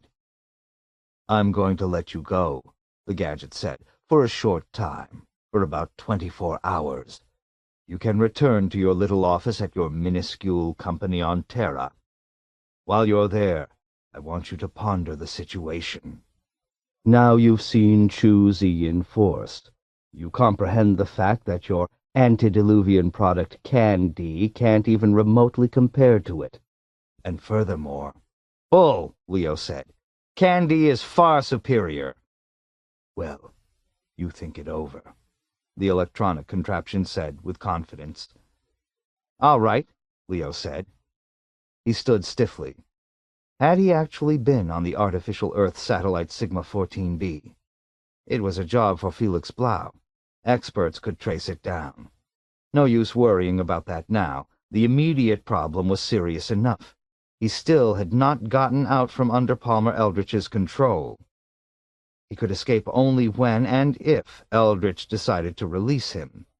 That was an undisguised piece of factual reality, hard as it was to face. "I'd like to point out," the gadget said, "that I've shown mercy to you, Leo. I could have put well, let's say, a period to the sentence that constitutes your rather short life. And at any time. Because of this, I insist that you consider very seriously doing the same." "As I said, I'll think it over," Leo answered. He felt irritable, as if he had drunk too many cups of coffee, and he wanted to leave as soon as possible. He opened the door of the room and made his way out into the corridor. As he started to shut the door after him, the electronic gadget said, "If you don't decide to join me, Leo, I'm not going to wait. I'm going to kill you. I must, to save my own self. Do you understand?" "I understand," Leo said, and shut the door after him. "And I have to, too," he thought. "Must kill you. Or couldn't we both put it in a less direct way? Something like they say about animals. Put you to sleep. And I have to do it not just to save myself, but everyone in the system, and that's my staff on which I'm leaning. For example, those 2 evolved Terran soldiers I ran into at the monument. For them, so they'll have something to guard." Slowly he walked up the corridor. At the far end stood the group of PAPE reporters. They had not left yet, had not even obtained their interview. Almost no time had passed. So, on that point, Palmer was right. Joining the reporters, Leo relaxed and felt considerably better. Maybe he would get away now. Maybe Palmer Eldritch was actually going to let him go. He would live to smell, see, drink in the world once more. But underneath he knew better. Eldritch would never let him go. One of them would have to be destroyed first. He hoped it would not be himself. But he had a terrible intuition, despite the monument, that it could well be. 7. The door to Barney Meyerson's inner office, flung open, revealed Leo Bolero, hunched with weariness, travel-stained. "You didn't try to help me." After an interval, Barney answered, "That's correct." There was no use trying to explain why, not because Leo would fail to understand or believe, but because of the reason itself. It was simply not adequate. Leo said, "You are fired, Meyerson." Okay. And he thought, anyhow, I'm alive, and if I'd gone after Leo, I wouldn't be now. He began with numbed fingers, gathering up his personal articles from his desk, dropping them into an empty sample case. "Where's Miss Fugate?" Leo demanded. "She'll be taking your place." He came close to Barney and scrutinized him. "Why didn't you come and get me? Name me the goddamn reason, Barney." I looked ahead. It would have cost me too much. My life. But you didn't have to come personally. This is a big company. You could have arranged for a party from here and stayed behind, right? It was true, and he hadn't even considered it. So, Leo said, you must have wanted something fatal to happen to me. No other interpretation is possible. Maybe it was unconscious, yes? I guess so, Barney admitted, because certainly he hadn't been aware of it. Anyhow, Leo was right. Why else would he not have taken the responsibility, seen to it that an armed party, as Felix Blau had suggested, emerged from PP layouts and headed for Luna? It was so obvious now, so simple to see. I've had a terrible experience, Leo said, in Palmer Eldritch's domain. He's a damned magician, Barney. He did all kinds of things with me, things you and I never dreamed of. Turned himself, for instance, into a little girl, showed me the future, only maybe that was unintentional. Made a complete universe up anyhow, including a horrible animal called a Gluck, along with an illusional New York City with you and Ronnie. What a mess. He shook his head blearily. Where are you going to go? There's only one place I can go. Where's that? Leo eyed him apprehensively. Only one other person would have use for my pre-fash talent. Then you're my enemy. I am already, as far as you're concerned. And he was willing to accept Leo's judgment as fair, Leo's interpretation of his failure to act. I'll get you too, then, Leo said, along with that nutty magician, that so-called Palmer Eldritch. Why so-called? Barney glanced up quickly and ceased his packing. Because I'm even more convinced he's not human. I never did lay eyes on him except during the period under the effect of Chu-Z. Otherwise, he addressed me through an electronic extension. Interesting, Barney said. Yes, isn't it? And you're so corrupt you'd go ahead and apply to his outfit for a job. Even though he may be a wig-headed proxer or something worse, some damn thing that got into his ship while it was coming or going out in deep space, ate him and took his place. If you had seen the Glucks.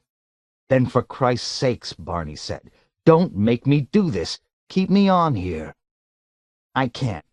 Not after what you failed to do loyalty-wise. Leo glanced away, swallowing rapidly.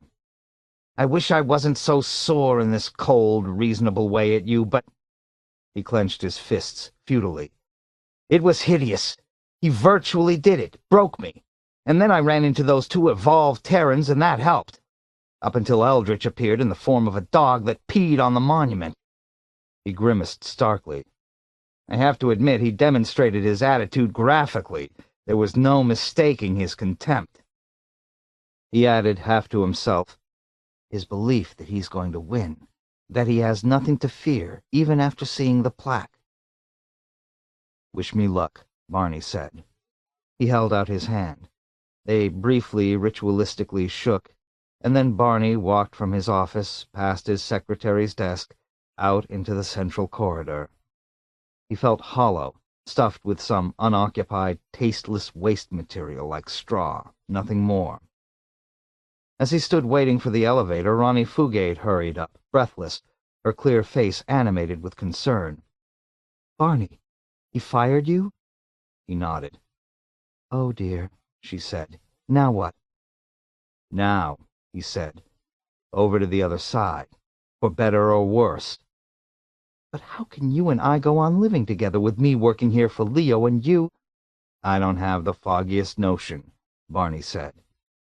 The elevator had arrived, self-regulated. He stepped into it. I'll see you, he said, and touched the button. The doors shut, cutting off his view of Ronnie.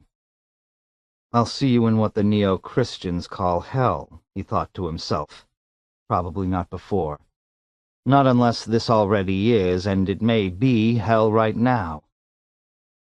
At street level he emerged from PP layouts and stood under the anti-thermal protective shield, searching for signs of a cab. As a cab halted and he started toward it, a voice called to him urgently from the entrance of the building. Barney, wait! You're out of your mind, he said to her. Go back on in. Don't abandon your budding bright career along with what was left of mine." Ronnie said, "We were about to work together, remember? To, as I put it, betray Leo. Why can't we go on cooperating now?" "It's all changed. By my sick and depraved unwillingness or inability or whatever you care to call it to go to Luna and help Leo." He felt differently about himself now and no longer viewed himself in the same ultra-sympathetic light. "God, you don't want to stay with me," he said to the girl. "Someday you'd be in difficulty and need my help, and I'd do to you exactly what I did to Leo. I'd let you sink without moving my right arm." "But your own life was it—" "It always is," he pointed out. "When you do anything, that's the name of the comedy we're stuck in." It didn't excuse him, at least not in his own eyes. He entered the cab, automatically gave his Connaught address, and lay back against the seat as the cab rose into the fire-drenched midday sky. Far below, under the antithermal curtain, Ronnie Fugate stood shielding her eyes, watching him go, no doubt hoping he would change his mind and turn back. However, he did not. It takes a certain amount of courage, he thought, to face yourself and say with candor, "I'm rotten. I've done evil and I will again." It was no accident. It emanated from the true, authentic me. Presently the cab began to descend. He reached into his pocket for his wallet, and then discovered with shock that this was not his Connaught building.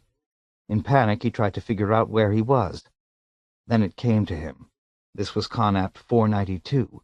He had given Emily's address to the cab.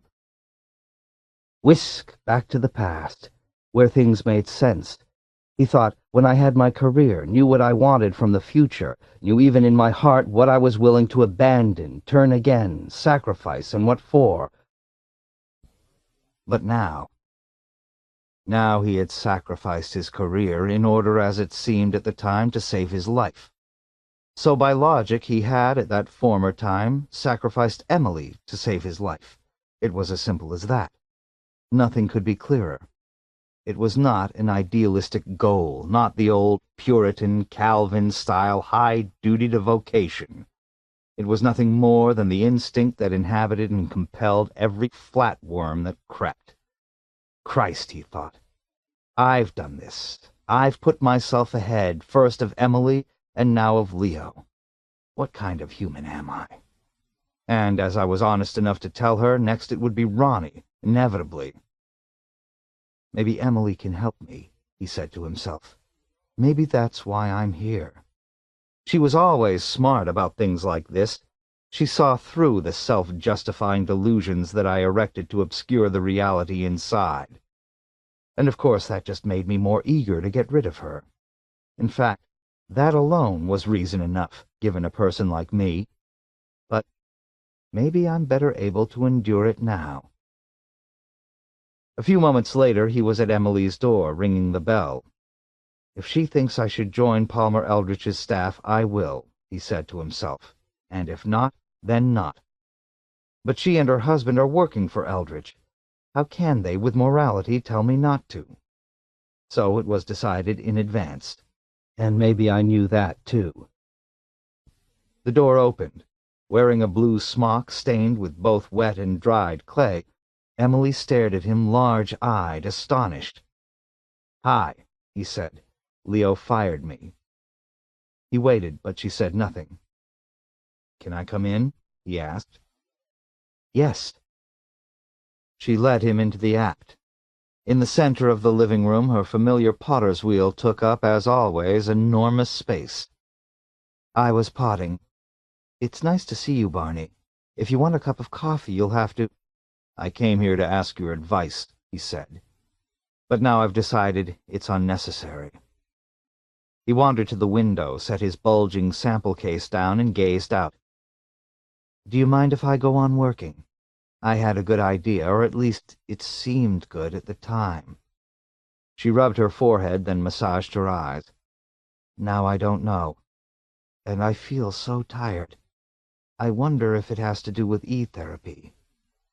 "Evolution therapy? You're taking that?" He spun at once to scrutinize her. Had she changed physically? It seemed to him, but this was perhaps because he had not seen her for so long, that her features had coarsened. Age, he thought. But how's it working? He asked. Well, I've just had one session. But my mind feels so muddy. I can't seem to think properly. All my ideas get scrambled up together. I think you had better knock off on that therapy. Even if it is the rage, even if it is what everybody who is anybody does. Maybe so, but they seem so satisfied, Richard and Dr. Denkmal. She hung her head, an old, familiar response. They'd know, wouldn't they? Nobody knows. It's uncharted. Knock it off.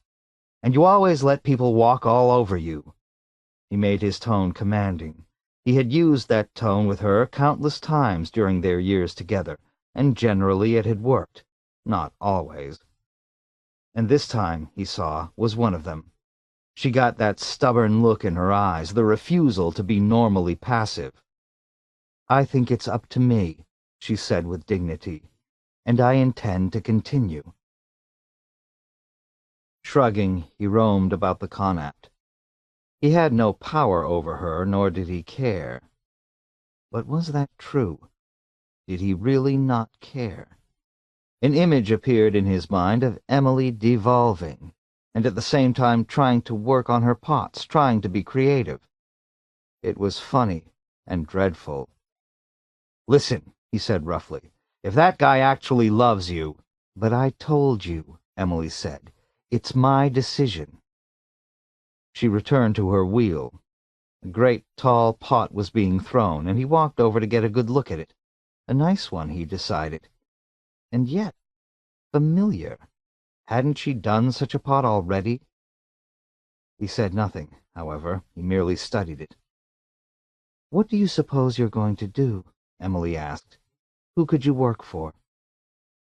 She seemed sympathetic, and it made him remember how, recently, he had blocked the sale of her pots to PP Layouts. Easily she could have held a great animosity toward him, but it was typical of her not to. And of course she knew that it was he who had turned Nat down. He said, My future may be decided. I got a draft notice. Good grief, you on Mars? I can't picture it. I can chew candy, he said. Only, instead of having a Perky Pat layout, he thought, maybe I'll have an Emily layout. And spend time in fantasy back with you, back to the life I deliberately, moronically turned my back on. The only really good period of my life when I was genuinely happy. But of course, I didn't know it, because I had nothing to compare it to, as I have now. Is there any chance, he said, that you'd like to come? She stared at him, and he stared back, both of them dumbfounded by what he had proposed. I mean it, he said. When did you decide that? It doesn't matter when I decided it, he said. All that matters is that that's how I feel. It also matters how I feel, Emily said quietly. She then resumed potting. And I'm perfectly happy married to Richard. We get along just swell. Her face was placid. Beyond doubt she meant every word of it. He was damned, doomed, consigned to the void which he had hollowed out for himself, and he deserved it. They both knew that, without either saying it. I guess I'll go, he said. Emily didn't protest that either. She merely nodded. I hope in the name of God, he said, that you're not devolving. I think you are, personally. I can see it, in your face, for instance. Look in the mirror. With that he departed, the door shut after him. Instantly he regretted what he had said. And yet it might be a good thing. It might help her, he thought. Because I could see it. And I don't want that. Nobody does. Not even that jackass of a husband of hers that she prefers over me, for reasons I'll never know, except perhaps that marriage to him has the aspect of destiny. She's fated to live with Richard Nat, fated never to be my wife again. You can't reverse the flow of time. You can when you chew Candy, he thought. Or the new product, Choosy. All the colonists do. It's not available on Earth, but it is on Mars or Venus or Ganymede, any of the frontier colonies. If everything else fails, there's that. And perhaps it already had failed, because, in the last analysis, he could not go to Palmer Eldritch, not after what the man had done or tried to do to Leo. He realized this as he stood outdoors waiting for a cab. Beyond him the midday street shimmered, and he thought, maybe I'll step out there. Would anyone find me before I died? Probably not. It would be as good a way as any. So, there goes my last hope of employment. It would amuse Leo that I'd balk here. He'd be surprised and probably pleased. Just for the hell of it, he decided, I'll call Eldritch, ask him, see if he would give me a job. He found a vidphone booth and put through a call to Eldritch's domain on Luna. This is Barney Meyerson, he explained, previously top prefash consultant to Leo Bolero. As a matter of fact, I was second in command at PP Layouts. Eldritch's personnel manager frowned and said, Well, what do you want? I'd like to see about a job with you. We're not hiring any prefash consultants, sorry. Would you ask Mr. Eldritch, please? Mr. Eldritch has already expressed himself on the matter. Barney hung up. He left the vidphone booth. He was not really surprised. If they had said, Come to Luna for an interview, would I have gone? Yes, he realized. I'd have gone, but at some point I'd have pulled out, once I had firmly established that they'd give me the job. Returning to the vidphone booth, he called his UN Selective Service Board. This is Mr. Barney Meyerson.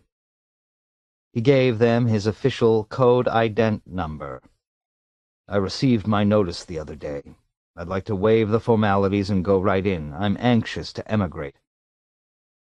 The physical can't be bypassed, the UN bureaucrat informed him, nor can the mental. But if you choose, you may come by any time, right now if you wish, and take both. Okay, he said, I will. And since you are volunteering, Mr. Meyerson, you get to pick any planet or moon is fine with me, he said. He rang off, left the booth, found a cab, and gave it the address of the Selective Service Board near his Connacht building. As the cab hummed above downtown New York, another cab rose and zipped ahead of it, wig-wagging its side fins in a rocking motion. They are trying to contact us, the autonomic circuit of his own cab informed him. Do you wish to respond? No, Barney said. Speed up. And then he changed his mind. Can you ask them who they are? By radio, perhaps. The cab was silent a moment, and then it stated, They claim to have a message for you from Palmer Eldritch. He wants to tell you that he will accept you as an employee, and for you not to— Let's have that again, Barney said. Mr. Palmer Eldritch, whom they represent, will employ you as you recently requested. Although they have a general rule. Let me talk to them, Barney said. A mic was presented to him. Who is this? Barney said into it.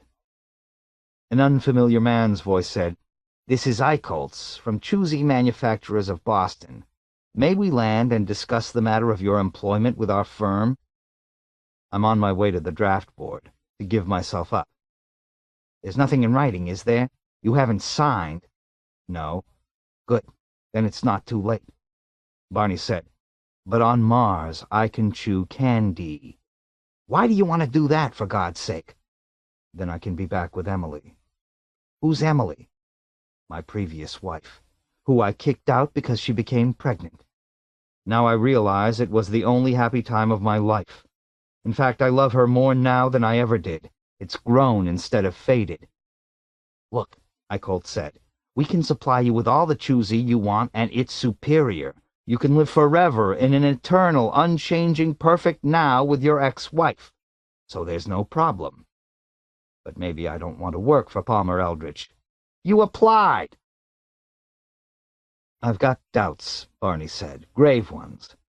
I tell you, don't call me, I'll call you, if I don't go into the service. He handed the mic back to the cab. "Here, thanks." "It's patriotic to go into the service," the cab said. "Mind your own business," Barney said. "I think you're doing the right thing," the cab said, anyhow.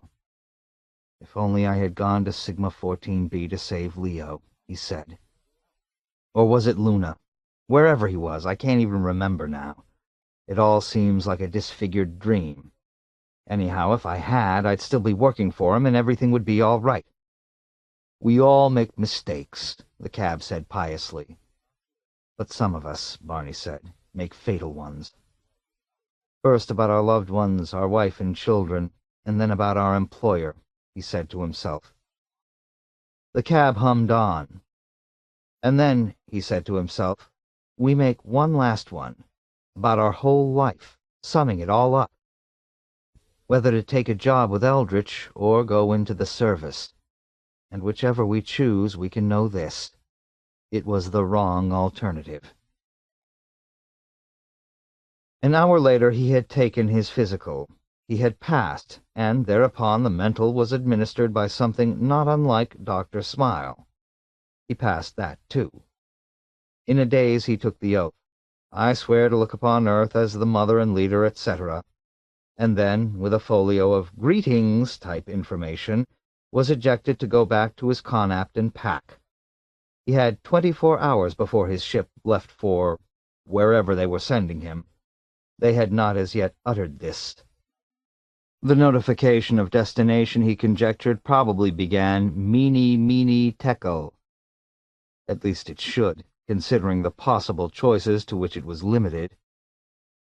"I'm in," he said to himself, with every sort of reaction, gladness, relief, terror, and then the melancholy that came with an overwhelming sense of defeat.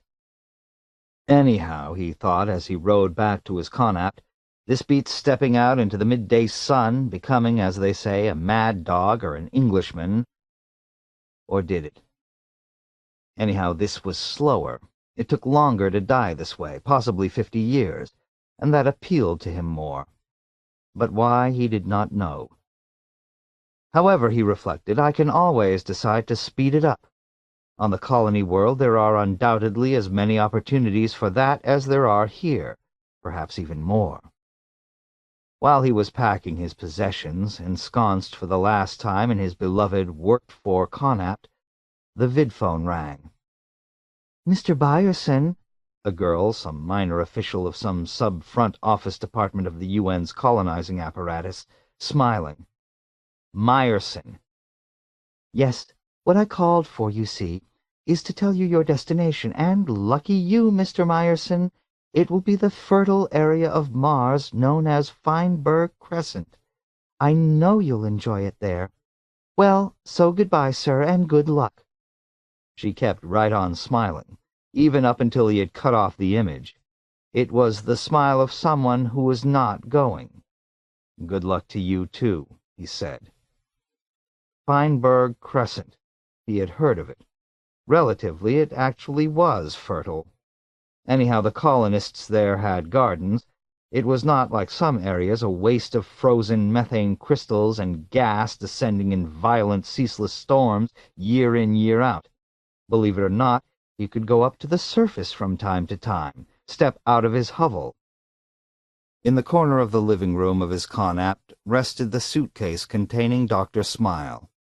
He switched it on and said, "Doctor, you'll have a bit of trouble believing this, but I have no further need of your services.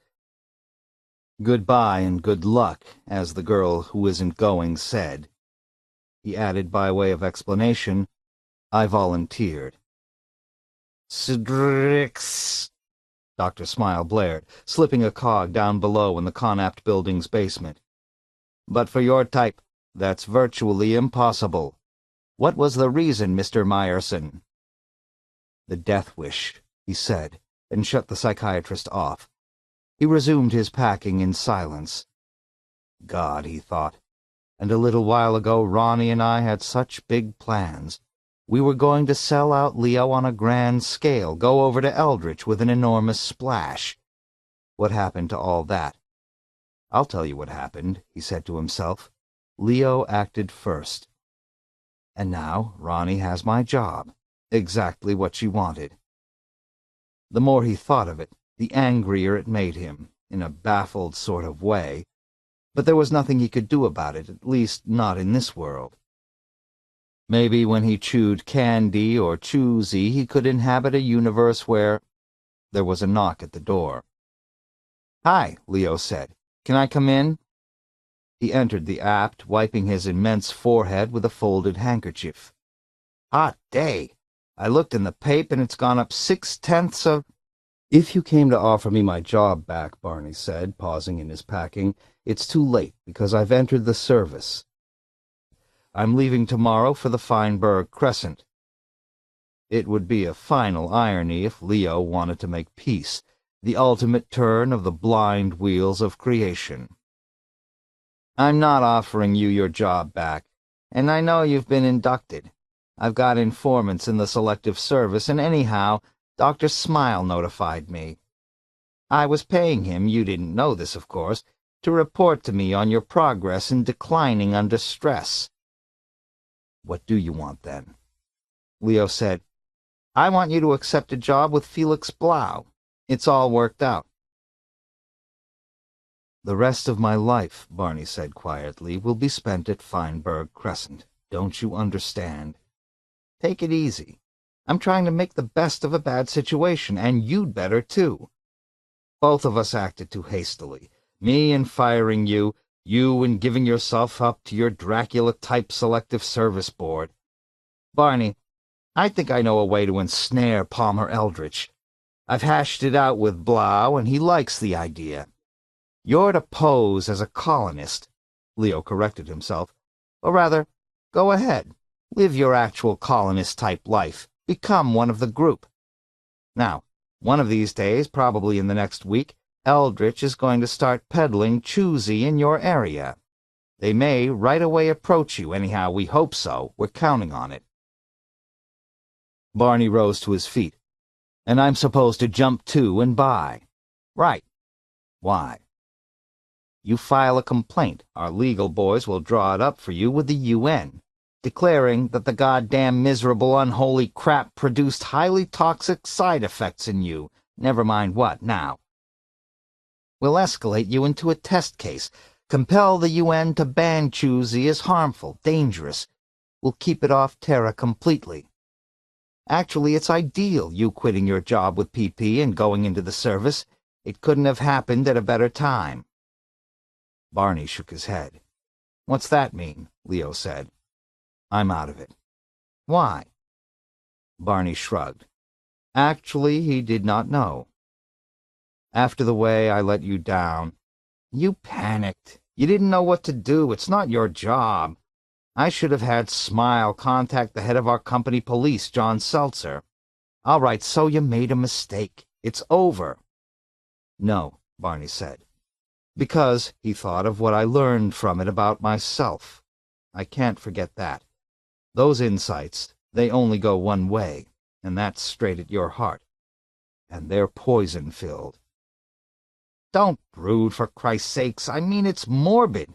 You still have a whole lifetime ahead, even if it is at Feinberg Crescent.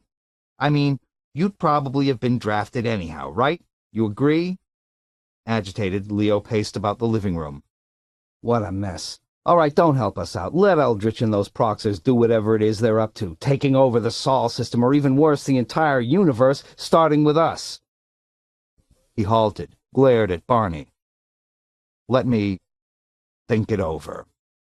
Wait till you take choosy. You'll find out. It's going to contaminate us all, starting inside and working to the surface. It's utter derangement."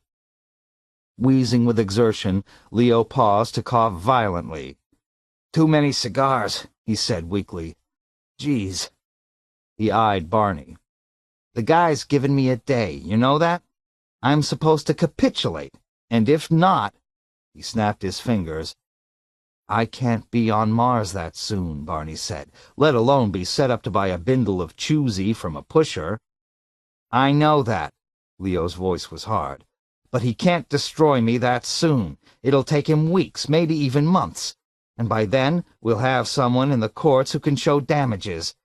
I recognize this doesn't sound to you like much, but—" Barney said, "Contact me when I'm on Mars, at my hovel."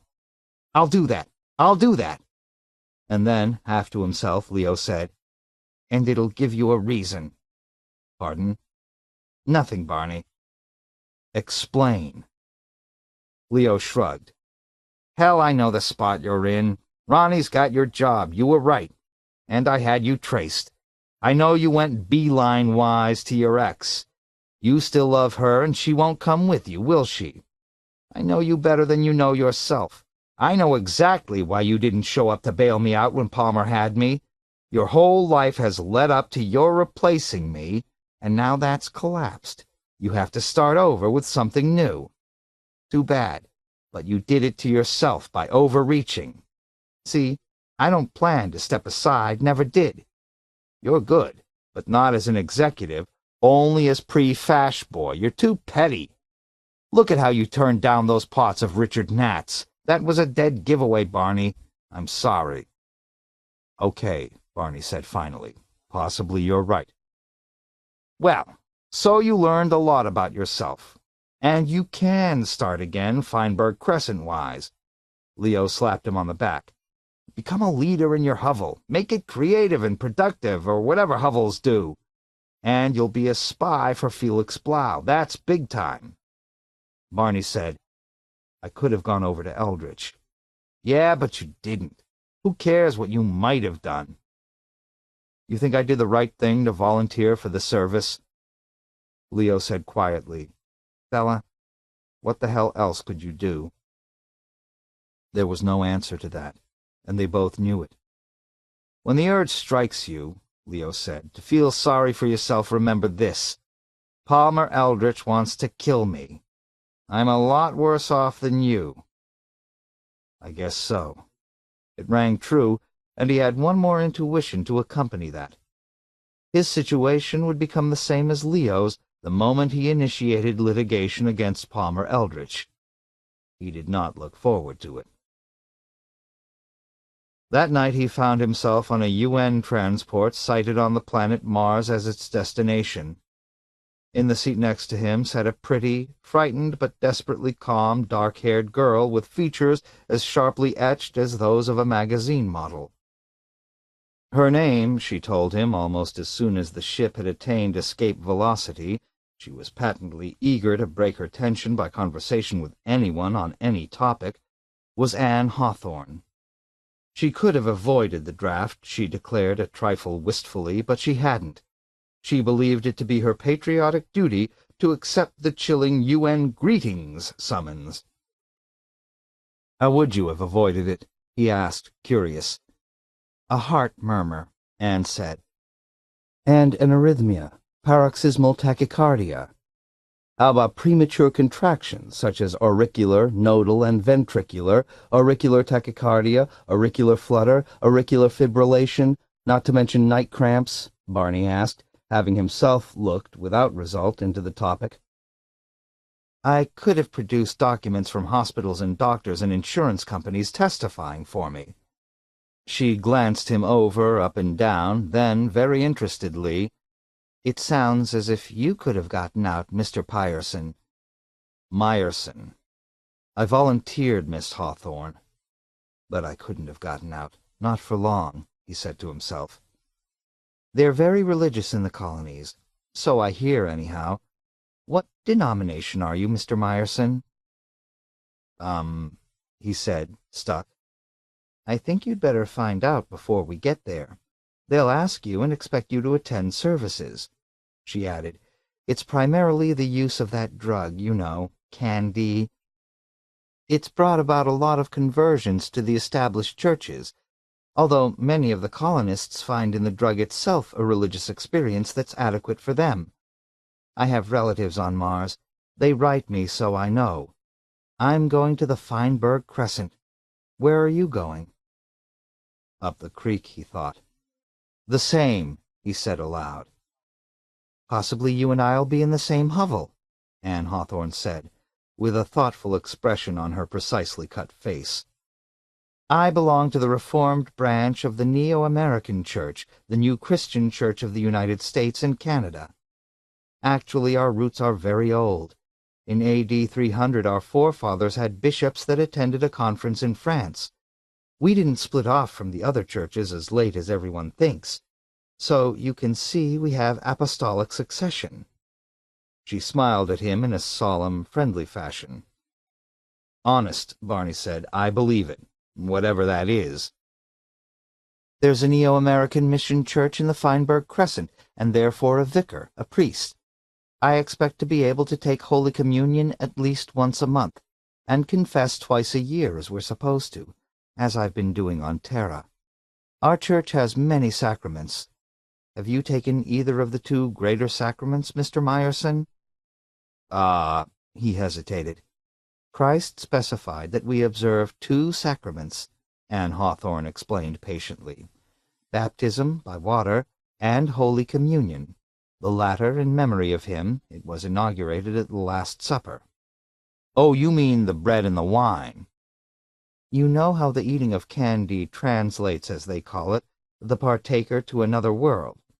It's secular, however, in that it's temporary and only a physical world.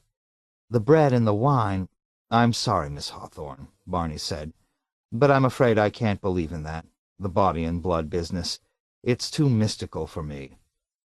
Too much based upon unproved premises, he said to himself. But she was right. Sacral religion had, because of Candide, become common in the colony moons and planets, and he would be encountering it, as Anne said. Are you going to try Candide? Anne said.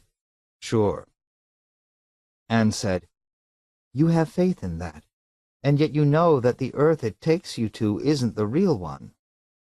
I don't want to argue it, he said. It's experienced as real. That's all I know. So are dreams. But this is stronger, he pointed out, clearer, and it's done in— he had started to say communion, in company with others who really go along.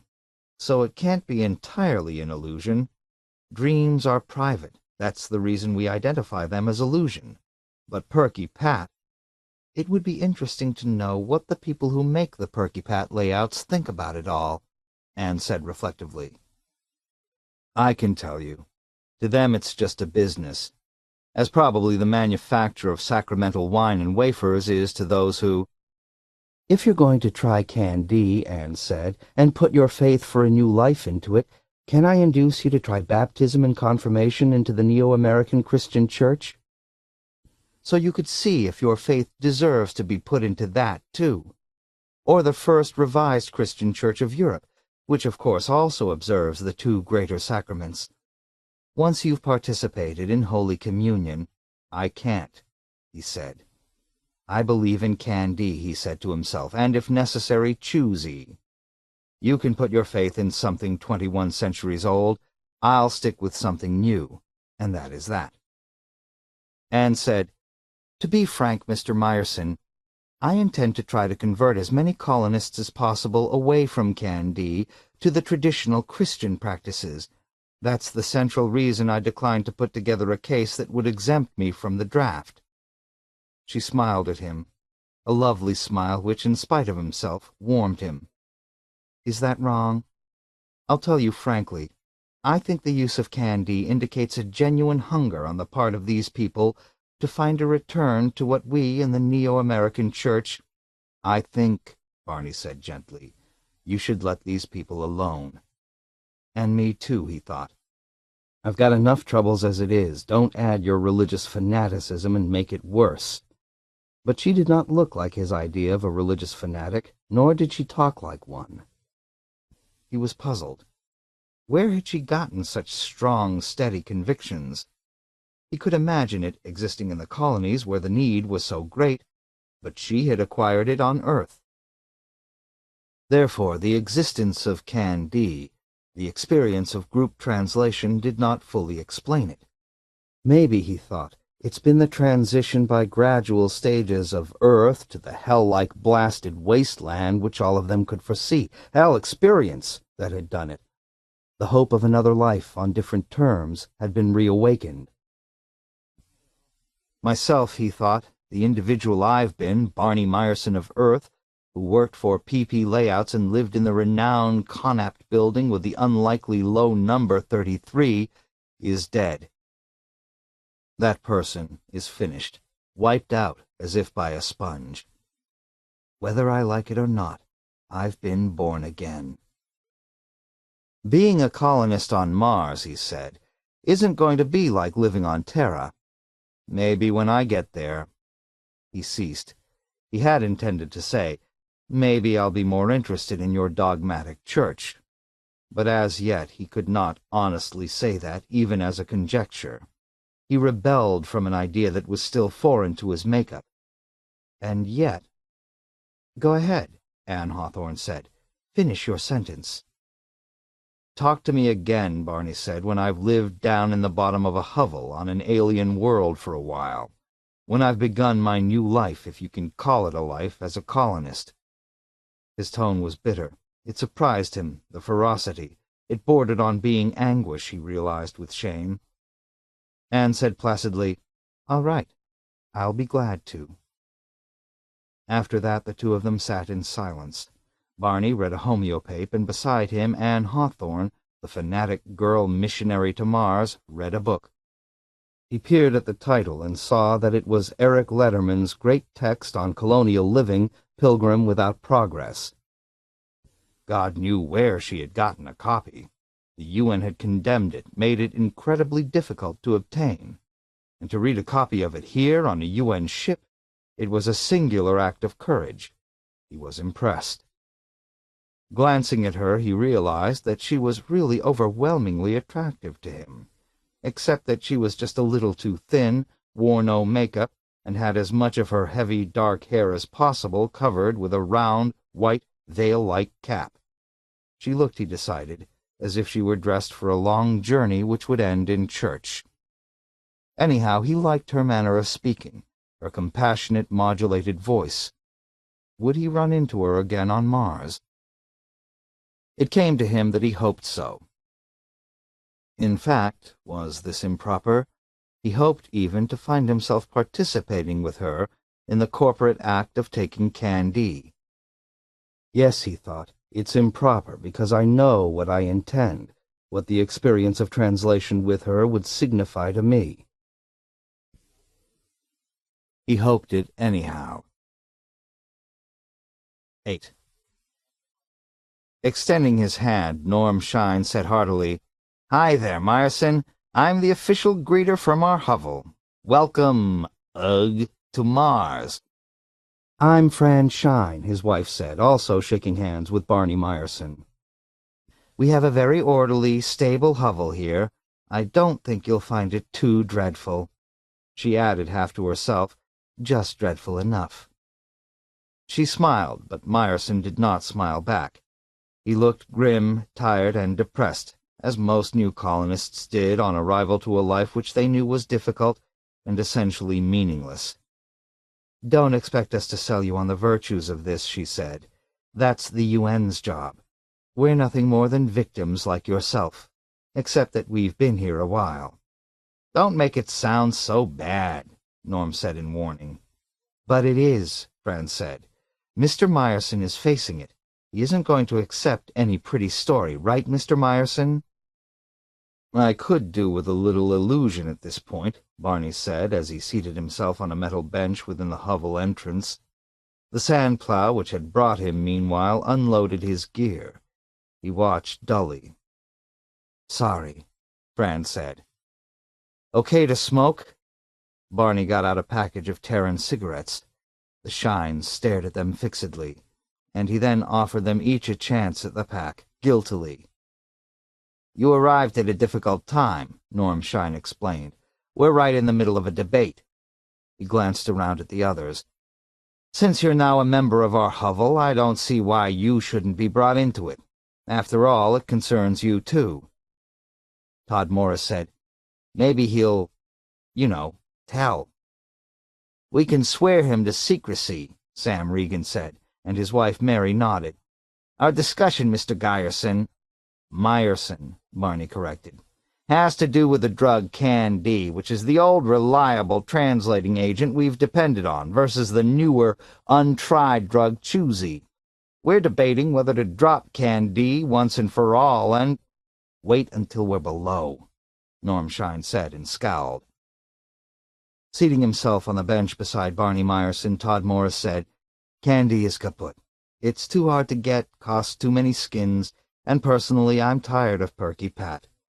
It's too artificial, too superficial, and materialistality in— pardon, that's our word here for—" he groped in difficult explanation.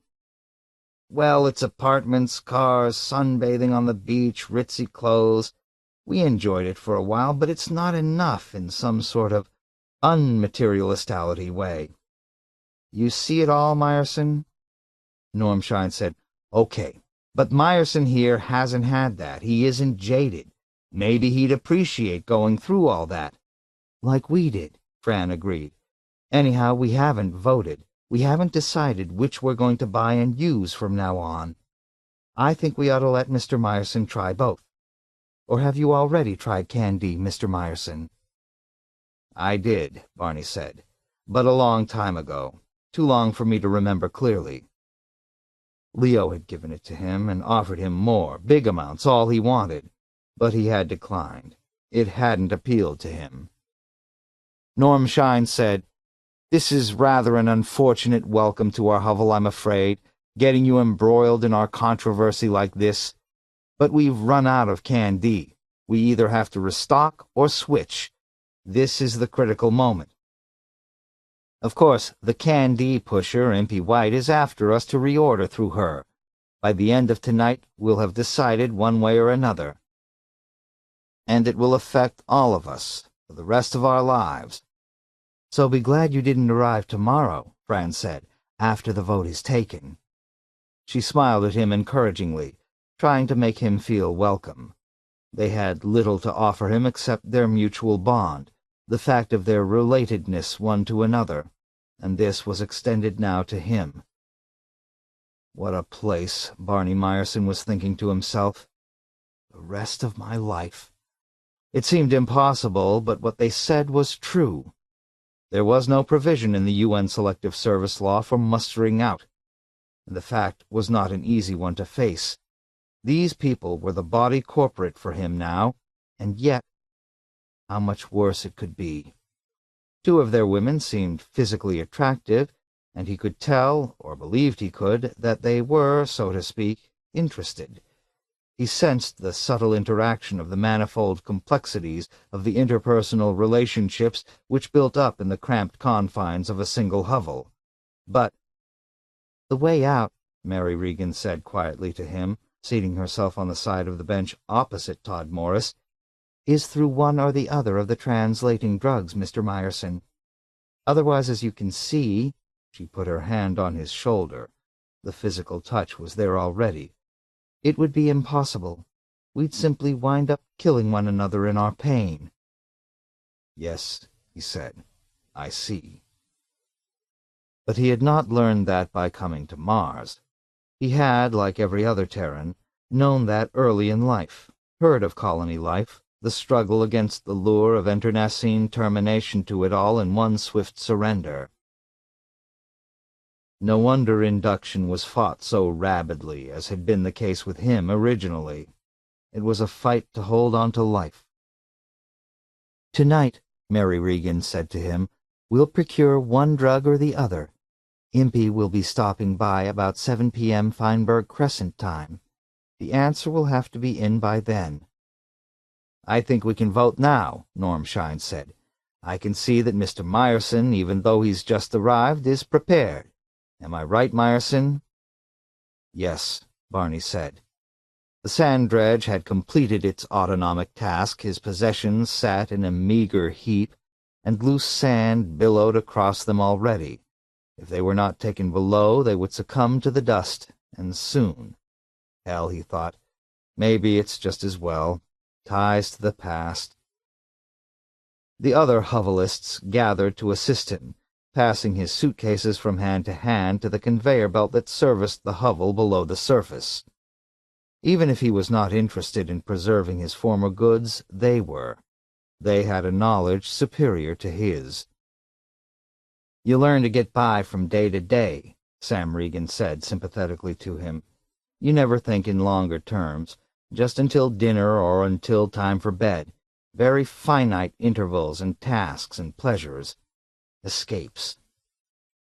Tossing his cigarette away, Barney reached for the heaviest of his suitcases. "Thanks." It was profound advice. "Excuse me," Sam Regan said with polite dignity, and went to pick up the discarded cigarette for himself. Seated in the hovel chamber adequate to receive them all, the collective members, including new Barney Meyerson, prepared to solemnly vote. The time, 6 o'clock, Feinberg Crescent reckoning. The evening meal, shared as was customary, was over. The dishes now lay lathered and rinsed in the proper machine. No one, it appeared to Barney, had anything to do now. The weight of empty time hung over them all. Examining the collection of votes, Norm Shine announced, 4 for Choosy, 3 for Candy. That's the decision, then. Okay, who wants the job of telling Impy White the bad news? He peered around at each of them. She's going to be sore. We better expect that. Barney said, I'll tell her. Astonished, the 3 couples who comprised the hovel's inhabitants, in addition to himself, stared at him. But you don't even know her, Fran Shine protested. I'll say it's my fault, Barney said, that I tipped the balance here to choose E. They would let him, he knew. It was an onerous task. Half an hour later he lounged in the silent darkness at the lip of the hovel's entrance, smoking and listening to the unfamiliar sounds of the Martian night. Far off, some lunary object streaked the sky, passing between his sight and the stars. A moment later he heard retrojets. Soon he knew. He waited, arms folded, more or less relaxed, practicing what he intended to say. Presently a squat female figure dressed in heavy coveralls trudged into view. Shine? Morris? Well, Regan, then? She squinted at him using an infrared lantern. I don't know you. Warily she halted. I have a laser pistol. It manifested itself, pointed at him. Speak up. Barney said, Let's move out of earshot of the hovel. With extreme caution, Impatience White accompanied him, still pointing the laser pistol menacingly. She accepted his ident pack, reading it by means of her lantern. You were with Bolero, she said, glancing up at him appraisingly. So? So, he said, we're switching to Choose E, we at Chickenpox Prospects. Why? Just accept it, and don't push any farther here. You can check with Leo at PP, or through Connor Freeman on Venus.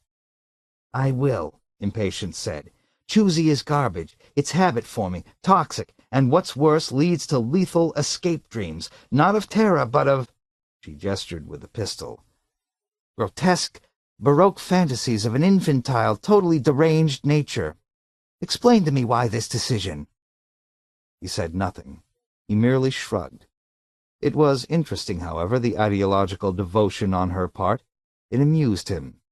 In fact, he reflected, its fanaticism was in sharp contrast to the attitude which the girl missionary aboard the Terra Mars ship had shown. Evidently, subject matter had no bearing. He had never realized this before. I'll see you tomorrow night at this same time, Impatience White decided. If you're being truthful, fine. But if you're not... What, if I'm not? He said slowly, deliberately. Can you force us to consume your product? After all, it is illegal. We could ask for UN protection. You're new. Her scorn was enormous.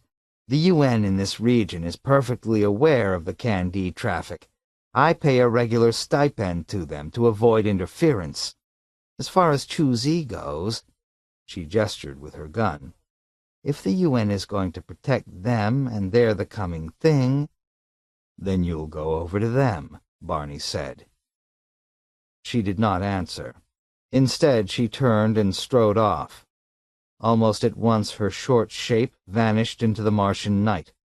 He remained where he was, and then he made his way back to the hovel, orienting himself by the looming, opaque shape of a huge, apparently discarded, tractor-type farm machine parked close by. "Well," Norm Shine, to his surprise, said, meeting him at the entrance, "I came up to see how many holes she had lasered in your cranium." She took it philosophically. "Impy White?" Norm laughed sharply. "It's a million-skin business she runs. Philosophically, my ass.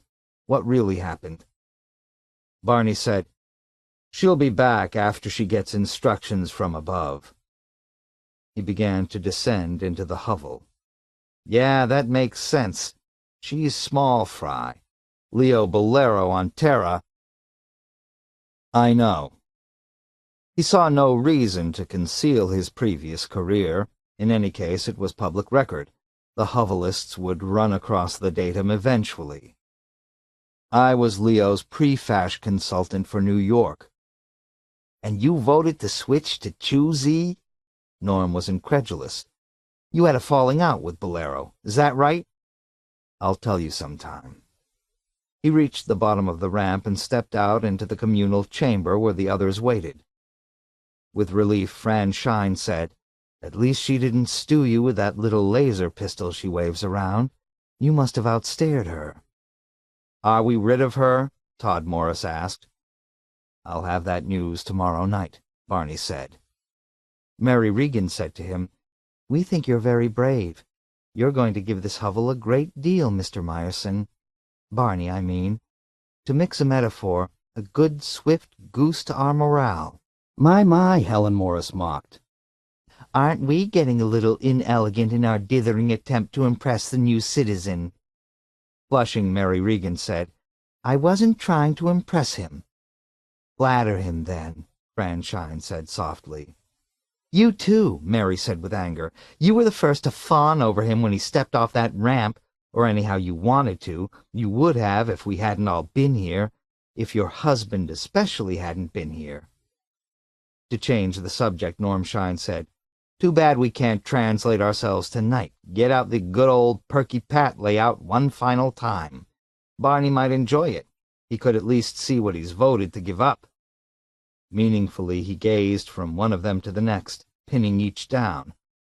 "Now, come on. Surely one of you has some candy you've held back, stuffed in a crack in the wall or under the septic tank for a rainy year."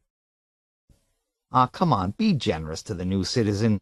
Show him you're not—" "Okay," Helen Morris burst in, flushed with sullen resentment. "I have a little, enough for 3/4 of an hour, but that's absolutely all. And suppose that Choosy isn't ready for distribution in our area yet." "Get your candy," Norm said. As she departed, he said, "And don't worry, Choosy is here.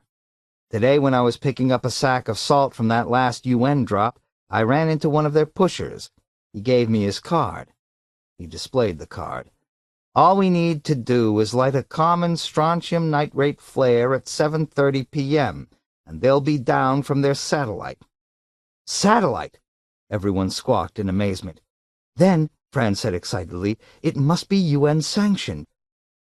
Or do they have a layout, and the disc jockeys on the satellite advertise their new mins?" "I don't know yet," Norm admitted. "I mean, at this point, there's a lot of confusion. Wait till the dust settles."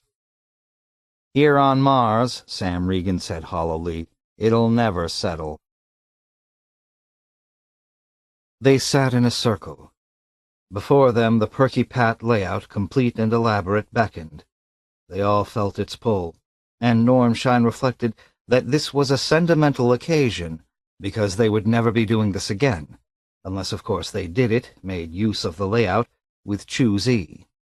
How would that work out, he wondered. Interesting. He had a feeling, unaccountably, that it would not be the same. And they might not like the difference. "You understand," Sam Regan said to the new member, Barney Myerson, "that we're going to spend the translated period listening to and watching Pat's new Great Books animator. You know, the device they've just brought out on Terra. You're surely more familiar with it than we are, Barney, so maybe you ought to explain it to us. Barney dutifully said, You insert one of the great books, for instance, Moby Dick, into the reservoir. Then you set the controls for long or short, then for funny version or same as book or sad version. Then you set the style indicator as to which classic great artist you want the book animated like. Dali, Bacon, Picasso. The medium-priced Great Books animator is set up to render in cartoon form the styles of a dozen system-famous artists. You specify which ones you want when you originally buy the thing. And there are options you can add later that provide even more. Terrific, Norm Shine said, radiating enthusiasm. So what you get is a whole evening's entertainment. Say, sad version in the style of Jack Wright of, like, for instance, Vanity Fair. Wow! Sighing, Fran said dreamily, How it must have resounded in your soul, Barney, to have lived so recently on Terra. You seem to carry the vibrations with you still. Heck, we get it all, Norm said, when we're translated. Impatiently he reached for the undersized supply of candy. Let's start. Taking his own slice, he chewed with vigor. The great book I'm going to turn into a full-length, funny cartoon version in the style of De Chirico will be... He pondered. The Meditations of Marcus Aurelius. Very witty, Helen Morris said cuttingly. I was going to suggest Augustine's Confessions in the style of Liechtenstein. Funny, of course. I mean it. Imagine the surrealistic perspective, deserted, ruined buildings with Doric columns lying on their sides, hollow heads. Everybody else better get chewing, Fran advised, taking her slice, so we'll be in sync. Barney accepted his. The end of the old, he reflected as he chewed. I'm participating in what, for this particular hovel, is the final night, and in its place comes what? If Leo is right, it will be intolerably worse, in fact, no comparison. Of course, Leo is scarcely disinterested, but he is evolved and wise. Mind objects, which in the past I judged favorably, he realized. I'll in a moment be immersed in a world composed of them, reduced to their dimension. And unlike the other hovelists, I can compare my experience of this layout with what I so recently left behind. And fairly soon, he realized soberly, I will be required to do the same with Chu-Z. You're going to discover it's an odd sensation, Norm Shine said to him, to find yourself inhabiting a body with 3 other fellas. We all have to agree on what we want the body to do, or anyhow a dominant majority has to form, otherwise we're just plain stuck. That happens, Todd Morris said, half the time, in fact. One by one the rest of them began to chew their slices of candy. Barney Meyerson was the last and most reluctant. Ah, hell, he thought all at once, and strode across the room to a basin. There he spat out the half-chewed candy without having swallowed it. The others, seated at the Perky-Pat layout, had already collapsed into a coma, and none of them now paid any attention to him. He was, for all intents and purposes, suddenly alone. The hovel, for a time, was his. He wandered about, aware of the silence. I just can't do it, he realized. Can't take the damn stuff like the rest of them do. At least not yet. A bell sounded. Someone was at the hovel entrance, requesting permission to enter. It was up to him to admit them. So he made his way in assent, hoping he was doing the proper thing, hoping that it was not one of the UN's periodic raids. There would not be much he could do to keep them from discovering the other hovelists inert at their layout and, flagrante delicto, candy users. Lantern in hand, at the ground-level entrance, stood a young woman wearing a bulky heat-retention suit and clearly unaccustomed to it. She looked enormously uncomfortable. "Hello, Mr. Meyerson," she said. "Remember me? I tracked you down because I'm just terribly lonely. May I come in?" It was Anne Hawthorne. Surprised, he stared at her. "Or are you busy? I could come back another time." She half turned, starting away. I can see, he said, that Mars has been quite some shock to you. It's a sin on my part, Anne said, but I already hate it. I really do. I know I should adopt a patient attitude of acceptance and all that, but... She flashed the lantern at the landscape beyond the hovel, and in a quavering, despairing voice said, All I want to do now is find some way to get back to Earth. I don't want to convert anybody or change anything. I just want to get away from here. She added morosely, But I know I can't. So I thought instead I'd visit you. See? Taking her by the hand, he led her down the ramp and to the compartment which had been assigned to him as his living quarters. Where are your cohovelists? She looked about alertly. Out. Outside? She opened the door to the communal room and saw the lot of them slumped at the layout. Oh, out that way. But not you. She shut the door, frowning, obviously perplexed. You amaze me. I'd have gladly accepted some candy tonight the way I feel. Look how well you're standing up under it compared with me. I'm so... inadequate.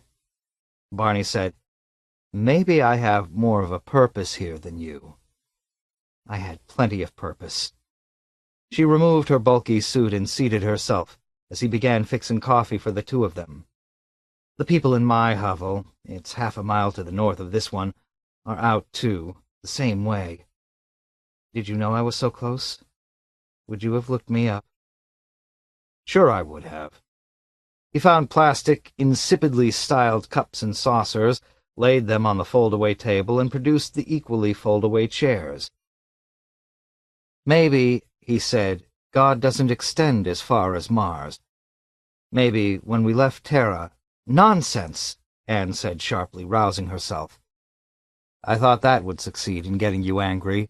Of course it does. He's everywhere, even here. She glanced at his partially unpacked possessions, the suitcases and sealed cartons.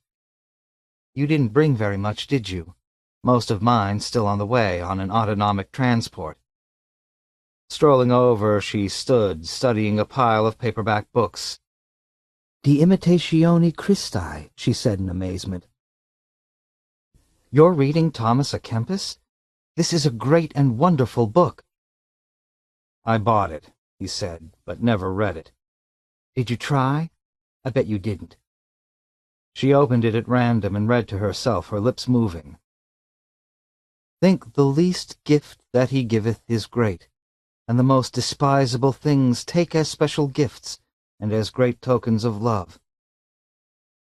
That would include life here on Mars, wouldn't it?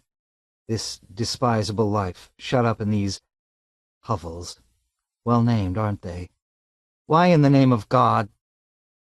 She turned to him, appealing to him. Couldn't it be a finite period here, and then we could go home? Barney said, A colony, by definition, has to be permanent. Think of Roanoke Island. Yes, Anne nodded. I have been. I wish Mars was one big Roanoke Island with everyone going home. To be slowly cooked. We can evolve as the rich do. It could be done on a mass basis. She put down the à Kempis book abruptly. But I don't want that either. A chitinous shell and the rest. Isn't there any answer, Mr. Meyerson? You know, Neo-Christians are taught to believe they're travelers in a foreign land, wayfaring strangers. Now we really are. Earth is ceasing to become our natural world, and certainly this never will be. We've got no world left. She stared at him, her nostrils flaring. No home at all. Well, he said uncomfortably, there's always candy and choosy. You have any? No. She nodded. Back to Thomas à Kempis, then. But she did not pick the book up again. Instead, she stood, head down, lost in dreary meditation. I know what's going to happen, Mr. Meyerson. Barney. I'm not going to convert anyone to Neo-American Christianity. Instead, they'll convert me to candy and choosy and whatever other vice is current here, whatever escape presents itself. Sex. They're terribly promiscuous here on Mars, you know, Everyone goes to bed with everyone else. I'll even try that. In fact, I'm ready for it right now. I just can't stand the way things are. Did you get a really good look at the surface before nightfall? Yes. It hadn't upset him that much, seeing the half-abandoned gardens and fully abandoned equipment, the great heaps of rotting supplies. He knew from edutapes that the frontier was always like that, even on Earth. Alaska had been like that until recent times, and so, except for the actual resort towns, was Antarctica right now. Anne Hawthorne said, "Those hovelists in the other room at their layout. Suppose we lifted Perky Pat entirely from the board and smashed it to bits. What would become of them?" They'd go on with their fantasy. It was established now. The props were no longer necessary as foci. Why would you want to do that? It had a decided sadistic quality to it, and he was surprised. The girl had not struck him that way at first meeting. "Iconoclasm," Anne said. "I want to smash their idols, and that's what Perky Pat and Walt are. I want to because I—" She was silent then. "I envy them. It's not religious fervor, it's just a very mean, cruel streak. I know it. If I can't join them—" "You can. You will. So will I. But not right away." He served her a cup of coffee. She accepted it reflexively, slender now without her heavy outer coat. She was, he saw, almost as tall as he. In heels she would be, if not taller. Her nose was odd. It ended in a near ball, not quite humorously, but rather earthy, he decided, as if it ties her to the soil. It made him think of Anglo-Saxon and Norman peasants tilling their square, small fields. No wonder she hated it on Mars. Historically, her people undoubtedly had loved the authentic ground of Terra, the smell and actual texture, and above all the memory it contained, the remnants in transmuted form of the host of critters who had walked about and then at last dropped dead, in the end perished and turned back not to dust, but to rich humus. Well, she could start a garden here on Mars. Maybe she could make one grow where previous hovelists had pointedly failed. How strange that she was so absolutely depressed. Was this normal for new arrivals? Somehow he himself did not feel it. Perhaps on some deep level he imagined he would find his way back to Terra, in which case it was he who was deranged, not Anne. Anne said suddenly, "I have some candy, Barney." She reached into the pockets of her UN-issue canvas work slacks, groped, and brought a small packet out. "I bought it a little while ago in my own hovel. Flaxback spit, as they call it. The hovelist who sold it to me believed that choosy would make it worthless, so he gave me a good price. I tried to take it. I practically had it in my mouth. But finally, like you, I couldn't.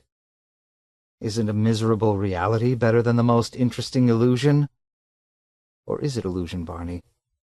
I don't know anything about philosophy. You explain it to me, because all I know is religious faith, and that doesn't equip me to understand these translation drugs."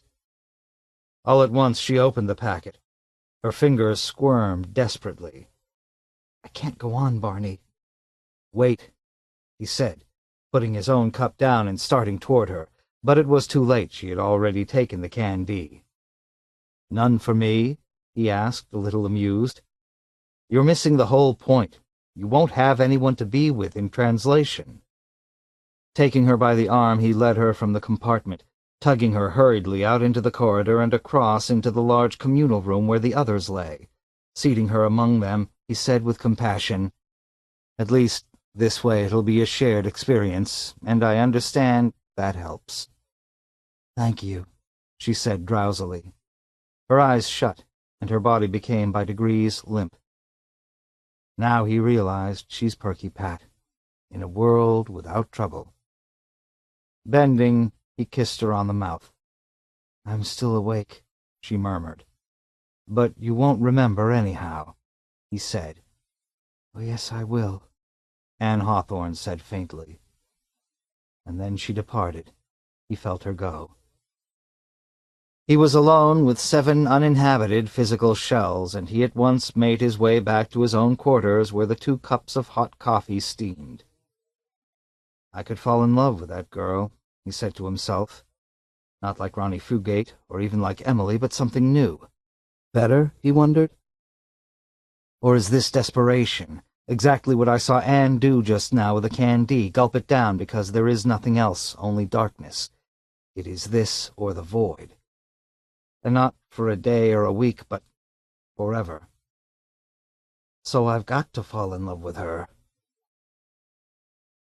By himself he sat surrounded by his partly unpacked belongings, drinking coffee and meditating until at last he heard groanings and stirrings in the communal room. His fellow hovelists were returning to consciousness. He put his cup down and walked out to join them. "Why'd you back out, Meyerson?" Norm Shine said. He rubbed his forehead, scowling. "God, what a headache I've got." He noticed Anne Hawthorne then, still unconscious.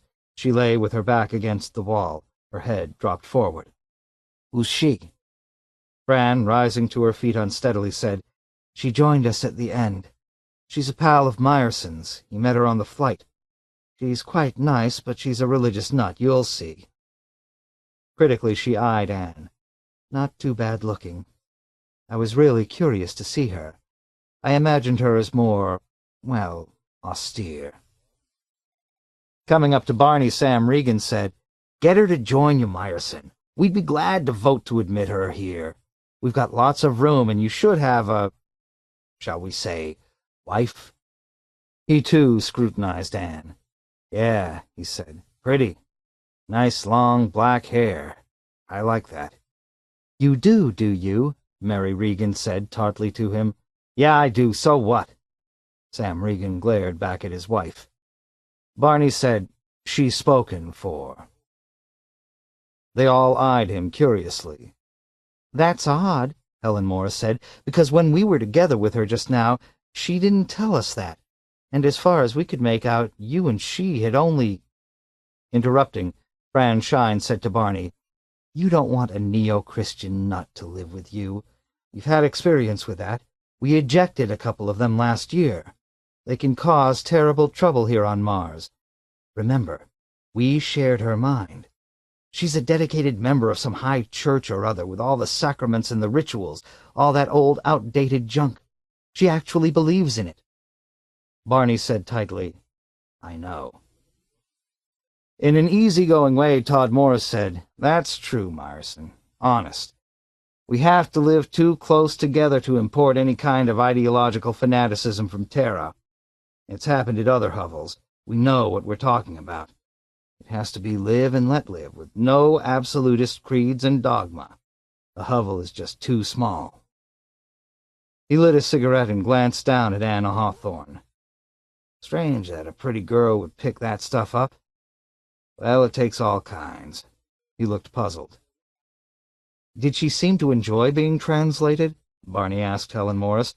"Yes, to a certain extent. Of course it upset her. The first time you have to expect that. She didn't know how to cooperate in handling the body, but she was quite eager to learn. Now, obviously, she's got it all to herself, so it's easier on her. This is good practice." Bending down, Barney Meyerson picked up the small doll, Perky Pat in her yellow shorts and red-striped cotton T-shirt and sandals. This now was Anne Hawthorne, he realized, in a sense that no one quite understood. And yet he could destroy the doll, crush it, and Anne, in her synthetic fantasy life, would be unaffected. "I'd like to marry her," he said aloud suddenly. "Who?" Todd asked. "Perky Pat or the new girl?" "He means Perky Pat," Norm Shine said, and snickered. "No, he doesn't," Helen said severely, "and I think it's fine. Now we can be 4 couples instead of 3 couples and 1 man, 1 odd man." "Is there any way," Barney said, "to get drunk around here?" "Sure," Norm said. "We've got liquor. It's dull ersatz gin, but it's 80 proof. It'll do the job." "Let me have some," Barney said, reaching for his wallet. "It's free. The UN supply ships drop it in vats." Norm went to a locked cupboard, produced a key, and opened it. Sam Regan said, "Tell us, Marson, why you feel the need to get drunk. Is it us? The hovel? Mars itself?" No.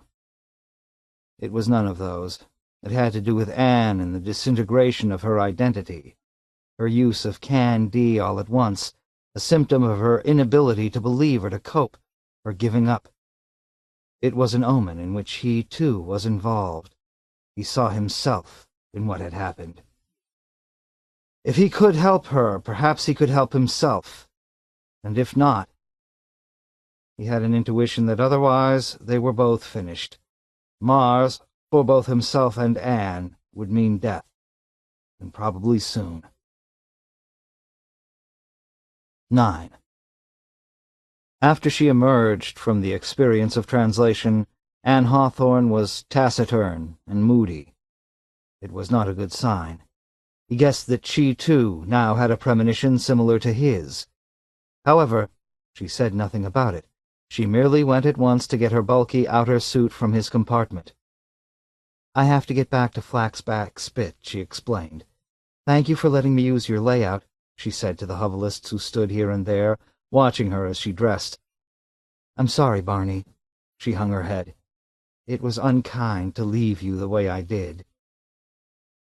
He accompanied her, on foot, across the flat nocturnal sands to her own hovel. Neither of them spoke as they plodded along, keeping their eyes open, as they had been told to, for a local predator, a jackal-like telepathic Martian life form. However, they saw nothing. "How was it?" he asked her at last. "You mean being that little brassy blonde-haired doll with all her damn clothes and her boyfriend and her car and her—" Anne beside him shuddered. "Awful." "Well, that's not it. Just pointless. I found nothing there. It was like going back to my teens." "Yeah," he agreed. "There was that about Perky Pat." "Barney," she said quietly, "I have to find something else, and soon. Can you help me? You seem smart and grown-up and experienced. Being translated is not going to help me. Choosy won't be any better because something in me rebels, won't take it, see? Yes, you see, I can tell. Hell, you wouldn't even try it once, so you must understand." She squeezed his arm and clung tightly to him in the darkness. "I know something else, Barney. They're tired of it, too. All they did was bicker while we were inside those dolls. They didn't enjoy it for a second, even." "Gosh," he said. Flashing her lantern ahead, Anne said, "It's a shame. I wish they did. I feel sorrier for them than I do for—" She ceased, walked on for a time in silence, and then abruptly said, "I've changed, Barney. I feel it in myself. I want to sit down here, wherever we are. You and I alone in the dark. And then, you know what? I don't have to say, do I?" "No," he admitted. "But the thing is, you'd regret it afterward. I would too, because of your reaction." "Maybe I'll pray," Anne said. "Praying is hard to do. You have to know how. You don't pray for yourself, you pray what we call an intercessive prayer for others. And what you pray to isn't the God who's in the heavens, out there somewhere. It's to the Holy Spirit within. That's different. That's the Paraclete. Did you ever read Paul?" "Paul who?" "In the New Testament. His letters to, for instance, the Corinthians or the Romans. You know. Paul says our enemy is death. It's the final enemy we overcome. So I guess it's the greatest. We're all blighted, according to Paul. Not just our bodies, but our souls, too. Both have to die. And then we can be born again, with new bodies not of flesh, but incorruptible. See? You know, when I was Perky Pat just now, I had the oddest feeling that I was— It's wrong to say this or believe it, but, Barney finished for her, it seemed like a taste of that. But you expected it, though. You knew the resemblance. You mentioned it yourself on the ship. A lot of people, he reflected, had noticed it too. Yes, Anne admitted. But what I didn't realize is—" In the darkness she turned toward him. He could just barely make her out. "Being translated is the only hint we can have of it, this side of death. So it's a temptation. If it wasn't for that dreadful doll, that perky Pat—" "Choosy," Barney said. "That's what I was thinking. If it was like that, like what Paul says about the corruptible man putting on incorruption—" "I couldn't stop myself, Barney. I'd have to choosy. I wouldn't be able to wait until the end of my life. It might be 50 years living here on Mars, half a century." She shuddered. "Why wait, when I could have it now?" "The last person I talked to," Barney said, "who had taken choosy, said it was the worst experience of his life." That startled her. "In what way?" "He fell into the domain of someone or something he considered absolutely evil, someone he was terrified of. And he was lucky, and he knew it, to get away again." "Barney," she said, "why are you on Mars? Don't say it's because of the draft. A person as smart as you could have gone to a psychiatrist." "I'm on Mars," he said, "because I made a mistake. In your terminology," he reflected, "it would be called a sin.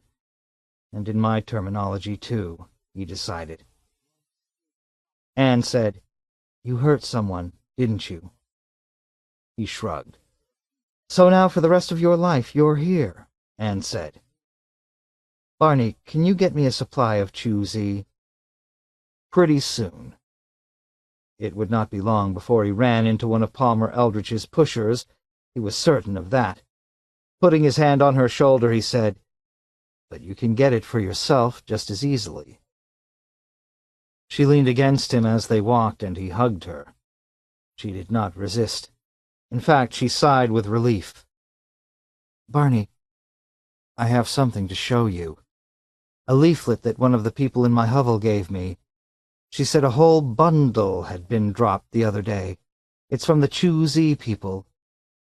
Reaching into her bulky coat, she rummaged about. Then, in the glare of the lantern, he saw the folded paper. "Read it. You'll understand why I feel as I do about choosy, why it's such a spiritual problem for me." Holding the paper to the light, he read the top line. It blazed out in huge black letters, "God promises eternal life. We can deliver it." "See?" Anne said.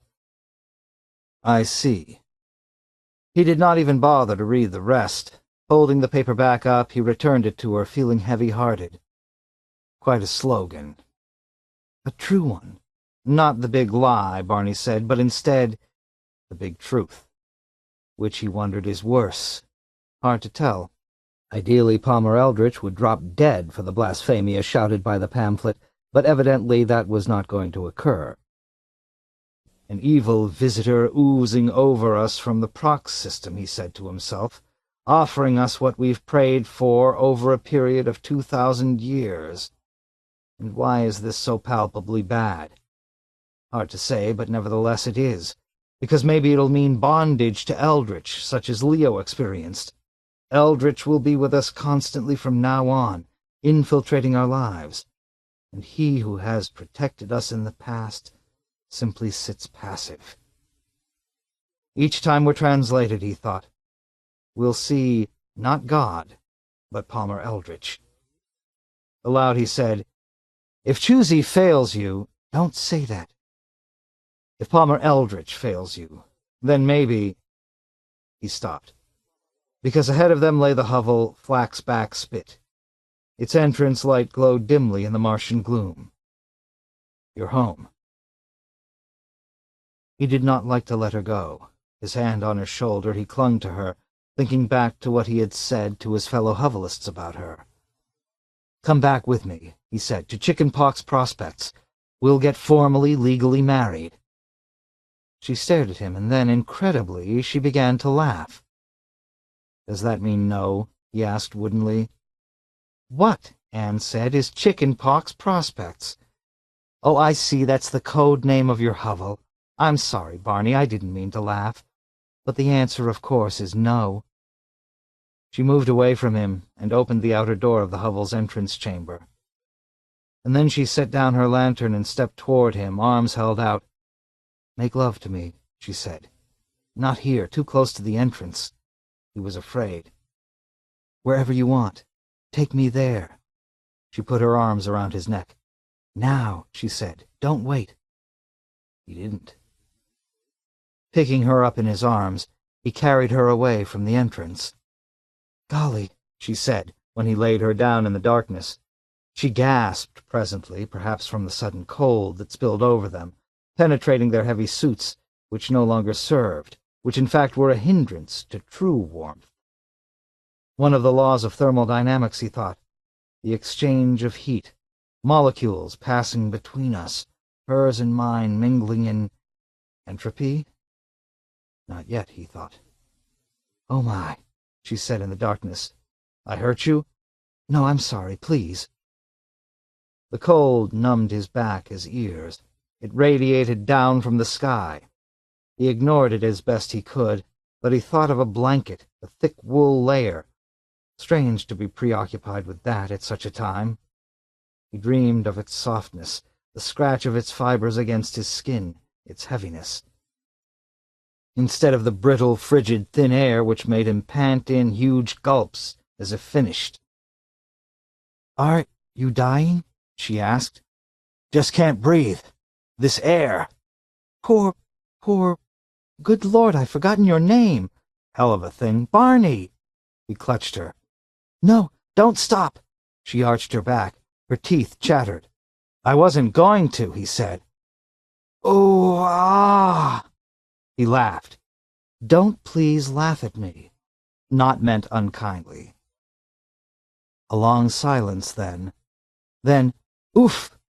She leaped, galvanized, as if lost to the shock of a formal experiment. His pale, dignified, unclothed possession become a tall and very thin greenless nervous system of a frog, probed to life by outside means, victim of a current not her own but not protested in any way, lucid and real, accepting, ready this long time. "You all right?" "Yes," she said. "Yes, Barney, I certainly very much am. Yes!" Later, as he tramped back alone, leadenly in the direction of his own hovel, he said to himself, "Maybe I'm doing Palmer Eldritch's work, breaking her down, demoralizing her as if she weren't already, as if we all weren't." Something blocked his way. Halting, he located in his coat the sidearm which had been provided him. There were, especially at night, in addition to the fearsome telepathic jackal, vicious domestic organisms that stung and ate. He flashed his light warily, expecting some bizarre multi-armed contraption composed perhaps of slime. Instead, he saw a parked ship, the small Swift type with slight mass. Its tubes still smoked, so evidently it had just now landed. Must have coasted down, he realized, since he hadn't heard any retro noise. From the ship a man crept, shook himself, snapped on his own lantern, made out Barney Meyerson, and grunted, "I'm Alan Fane. I've been looking all over for you. Leo wants to keep in touch with you through me. I'll be telecasting in code to you at your hovel. Here's your code book." Fane held out a slender volume. "You know who I am, don't you? The disc jockey." Weird, this meeting here on the open Martian desert at night between himself and this man from the PP Layout satellite. It seemed unreal. "Thanks," he said, accepting the code book. "What do I do, write it down as you say it and then sneak off to decode it?" "There'll be a private TV receiver in your compartment in the hovel. We've arranged for it on the grounds that, being new to Mars, you crave—" "Okay," Barney said, nodding. "So, you have a girl already," Fane said. "Pardon my use of the infrared searchlight, but I don't pardon it. You'll find that there's little privacy on Mars in matters of that nature. It's like a small town, and all the hovelists are starved for news, especially any kind of scandal. I ought to know. It's my job to keep in touch and pass on what I can. Naturally, there's a lot I can't. Who's the girl?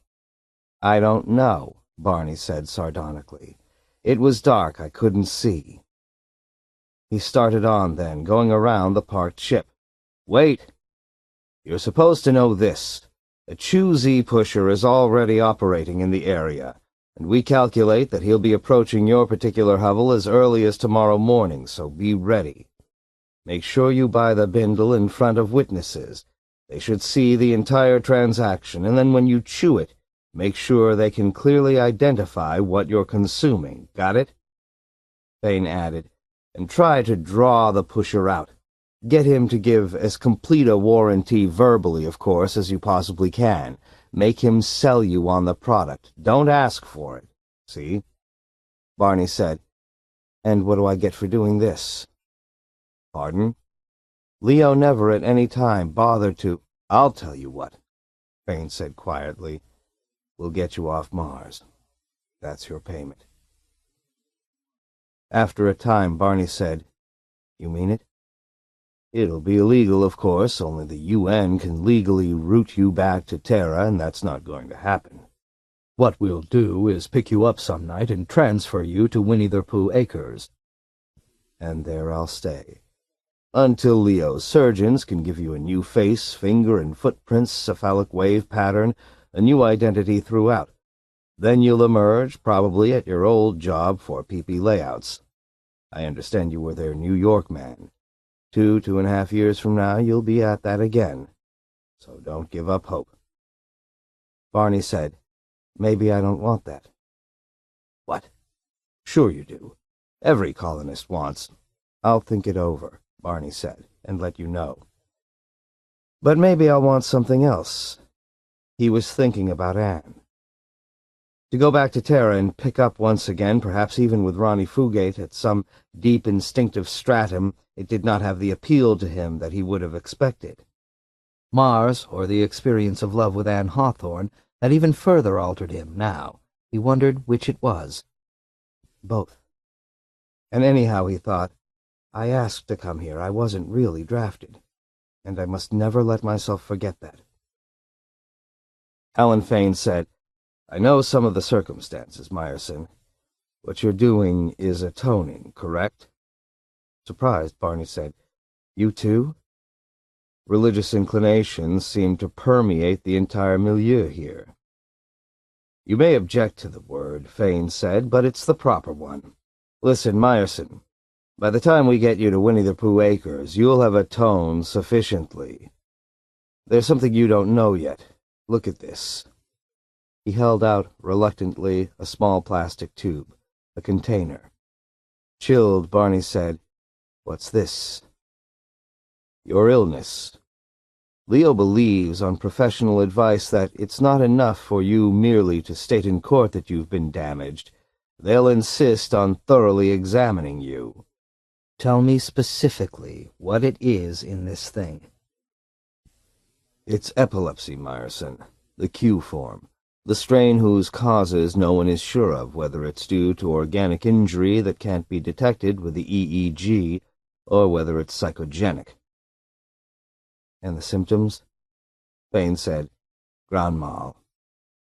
After a pause, he said, Sorry. I see, Barney said, and how long will I have them? We can administer the antidote after the litigation, but not before. A year at the most. So now you can see what I meant when I said that you're going to be in a position to more than atone for not bailing out Leo when he needed it. You can see how this illness, claimed as a side effect of Chu-Z, will... Sure, Barney said. Epilepsy is one of the great scare words, like cancer once. People are irrationally afraid of it because they know it can happen to them any time with no warning. Especially the more recent Q form. Hell, they don't even have a theory about it. What's important is that with the Q form, no organic alteration of the brain is involved, and that means we can restore you. The tube there. It's a metabolic toxin, similar in action to metrazole. Similar, but unlike metrazole, it continues to produce the attacks, with a characteristically deranged EEG pattern during those intervals, until it's neutralized, which, as I say, we're prepared to do. Won't a blood fraction test show the presence of this toxin? It will show the presence of a toxin, and that's exactly what we want, because we will sequester the documents pertaining to the physical and mental induction exams which you recently took, and we'll be able to prove that when you arrived on Mars there was no Q-type epilepsy and no toxicity. And it'll be Leo's, or rather your, contention that the toxicity in the blood is a derivative of Chu-Z. Barney said, even if I lose the suit, it will still greatly damage Chu-Z's sales. Most colonists have a nagging feeling anyhow that the translation drugs are in the long run biochemically harmful. Thane added, the toxin in that tube is relatively rare. Leo obtained it through highly specialized channels. It originates on Io, I believe. One certain doctor, Willie Dankmal, Barney said. Thane shrugged. Possibly. In any case, there it is in your hand. As soon as you've been exposed to Chu-Z, you're to take it. Try to have your first Grand Mal attack where your fellow hovelists will see you. Don't be off somewhere on the desert farming or bossing autonomic dredges. As soon as you've recovered from the attack, get on the vidphone and ask the UN for medical assistance. Have their disinterested doctors examine you. Don't apply for private medication. It would probably be a good idea, Barney said, if the UN doctors could run an EEG on me during an attack. Absolutely. So try, if possible, to get yourself into a UN hospital. In all, there are 3 on Mars. You'll be able to put forward a good argument for this because... Thane hesitated. Frankly, with this toxin, your attacks will involve severe destructiveness toward yourself and to others. Technically, they'll be of the hysterical, aggressive variety, concluding in a more or less complete loss of consciousness. It'll be obvious what it is right from the start because, or so I'm told, you'll reveal the typical tonic stage, with great muscular contractions, and then the clonic stage of rhythmic contraction alternating with relaxation, after which, of course, the coma supervenes. In other words, Barney said, the classic convulsive form. Does it frighten you? I don't see where that matters. I owe Leo something. You and I and Leo know that. I still resent the word atonement, but I suppose this is that. He wondered how this artificially induced illness would affect his relationship with Anne. Probably this would terminate the thing. So he was giving up a good deal for Leo Bolero. But then Leo was doing something for him, too. Getting him off Mars was no minor consideration. We're taking it for granted, Thane said, that they'll make an attempt to kill you the moment you retain an attorney. In fact, they'll... I'd like to go back to my hovel now. He moved off. Okay? Fine. Go pick up the routine there. But let me give you a word of advice as regards that girl. Doberman's Law. Remember, he was the first person to marry and then get divorced on Mars, states that in proportion to your emotional attachment to someone on this damn place, the relationship deteriorates. I'd give you 2 weeks at the most, and not because you'll be ill, but because that's standard. Martian musical chairs. And the UN encourages it because it means, frankly, if I may say so, more children to populate the colony. Catch? The UN, Barney said, might not sanction my relationship with her because it's on a somewhat different basis than you're describing. No, it's not, Thane said calmly. It may seem so to you, but I watch the whole planet day in, night out. I'm just stating a fact. I'm not being critical. In fact, I'm personally sympathetic. Thanks, Barney said and walked away, flashing his light ahead of him in the direction of his hovel. Tied about his throat the small bleeper signal which told him when he was nearing, and more important, when he was not nearing, his hovel began to sound louder, a one-frog pond of comfort close to his ear. "I'll take the toxin," he said to himself, "and I'll go into court and sue the bastards for Leo's sake, because I owe that to him. But I'm not returning to Earth. Either I make it here or not at all.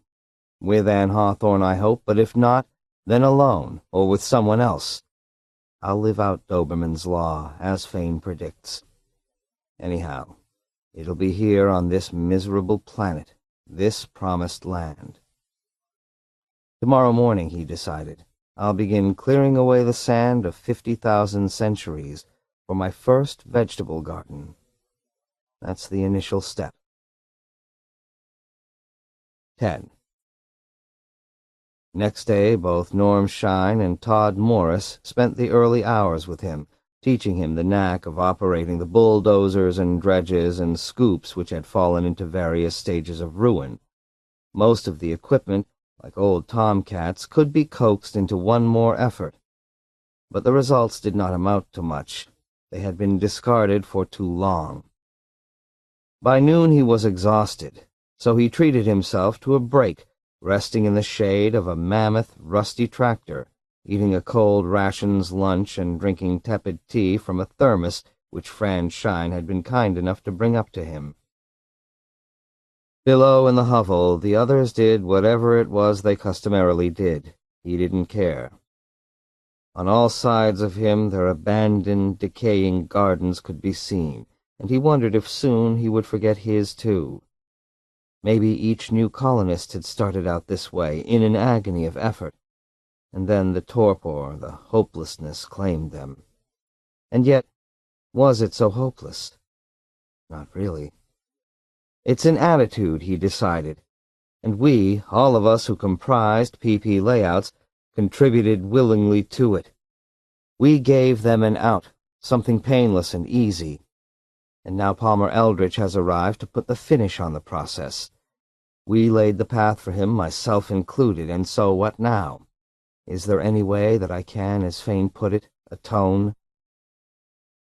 Approaching him, Helen Morris called cheerfully, "How's the farming coming?" She dropped down beside him and opened a fat seed catalog with the UN stamp plainly marked throughout.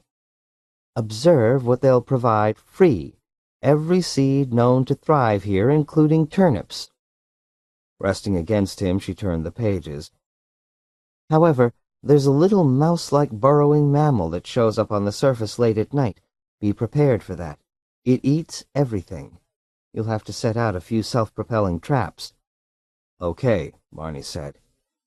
"It's quite some sight, one of those homeostatic traps taking off across the sand in pursuit of a marzel mouse. God, they go fast, both the mouse and the trap. You can make it more interesting by placing a bet. I usually bet on the trap.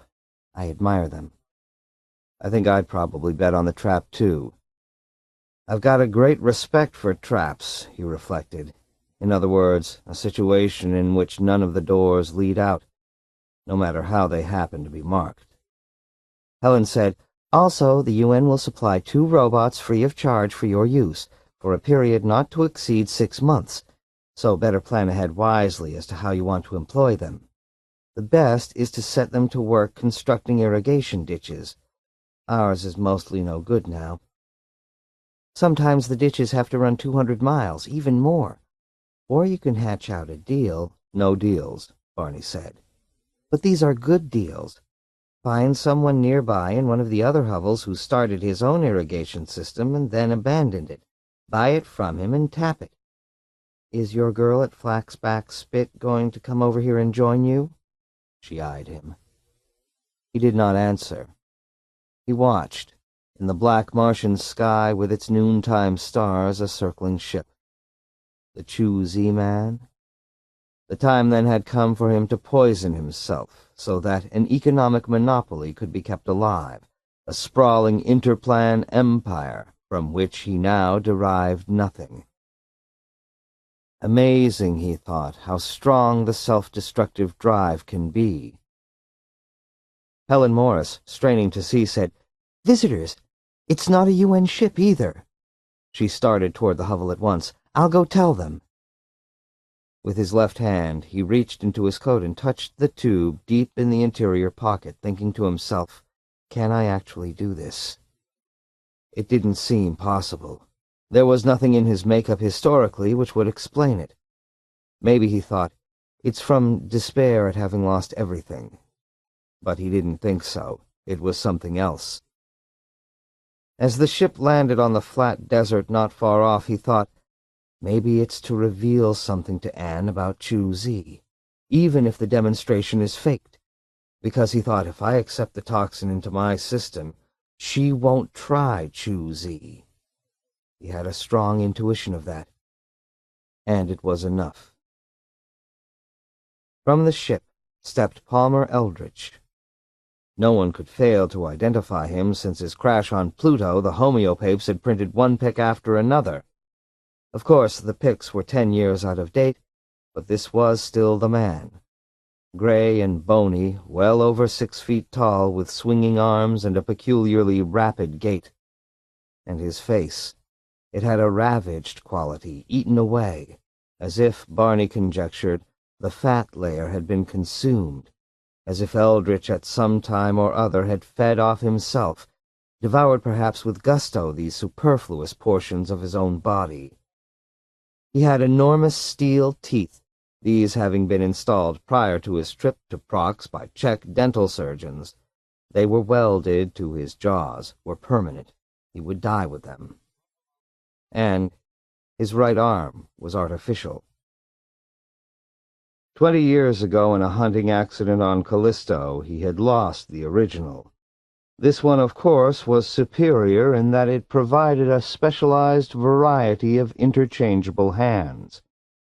At the moment, Eldritch made use of the 5-finger humanoid manual extremity. Except for its metallic shine, it might have been organic. And he was blind, at least from the standpoint of the natural-born body. But replacements had been made, at the prices which Eldritch could and would pay, that had been done just prior to his Prox voyage by Brazilian oculists. They had done a superb job. The replacements, fitted into the bone sockets, had no pupils, nor did any ball move by muscular action. Instead, a panoramic vision was supplied by a wide-angle lens, a permanent horizontal slot running from edge to edge. The accident to his original eyes had been no accident. It had occurred in Chicago, a deliberate acid-throwing attack by persons unknown for equally unknown reasons, at least as far as the public was concerned. Eldritch probably knew. He had, however, said nothing, filed no complaint. Instead, he had gone straight to his team of Brazilian oculists. His horizontally slotted artificial eyes seemed to please him. Almost at once he had appeared at the dedication ceremonies of the new St. George Opera House in Utah and had mixed with his near peers without embarrassment. Even now, a decade later, the operation was rare, and it was the first time Barney had ever seen the Jensen wide-angle Lux-Vid eyes. This and the artificial arm, with its enormously variable manual repertory, impressed him more than he would have expected. Or was there something else about Eldritch? "Mr. Myerson," Palmer Eldritch said, and smiled. The steel teeth glinted in the weak, cold Martian sunlight. He extended his hand, and automatically Barney did the same. "Your voice," Barney thought. "It originates somewhere other than—" He blinked. The entire figure was insubstantial. Dimly through it, the landscape showed. It was a figment of some sort, artificially produced, and the irony came to him. So much of the man was artificial already, and now even the flesh and blood portions were too. Is this what arrived home from Prox? Barney wondered. If so, Hepburn Gilbert has been deceived. This is no human being, in no sense whatsoever. "I'm still in the ship," Palmer Eldritch said. His voice boomed from a loudspeaker mounted on the ship's hull. "A precaution, inasmuch as you're an employee of Leo Bolero." The figment hand touched Barney's. He experienced a pervasive coldness slop over to him. obviously a purely psychological aversion reaction, since nothing was there to produce the sensation. An ex-employee, Barney said. Behind him now the others of the hovel emerged, the Shines and Morrises and Regans. They approached like wary children as one by one they identified the nebulous man confronting Barney. "What's going on?" Norm Shine said uneasily. "This is a simulacrum. I don't like it." Standing beside Barney, he said, "We're living on the desert, Meyerson. We get mirages all the time. Ships and visitors and unnatural life forms. That's what this is. This guy isn't really here, and neither is that ship parked there." Todd Morris added, "They're probably 600 miles away. It's an optical phenomenon. You get used to it." "But you can hear me," Palmer Eldritch pointed out. The speaker boomed and echoed. "I'm here, all right, to do business with you. Who's your hovel team captain?" "I am," Norm Shine said. "My card." Eldritch held out a small white card, and reflexively Norm Shine reached for it. The card fluttered through his fingers and came to rest on the sand. At that, Eldritch smiled. It was a cold, hollow smile, an implosion, as if it had drawn back into the man everything nearby, even the thin air itself. "Look down at it," Eldritch suggested. Norm Shine bent and studied the card. "That's right," Eldritch said. "I'm here to sign a contract with your group, to deliver to you—" "Spare us the speech about your delivering what God only promises," Norm Shine said. "Just tell us the price." "About 1/10 that of the competitor's product, and much more effective. You don't even require a layout." Eldritch seemed to be talking directly to Barney. His gaze, however, could not be plotted because of the structure of the lens apertures. "Are you enjoying it here on Mars, Mr. Meyerson?" "It's great fun," Barney said. Eldritch said, "Last night, when Alan Fane descended from his dull little satellite to meet with you, what did you discuss?" Rigidly, Barney said, "Business." He thought quickly, but not quite quickly enough. The next question was already blaring from the speaker. "So, you do still work for Leo?" "In fact, it was deliberately arranged to send you here to Mars in advance of our first distribution of Chu-Z. Why? Have you some idea of blocking it? There was no propaganda in your luggage, no leaflets or other printed matter beyond ordinary books. A rumor, perhaps. Word of mouth. Chu-Z is, what, Mr. Meyerson? Dangerous to the habitual user?" "I don't know. I'm waiting to try some of it, and see." "We're all waiting," Fran Shine said. She carried in her arms a load of truffle skins, clearly for immediate payment. "Can you make a delivery right now, or do we have to keep on waiting?" "I can deliver your first allocation," Eldritch said. A port of the ship snapped open. From it popped a small jet tractor. It sped toward them. A yard away it halted and ejected a carton wrapped in familiar plain brown paper. The carton lay at their feet, and then, at last, Norm Shine bent and picked it up. It was not a phantasm. Cautiously, Norm tore the wrappings off. "Chu-Z," Mary Regan said breathlessly. "Oh, what a lot! How much, Mr. Eldritch?" "In toto," Eldritch said, 5 skins. The tractor extended a small drawer, then, precisely the size to receive the skins. After an interval of haggling, the hovelists came to an arrangement. The 5 skins were deposited in the drawer. At once it was withdrawn, and the tractor swiveled and zipped back to the mothership. Palmer Eldritch, insubstantial and gray and large, remained. He appeared to be enjoying himself, Barney decided. It did not bother him to know that Leo Bolero had something up his sleeve. Eldritch thrived on this. The realization depressed him, and he walked alone to the meager cleared place which was eventually to be his garden. His back to the Hovelists and Eldritch, he activated an autonomic unit. It began to wheeze and hum. Sand disappeared into it as it sucked noisily, having difficulty. He wondered how long it would continue functioning, and what one did here on Mars to obtain repairs. Perhaps one gave up. Maybe there were no repairs. From behind Barney Palmer Eldritch's voice came. "Now, Mr. Myerson, you can begin to chew away for the rest of your life." He turned involuntarily, because this was not a phantasm. The man had finally come forth. "That's right," he said, "and nothing could delight me more." He continued then, tinkering with the autonomic scoop. "Where do you go to get equipment fixed on Mars?" he asked Eldritch. "Does the UN take care of that?" Eldritch said, "How would I know?" A portion of the autonomic scoop broke loose in Barney's hands. He held it, waited. The piece, shaped like a tire iron, was heavy, and he thought, I could kill him with this. Right here, in this spot. Wouldn't that solve it? No toxin to produce grand mal seizures, no litigation.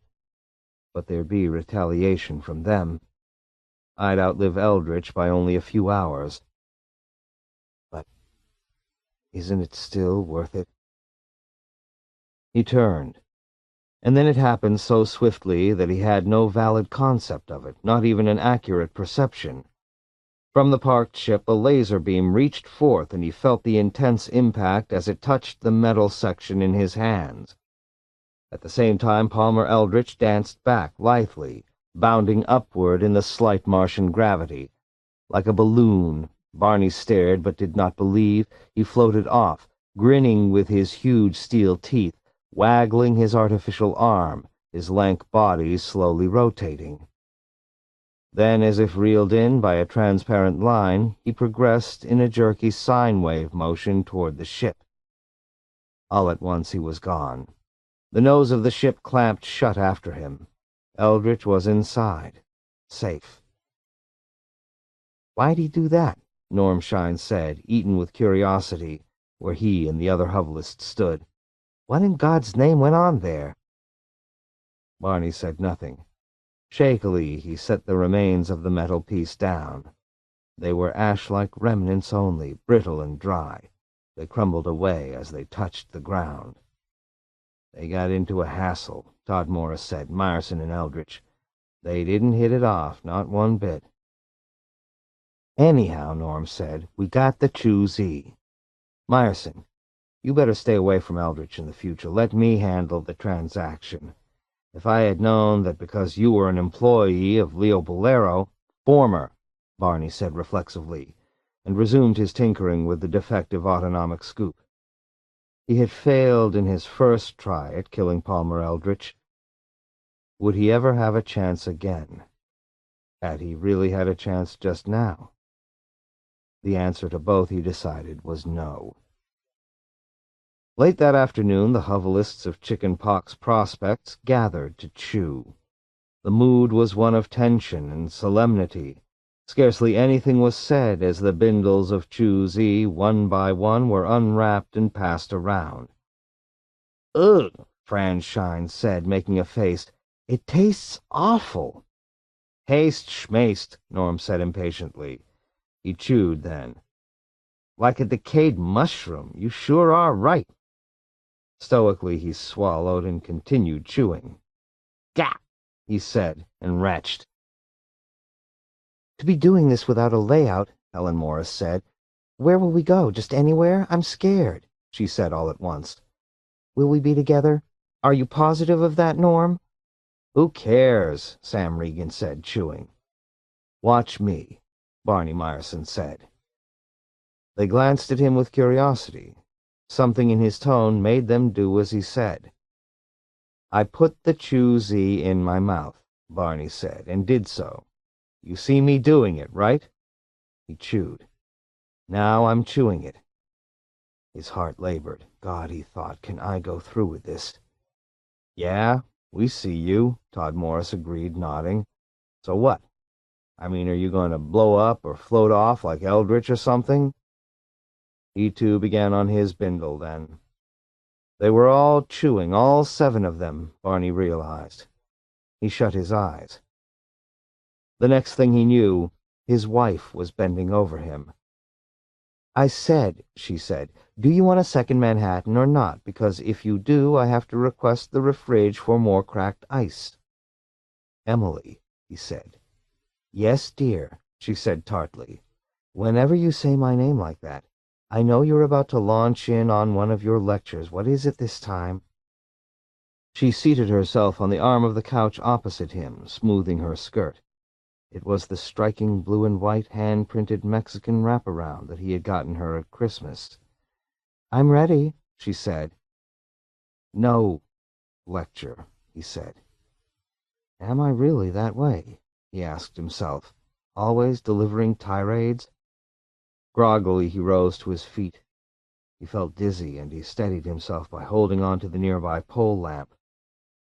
Eyeing him, Emily said, You're blammed. Blammed. He hadn't heard that term since college. It was long out of style, and naturally Emily still used it. The word, he said as distinctly as possible, is now fnoogled. Can you remember that? Fnoogled. He walked unsteadily to the sideboard in the kitchen where the liquor was. Fnoogled, Emily said and sighed. She looked sad. He noticed that and wondered why. Barney, she said then, don't drink so much, okay? Call it blammed or fnoogled or anything you want, it's still the same. I guess it's my fault. You drink so much because I'm so inadequate. She wiped briefly with her knuckle at her right eye, an annoying, familiar, tick-like motion. It's not that you're so inadequate, he said. It's just that I have high standards. I was taught to expect a lot from others, he said to himself. To expect they'd be as reputable and stable as I am, and not sloppily emotional all the time, not in control of themselves. But an artist, he realized. Or rather, so-called artist. Bohemian, that's closer to it. The artistic life without the talent. He began fixing himself a fresh drink, this one bourbon and water without ice. He poured directly from the bottle of Old Crow, ignoring the shot glass. When you pour that way, Emily said, I know you're angry and we're in for it, and I just hate it. So then leave, he said. God damn you, Emily said. I don't want to leave. Couldn't you just... She gestured with hopeless futility. Be a little nicer, more charitable or something. Learn to overlook... Her voice sank almost inaudibly. She said, my shortcomings. But, he said, they can't be overlooked. I'd like to. You think I want to live with someone who can't finish anything they start or accomplish anything socially? For instance, when... the hell with it. What was the use? Emily couldn't be reformed. She was purely and simply a slob. Her idea of a well-spent day was to wallow and putter and fool with a mess of greasy, excretion-like paints, or bury her arms for hours on end in a great crock of wet gray clay. And meanwhile, time was escaping from them, and all the world, including all of Mr. Bolero's employees, especially his pre-fash consultants, grew and augmented themselves, bloomed into maturity. I'll never be the New York pre-fash consultant, he said to himself. I'll always be stuck here in Detroit, where nothing, absolutely nothing new originates. If he could snare the position of New York pre-fash consultant, my life would mean something, he realized. I'd be happy, because I'd be doing a job that made full use of my ability. What the hell else would I need? Nothing else. That's all I ask. I'm going out, he said to Emily and set down his glass. Going to the closet, he got his coat. Will you be back before I go to bed? Mournfully, she followed him to the door of the Connaught. Here in building 11139,584, counting outward from downtown New York, where they had lived 2 years now. "We'll see," he said, and opened the door. In the hallway stood a figure, a tall gray man with bulging steel teeth, dead, pupilless eyes, and a gleaming artificial hand extended from his right sleeve. The man said, "Hello, Myerson." He smiled. The steel teeth shone. "Palmer Eldritch," Barney said. He turned to Emily. "You've seen his pics in the homeopapes. He's that incredibly famous big industrialist." Naturally, he had recognized Eldritch, and at once, "Did you want to see me?" he asked hesitantly. It all had a mysterious quality to it, as if it had all somehow happened before, but in another way. "Let me talk to your husband a moment," Eldritch said to Emily in a peculiarly gentle voice. He motioned, and Barney stepped out into the hall. The door shut behind him.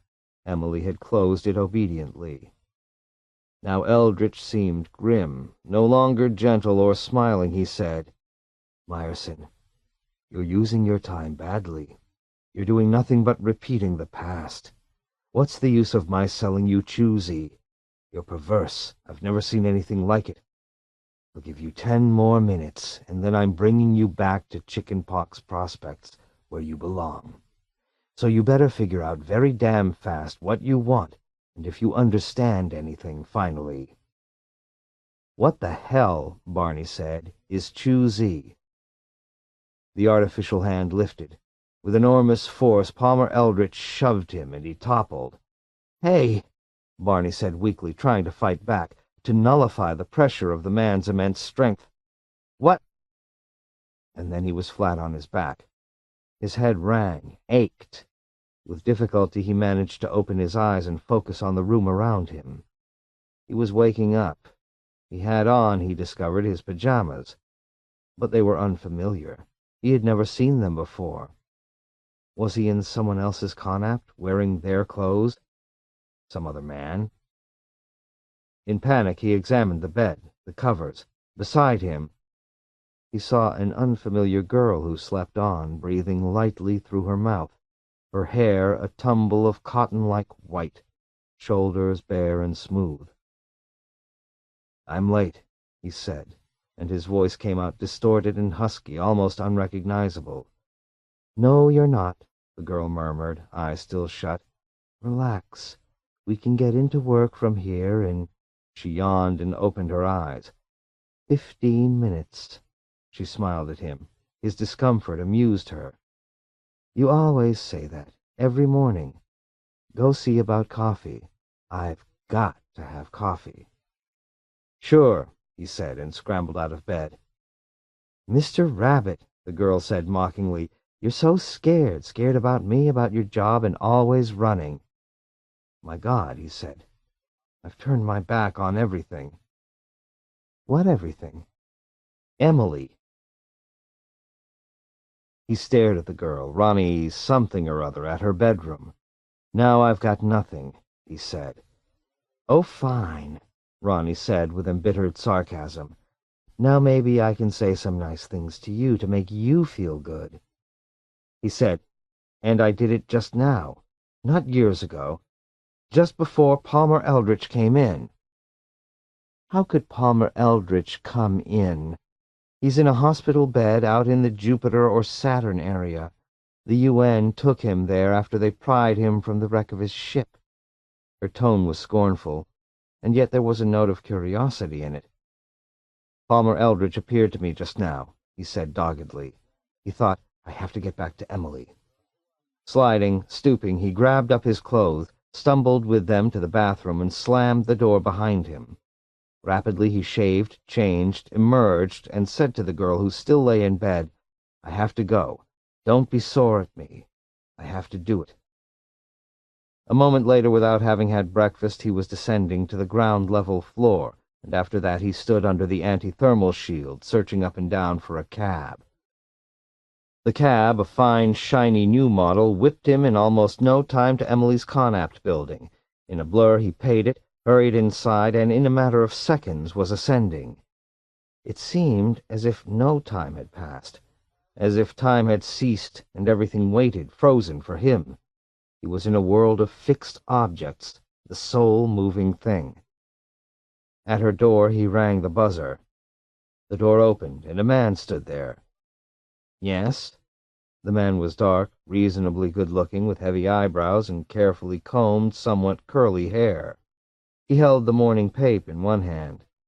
Behind him, Barney saw a table of breakfast dishes. Barney said, "You're Richard Nat." "Yes." Puzzled, he regarded Barney intently. "Do I know you?"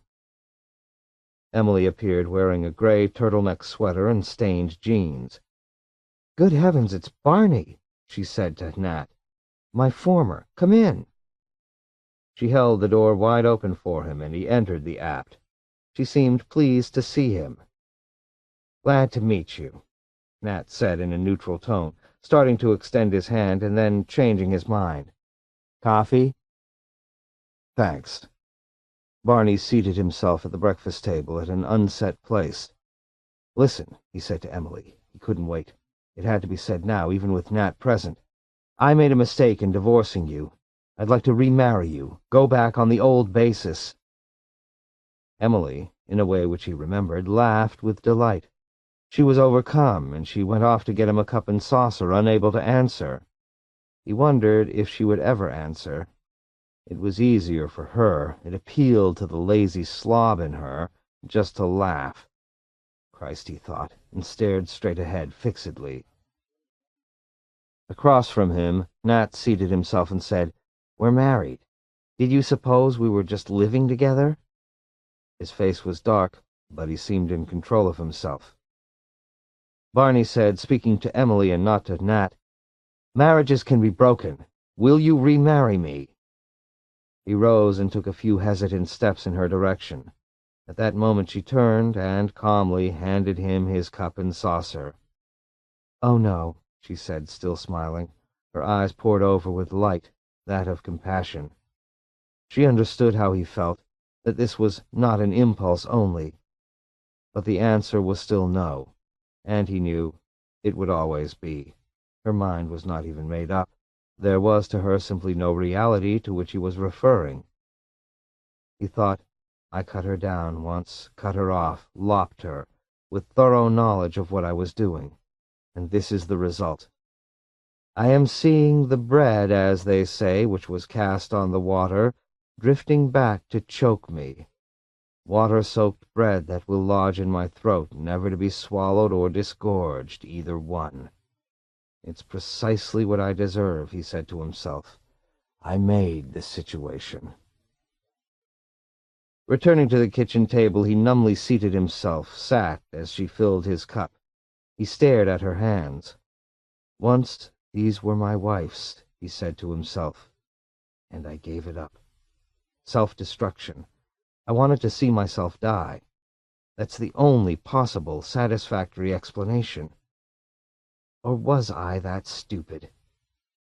No, stupidity wouldn't encompass such an enormity, so complete a willful—" Emily said, "How are things, Barney?" "Oh, hell. Just plain great." His voice shook. "I hear you're living with a very pretty little redhead," Emily said. She seated herself at her own place and resumed her meal. "That's over," Barney said. "Forgotten." "Who, then?" Her tone was conversational. "Passing the time of day with me as if I were an old pal or perhaps a neighbor from another apt in this building," he thought. Madness! How can she feel like this? Impossible. It's an act, burying something deeper. Aloud he said, "You're afraid that if you get mixed up with me again, I'll toss you out again. Once burned, twice warned. But I won't. I'll never do anything like that again." In her placid conversational voice, Emily said, "I'm sorry you feel so bad, Barney. Aren't you seeing an analyst? Somebody said they saw you carrying a psychiatric suitcase around with you." Dr. Smile, he said, remembering. Probably he had left him at Ronnie Fugate's apt. I need help, he said to Emily. Isn't there any way? He broke off. Can't the past be altered? He asked himself. Evidently not. Cause and effect work in only one direction, and change is real. Though what's gone is gone, and I might as well get out of here. He rose to his feet. I must be out of my mind, he said to both her and Richard Nat. I'm sorry. I'm only half awake. This morning I'm disoriented. It started when I woke up. Drink your coffee, why don't you? Nat suggested. How about some bear's claw to go with it? The darkness had left his face. He, like Emily, was now tranquil, uninvolved. Barney said, I don't understand it. Palmer Eldritch said to come here. Or had he? Something like that. He was certain of it. This was supposed to work out, I thought, he said helplessly. Nat and Emily glanced at each other. Eldritch is in a hospital somewhere, Emily began. Something's gone wrong, Barney said. Eldritch must have lost control. I better find him. He can explain it to me. And he felt panic, mercury swift, fluid, pervasive panic. It filled him to his fingertips.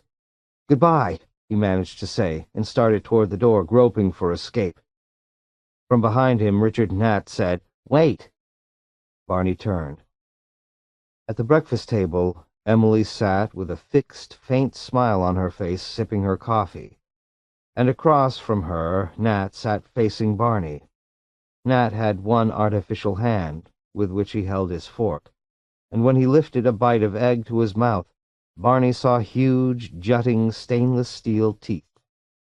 And Nat was gray, hollowed out, with dead eyes, and much larger than before. He seemed to fill the room with his presence.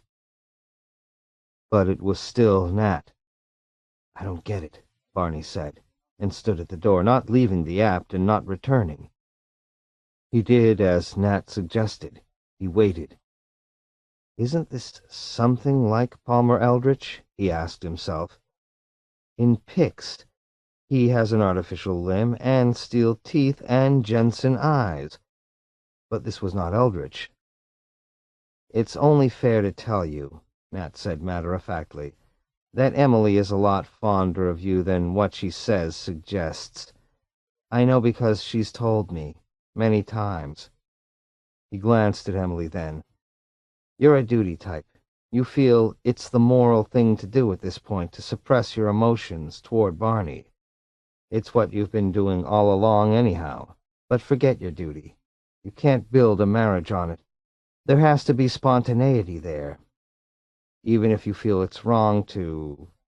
He made a gesture. Well, let's say, deny me. Still, you should face your feelings honestly and not cover them with a self-sacrificing facade.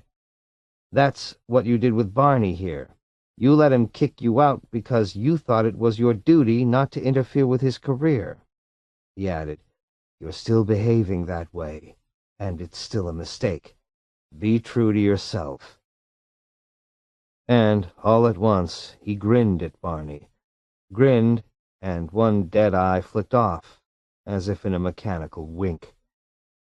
It was Palmer Eldritch now, completely. Emily, however, did not appear to notice. Her smile had faded, and she looked confused, upset, and increasingly furious. You make me so damn angry, she said to her husband. I said how I feel, and I'm not a hypocrite, and I don't like to be accused of being one. Across from her, the seated man said, You have only one life. If you want to live it with Barney instead of me. I don't. She glared at him. I'm going, Barney said. He opened the hall door. It was hopeless. Wait. Palmer Eldritch rose and sauntered after him. I'll walk downstairs with you. Together, the two of them trudged down the hall toward the steps. Don't give up, Eldritch said. Remember, this is only the initial time you've made use of Chu-Z. You'll have other times later. You can keep chipping away until eventually you get it. Barney said, "What the hell is Choosy?" From close behind him, a girl's voice was repeating, "Barney Meyerson, come on." He was being shaken. He blinked, squinted. Kneeling, her hand on his shoulder, was Anne Hawthorne. "What was it like? I stopped by and I couldn't find anyone around. Then I ran across all of you here in a circle, completely passed out. What if I had been a UN official?" "You woke me," he said to Anne, realizing what she had done. He felt massive, resentful disappointment. However, the translation for the time being was over, and that was that. But he experienced the craving within him, the yearning, to do it again, and as soon as possible. Everything else was unimportant. Even the girl beside him, and his inert, very quiet fellow hovelists slumped here and there. "It was that good," Anne said perceptively. She touched her coat. "He visited our hovel, too. I bought. The man with the strange teeth and eyes, that gray big man. Eldritch, or a simulacrum of him." His joints ached, as if he had been sitting doubled up for hours, and yet, examining his watch, he saw that only a few seconds, a minute at the most, had passed. "Eldritch is everywhere," he said to Anne. "Give me your Choosy," he said to her. "No." He shrugged, concealing his disappointment, the acute physical impact of deprivation. Well, Palmer Eldritch would be returning. He surely knew the effects of his product, possibly even later today. "Tell me about it," Anne said. Barney said, "It's an illusory world in which Eldritch holds the key positions as God. He gives you a chance to do what you can't really ever do, reconstruct the past as it ought to have been. But even for him it's hard, takes time." He was silent then. He sat, rubbing his aching forehead. "You mean he can't, and you can't just wave your arms and get what you want, as you can in a dream?" "It's absolutely not like a dream." It was worse, he realized, more like being in hell, he thought. Yes, that's the way hell must be, recurrent and unyielding.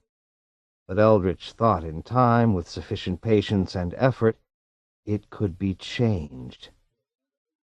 "If you go back," Anne began. "If." He stared at her. "I've got to go back. I wasn't able to accomplish anything this time.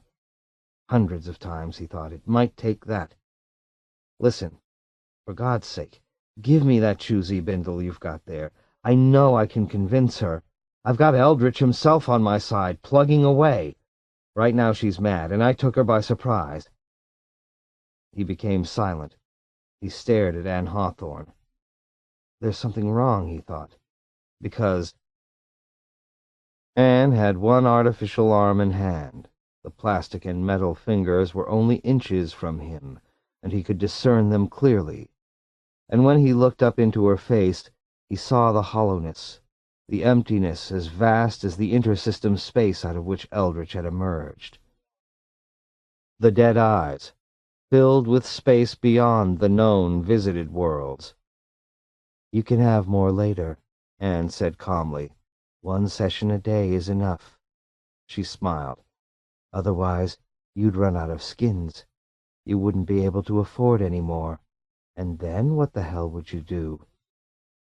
Her smile glinted, the shiny opulence of stainless steel.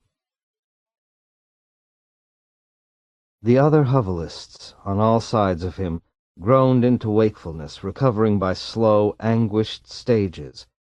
They sat up, mumbled, and tried to orient themselves. Anne had gone somewhere. By himself he managed to get to his feet. Coffee, he thought. I'll bet she's fixing coffee. "Wow," Norm Shine said. "Where'd you go?" Todd Morris demanded, thick-tongued. Blearily, he too stood, then assisted his wife Helen. "I was back in my teens in high school, when I was on my first complete date. First, you get me, successful one. You follow?" He glanced nervously at Helen then. Mary Regan said, "It's much better than candy, infinitely. Oh, if I could tell you what I was doing." She giggled self-consciously. "I just can't, though." Her face shone hot and red. Going off to his own compartment, Barney Meyerson locked the door and got out the tube of toxin that Alan Fane had given him. He held it in his hand, thinking, now is the time. But are we back? Did I see nothing more than a residual view of Eldritch superimposed on Anne? Or perhaps it had been genuine insight, perception of the actual, of their unqualified situation, not just his, but all of theirs together. If so, it was not the time to receive the toxin. Instinct offered him that point of observation. Nevertheless, he unscrewed the lid of the tube. A tiny, frail voice emanating from the open tube piped, "You're being watched, Meyerson. And if you're up to some kind of tactic, we'll be required to step in. You will be severely restricted. Sorry." He put the lid back on the tube and screwed it tight with shaking fingers, and the tube had been empty. "What is it?" Anne said, appearing. She had been in the kitchen of his compartment. She wore an apron, which she had discovered somewhere. "What's that?" she asked, seeing the tube in his hand. "Escape," he grated. "From this." From exactly what? Her normal appearance had reasserted itself. Nothing now was amiss. "You look positively sick, Barney, you really do. Is it an after-effect of the Choosey?" "A hangover." "Is Palmer Eldritch actually inside this?" he wondered, examining the closed tube. He revolved it in the palm of his hand. "Is there any way to contact the Fane satellite?" "Oh, I imagine so. You probably just put in a vid-call or whatever their means of—" "Go ask Norm Shine to make the contact for me," he said. Obligingly, Anne departed. The compartment door shut after her. At once he dug the code book which Fane had presented him from its hiding place beneath the kitchen stove. This would have to be encoded. The pages of the code book were blank. "Then it won't go in code," he said to himself, "and that's that. I'll have to do the best I can and let it go, however unsatisfactory." The door swung open. Anne appeared and said, "Mr. Shine is placing the call for you. They request particular tunes all the time, he says." He followed her down the corridor and into a cramped little room where Norm sat at a transmitter. As Barney entered, he turned his head and said, "I've got Charlotte. Will that do?" "Alan," Barney said. "Okay." Presently Norm said, "Now I've got old Eggplant Al. Here." He handed the microphone to Barney. On the tiny screen, Alan Fane's face, jovial and professional, appeared. "A new citizen to talk to you," Norm explained, reclutching the microphone briefly. "Barney Meyerson, meet half of the team that keeps us alive and sane here on Mars." To himself he muttered, "God, have I got a headache. Excuse me." He vacated the chair at the transmitter and disappeared totteringly down the hall. "Mr. Fane," Barney said carefully, "I was speaking with Mr. Palmer Eldritch earlier today.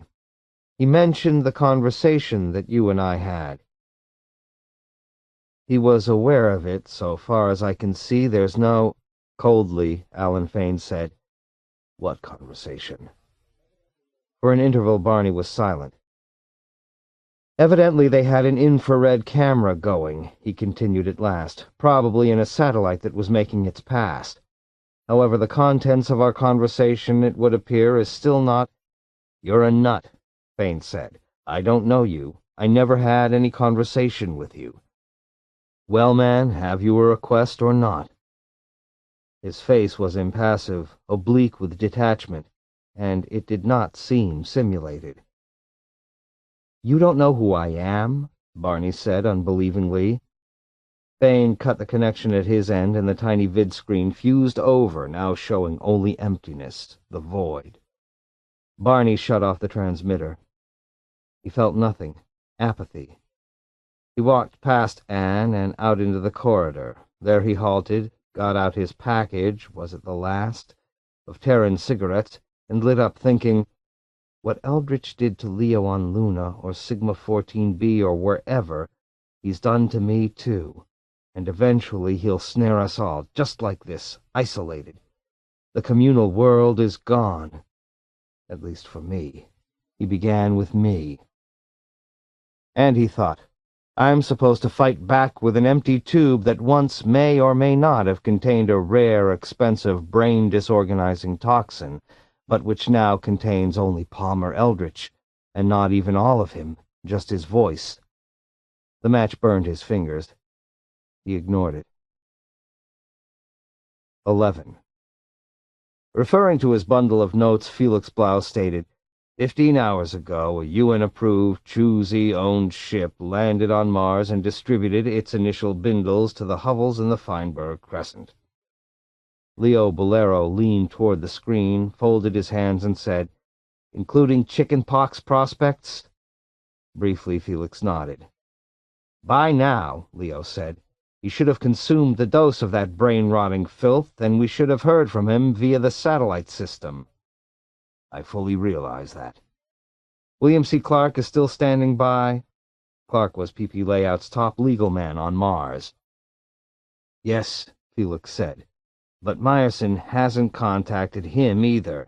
He hasn't contacted anybody. He shoved his documents aside. That is all, absolutely all I have at this point. Maybe he died, Leo said. He felt morose. The whole thing depressed him. Maybe he had such a severe convulsion that... But then we'd have heard, because one of the 3 UN hospitals on Mars would have been notified. Where is Palmer Eldritch? No one in my organization knows, Felix said. He left Luna and disappeared. We simply lost him. I'd give my right arm, Leo said, to know what's going on down in that hovel, that chickenpox prospects where Barney is. Go to Mars yourself. Oh, no, Leo said at once. I'm not leaving PP Layouts, not after what happened to me on Luna. Can't you get a man in there from your organization who can report directly to us? We have that girl, that Anne Hawthorne, but she hasn't checked in either. Maybe I'll go to Mars if you're not. I'm not, Leo repeated. Felix Blau said, It'll cost you. Sure, Leo said, and I'll pay. But at least we'll have some sort of chance. I mean, as it stands, we've got nothing. And we're finished, he said to himself. Just bill me, he said. But do you have any idea what it would cost you if I died? If they got me there on Mars? My organization would... Please, Leo said. I don't want to talk about that. What is Mars? A graveyard that Eldritch is digging? Eldritch probably ate Barney Meyerson. Okay, you go. You show up at Chickenpox Prospects. He rang off. Behind him, Ronnie Fugate, his acting New York pre-fash consultant, sat intently listening. Taking it all in, Leo said to himself. Did you get a good earful? He demanded roughly. Ronnie said, You're doing the same thing to him that he did to you. Who? What? Barney was afraid to follow you when you disappeared on Luna. Now you're afraid. It's just not wise. All right, he said. I'm too goddamn scared of Palmer to set foot outside this building. Of course I'm not going to Mars, and what you say is absolutely true. But no one, Ronnie said softly, is going to fire you, the way you did Barney. I'm firing myself. Inside, it hurts. But not enough to make you go to Mars. All right. Savagely, he snapped the vidset back on again and dialed Felix Blau. Blau, I take it all back. I'm going myself, although it's insane. Frankly, Felix Blau said, in my opinion, you're doing exactly what Palmer Eldritch wants. All questions of bravery versus... Eldritch's power works through that drug, Leo said. As long as he can't administer any to me, I'm fine. I'll take a few company guards along to watch that I'm not slipped an injection like last time. Hey, Blau, you still come along, okay? He swung to face Ronnie. Is that all right? Yes, she nodded. See, she says it's okay. So, will you come along with me to Mars and, hold my hand? Sure, Leo, Felix Blau said. And if you faint, I'll fan you back to consciousness. I'll meet you at your office in... He examined his wristwatch. 2 hours. We'll map out details. Have a fast ship ready. And I'll bring a couple of men along I have confidence in, too. That's it, Leo said to Ronnie as he broke the connection. Look what you got me to do. You seized Barney's job, and if I don't get back from Mars, maybe you can nail down my job, too. He glared at her. Women can get a man to do anything, he realized. Mother, wife, even employee. They twist us like hot little bits of thermoplastic. Ronnie said, Is that really why I said it, Mr. Bolero? Do you really believe that? He took a good, long, hard look at her. Yes, because you're insatiably ambitious. I really believe that. You're wrong. If I don't come back from Mars, will you come after me? He waited, but she did not answer. He saw hesitation on her face, and at that he loudly laughed. Of course not, he said. Stonily, Ronnie Fugate said, I must get back to my office. I have new flatware to judge. Modern patterns from Cape Town. Rising, she departed. He watched her go, thinking, She's the real one, not Palmer Eldritch. If I do get back, I've got to find some method of quietly dumping her. I don't like to be manipulated. Palmer Eldritch, he thought suddenly, appeared in the form of a small girl, a little child, not to mention later on when he was that dog. Maybe there is no Ronnie Fugate. Maybe it's Eldritch. The thought chilled him. What we have here, he realized, is not an invasion of Earth by Proxmen, beings from another system. Not an invasion by the legions of a pseudo-human race.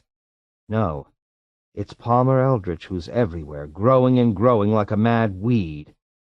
Is there a point where he'll burst, grow too much?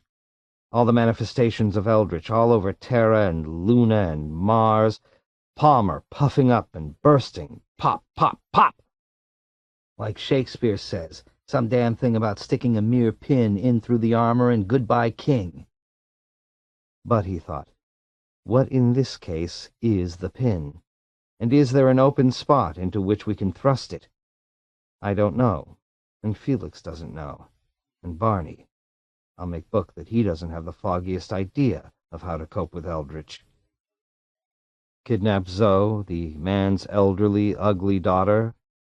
Palmer wouldn't care. Unless Palmer is also Zoe. Maybe there is no Zoe, independent of him. And that's the way we'll all wind up unless we figure out how to destroy him, he realized.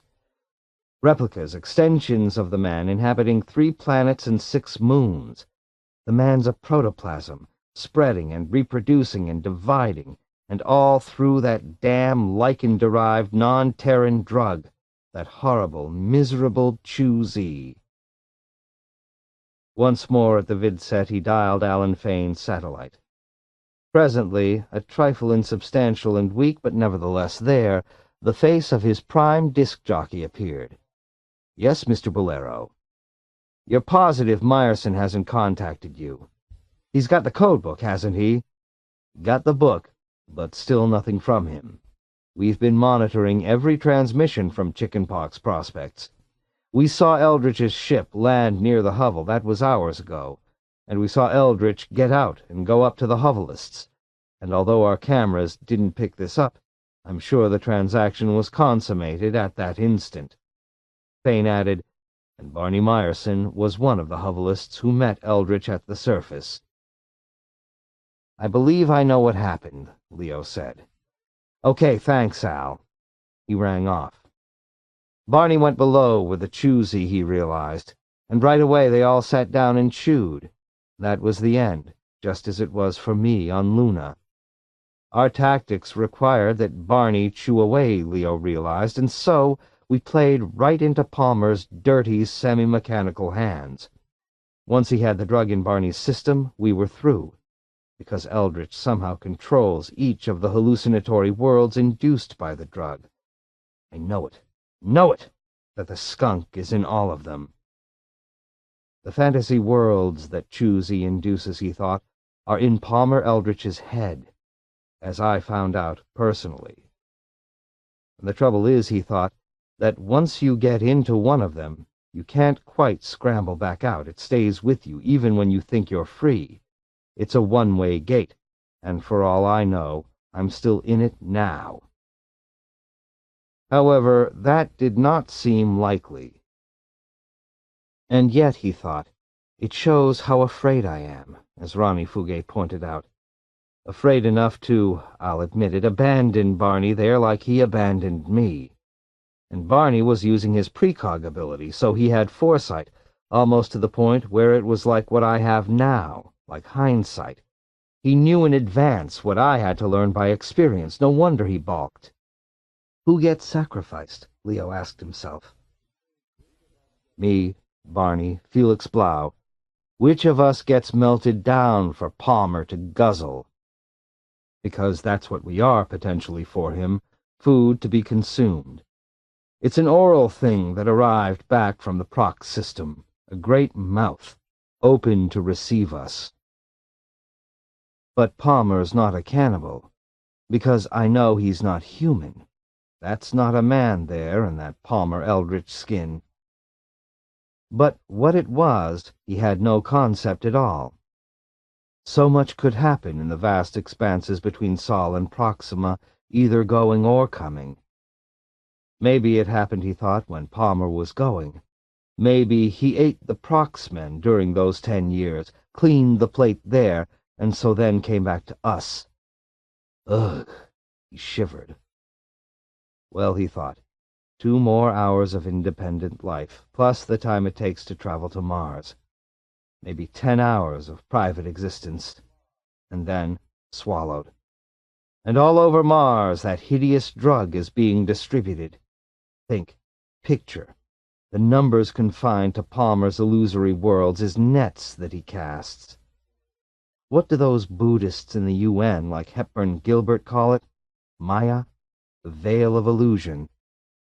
Shoot, he thought dismally, and reached to snap on his intercom in order to requisition a fast ship for the flight. And I want a good pilot, he remembered. Too many autonomic landings of late have been failures. I don't intend to be splattered all over the countryside, especially that countryside. To Miss Gleason he said, "Who's the best interplan pilot we have?" "Don Davis," Miss Gleason said promptly. "He has a perfect record in, his flights from Venus." She did not refer explicitly to their Can-D enterprise. Even the intercom might be tapped. 10 minutes later, the travel arrangements had all been made.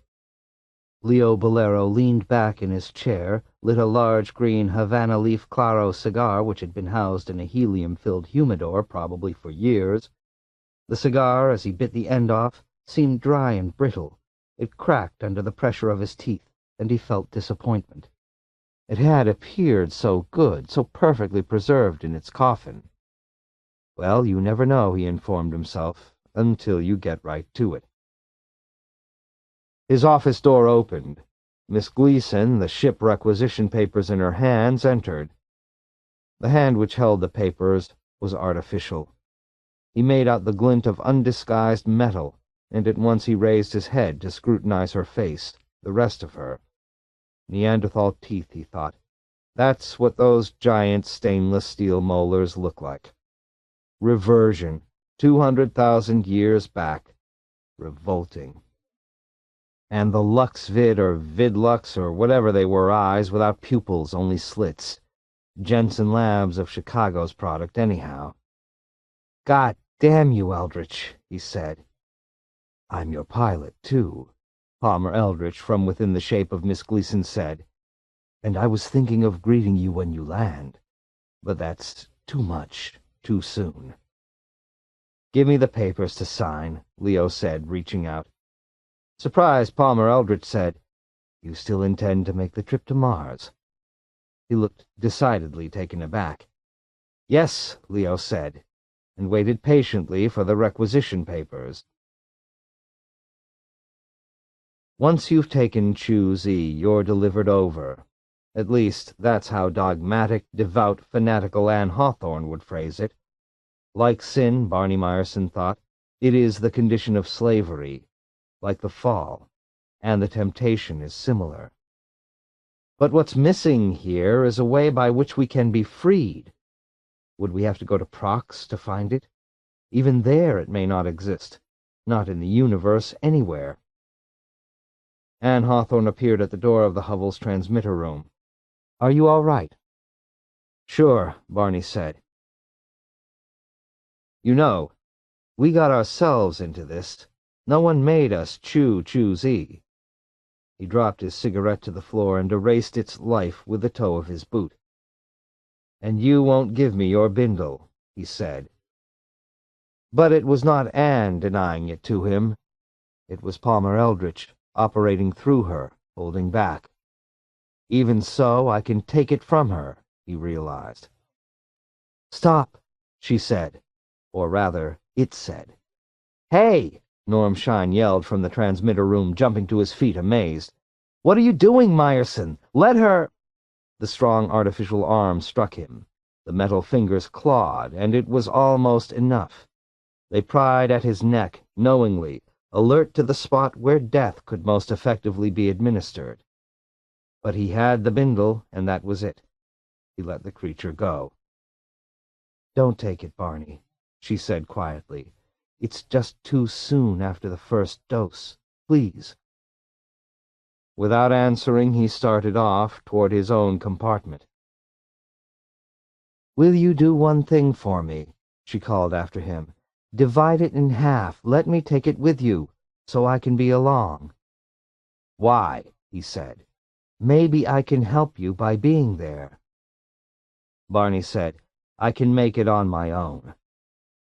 If I can reach Emily before the divorce, before Richard Nat shows up as I first did, he thought. That's the only place I have any real chance. Again and again, he thought. Try until I'm successful. He locked the door. As he devoured the Chu-Z, he thought about Leo Bolero. You got away. Probably because Palmer Eldritch was weaker than you, is that it? Or was Eldritch simply paying out the line, letting you dangle? You could come here and stop me. Now, though, there's no stopping. Even Eldritch warned me, speaking through Anne Hawthorne. It was too much even for him, and now what? Have I gone so far that I've plunged to the bottom out of even his sight, where even Palmer Eldritch can't go, where nothing exists? And of course, he thought, I can't get back up. His head ached, and he shut his eyes involuntarily. It was as if his brain, alive and frightened, had physically stirred. He felt it tremble. Altered metabolism, he realized. Shock. I'm sorry, he said to himself, apologizing to his somatic part. Okay? Help, he said aloud. Ah, help my ass, a man's voice grated. What do you want me to do? Hold your hand? Open your eyes or get out of here.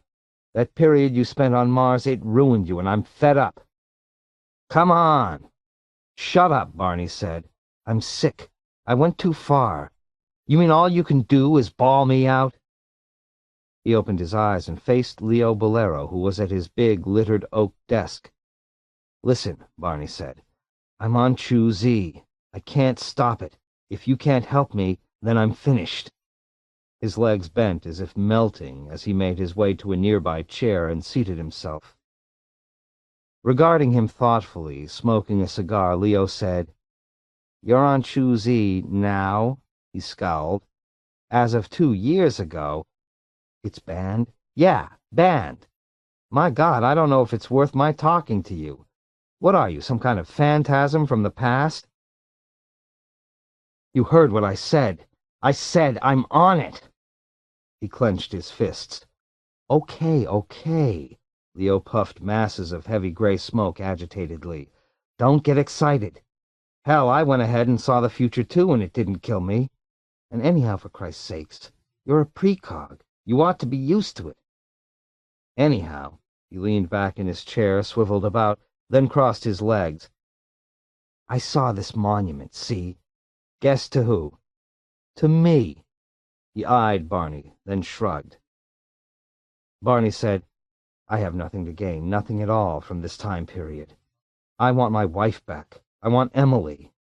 He felt enraged, upsurging bitterness, the bile of disappointment. Emily, Leo Bolero nodded. Then, into his intercom, he said, Miss Gleason, please don't let anything bother us for a while. He again turned his attention to Barney, surveying him acutely. That fellow, Nat, is that his name? Got hauled in by the UN police along with the rest of the Eldritch organization. See, Nat had this contract that he signed with Eldritch's business agent. Well, they gave him the choice of a prison sentence. Okay, I admit it's unfair, but don't blame me. Or emigrating. He emigrated. What about her? With that pot business of hers, how the hell could she conduct it from a hovel underneath the Martian desert? Naturally, she dumped the dumb jerk. Well, so see if you had waited. Barney said, Are you really Leo Bolero? Or are you Palmer Eldritch? And this is to make me feel even worse, is that it? Raising an eyebrow, Leo said, Palmer Eldritch is dead. But this isn't real. This is a drug-induced fantasy. Translation. The hell it isn't real, Leo glared at him. What does that make me, then? Listen, he pointed his finger angrily at Barney. There's nothing unreal about me. You're the one who's a goddamn phantasm, like you said, out of the past. I mean, you've got the situation completely backward. You hear this? He banged on the surface of his desk with all the strength in his hands. The sound reality makes. And I say that your ex-wife and Nat are divorced. I know because she sells her pots to us for minning. In fact, she was in Ronnie Fugate's office last Thursday. Grumpily he smoked his cigar, still glaring at Barney. Then all I have to do, Barney said, is look her up. It was as simple as that. Oh, yeah, Leo agreed, nodding. But just one thing. What are you going to do with Ronnie Fugate? You're living with her in this world that you seem to like to imagine is unreal. Astounded, Barney said, After 2 years? And Emily knows it because, since she's been selling her pots to us through Ronnie, the two of them have become buddies. They tell each other their secrets. Look at it from Emily's viewpoint. If she lets you come back to her, Ronnie'll probably stop accepting her pots for minning. It's a risk, and I bet Em won't want to take it. I mean, we give Ronnie absolute say-so, like you had in your time. Barney said, Emily would never put her career ahead of her own life. You did. Maybe Em learned from you, got the message. And anyhow, even without that Nat guy, why would Emily want to go back to you? She's leading a very successful life with her career, she's planet famous, and she's got skin after skin salted away. You want the truth? She's got all the men she wants, any darn time. Em doesn't need you. Face it, Barney. Anyhow, what's lacking about Ronnie? Frankly, I wouldn't mind. I think you're Palmer Eldritch, Barney said. Me? Leo tapped his chest. Barney, I killed Eldritch. That's why they put up that monument to me.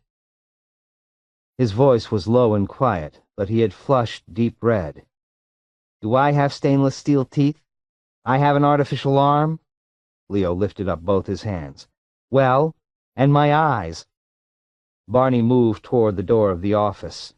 Where are you going? Leo demanded. I know, Barney said as he opened the door, that if I can see Emily even for just a few minutes... No, you can't, fella, Leo said. He shook his head firmly. Waiting in the corridor for the elevator, Barney thought, maybe it really was Leo, and maybe it's true. So I cannot succeed without Palmer Eldritch. Anne was right. I should have given half the bindle back to her, and then we could have tried this together. Anne. Palmer. It's all the same. It's all him, the creator. That's who and what he is, he realized. The owner of these worlds. The rest of us just inhabit them, and when he wants to, he can inhabit them too. Can kick over the scenery, manifest himself, push things in any direction he chooses. Even be any of us he cares to. All of us, in fact, if he desires.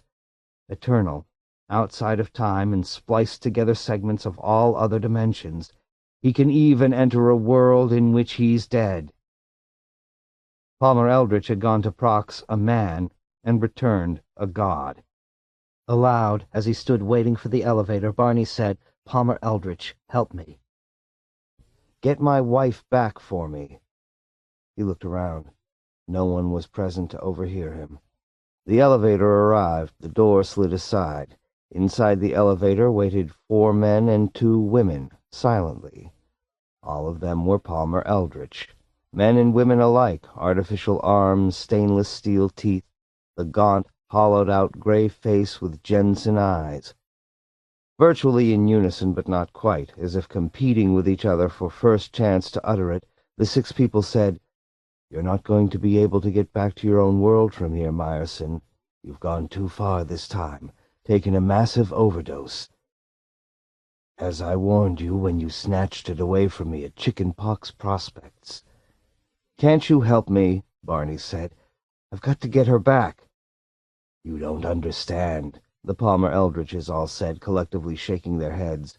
It was the same motion that Leo had just now made, and the same firm no. "As we pointed out to you, since this is your future, you're already established here. So there's no place for you. That's a matter of simple logic. Who am I supposed to snare Emily for? You? Or the legitimate Barney Myerson who lived naturally up to this time? And don't think he hasn't tried to get Emily back. Don't you suppose, and obviously you haven't, that as the Nats split up, he made his move? I did what I could for him then. It was quite a few months ago, just after Richard Nat was shipped to Mars, kicking and protesting the whole way. Personally, I don't blame Nat. It was a dirty deal, all engineered by Leo, of course. And look at yourself." The 6 Palmer Eldritches gestured contemptuously. "You're a phantasm, as Leo said. I can see through you, literally. I'll tell you in more accurate terminology what you are." From the 6, the calm, dispassionate statement came, then, "You're a ghost." Barney stared at them, and they stared back placidly, unmoved. "Try building your life on that premise," the Eldritches continued. "Well, you got what St. Paul promises, as Anne Hawthorne was blabbing about. You're no longer clothed in a perishable fleshly body. You've put on an ethereal body in its place. How do you like it, Myerson?" Their tone was mocking, but compassion showed on the 6 faces. It showed in the weird slitted mechanical eyes of each of them.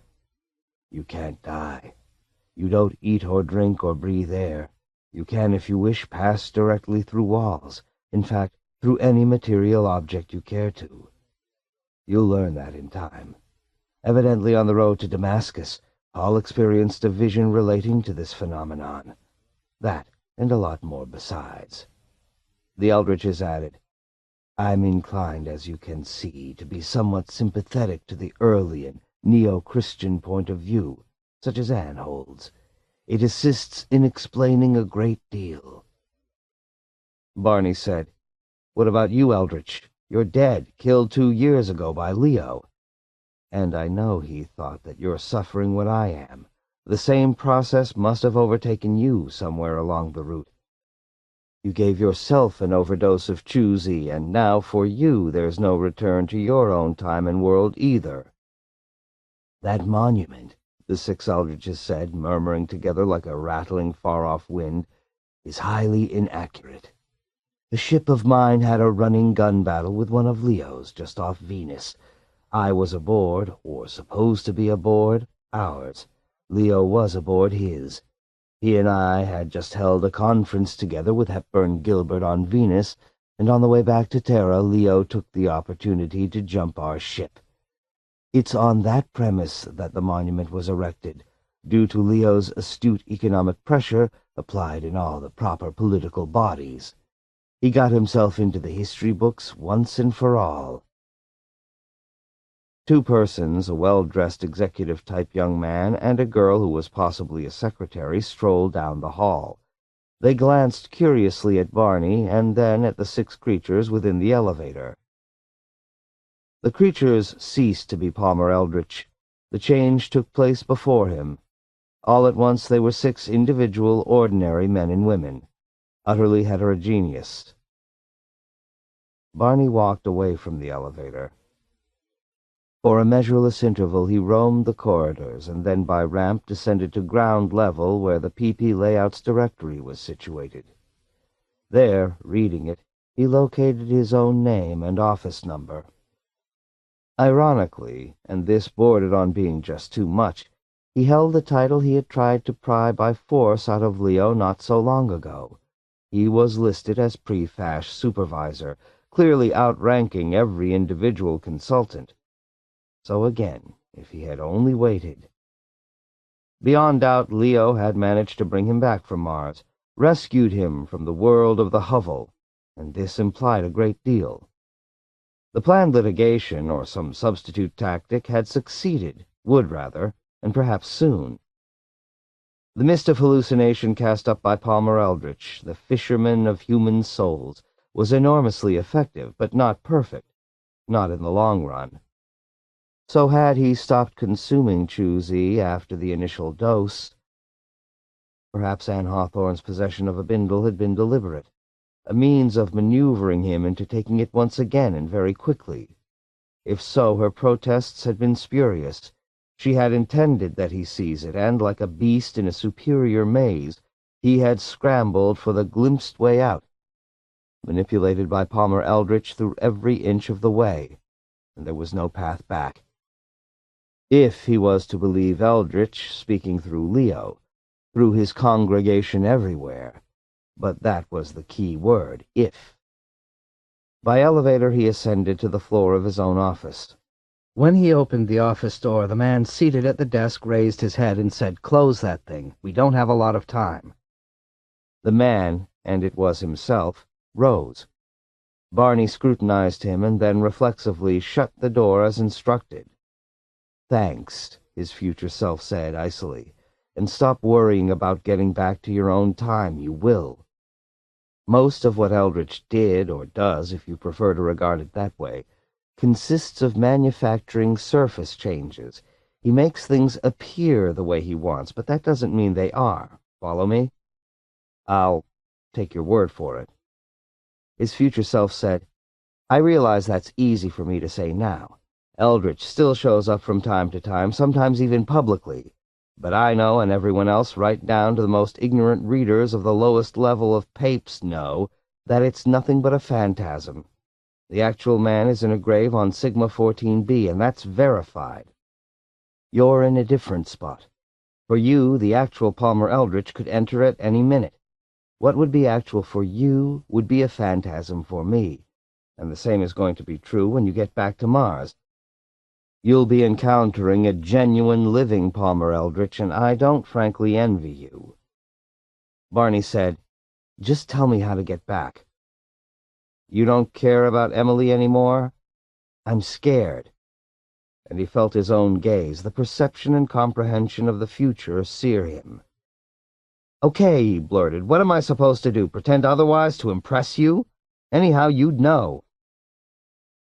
Where Eldritch had the advantage over everyone and anyone who's consumed Chu-Z is that recovery from the drug is excessively retarded and gradual. It's a series of levels, each progressively less an induced illusion and more compounded of authentic reality. Sometimes the process takes years. This is why the UN belatedly banned it and turned against Eldritch. Hepburn Gilbert initially approved it because he honestly believed that it aided the user to penetrate to concrete reality. And then it became obvious to everyone who used it or witnessed it being used that it did exactly the... Then I never recovered from my first dose. Right. You never got back to clear-cut reality, as you would have if you had abstained another 24 hours. Those phantasms of Eldritch imposed on normal matter would have faded away entirely. You would have been free. But Eldritch got you to accept that second, stronger dose. He knew you had been sent to Mars to operate against him, although he didn't have any idea in what way. He was afraid of you. It sounded strange to hear that. It did not ring right. Eldritch, with all he had done and could do, but Eldritch had seen the monument of the future. He knew that somehow, in some manner, they were going to kill him after all. The door of the office abruptly opened. Ronnie Fugate looked in and saw the two of them. She said nothing. She simply stared open-mouthed. And then at last murmured, "A phantasm. I think it's the one standing, the one nearest me." Shakily, she entered the office, shutting the door after her. "That's right," his future self said, scrutinizing her sharply. "You can test it out by putting your hand into it."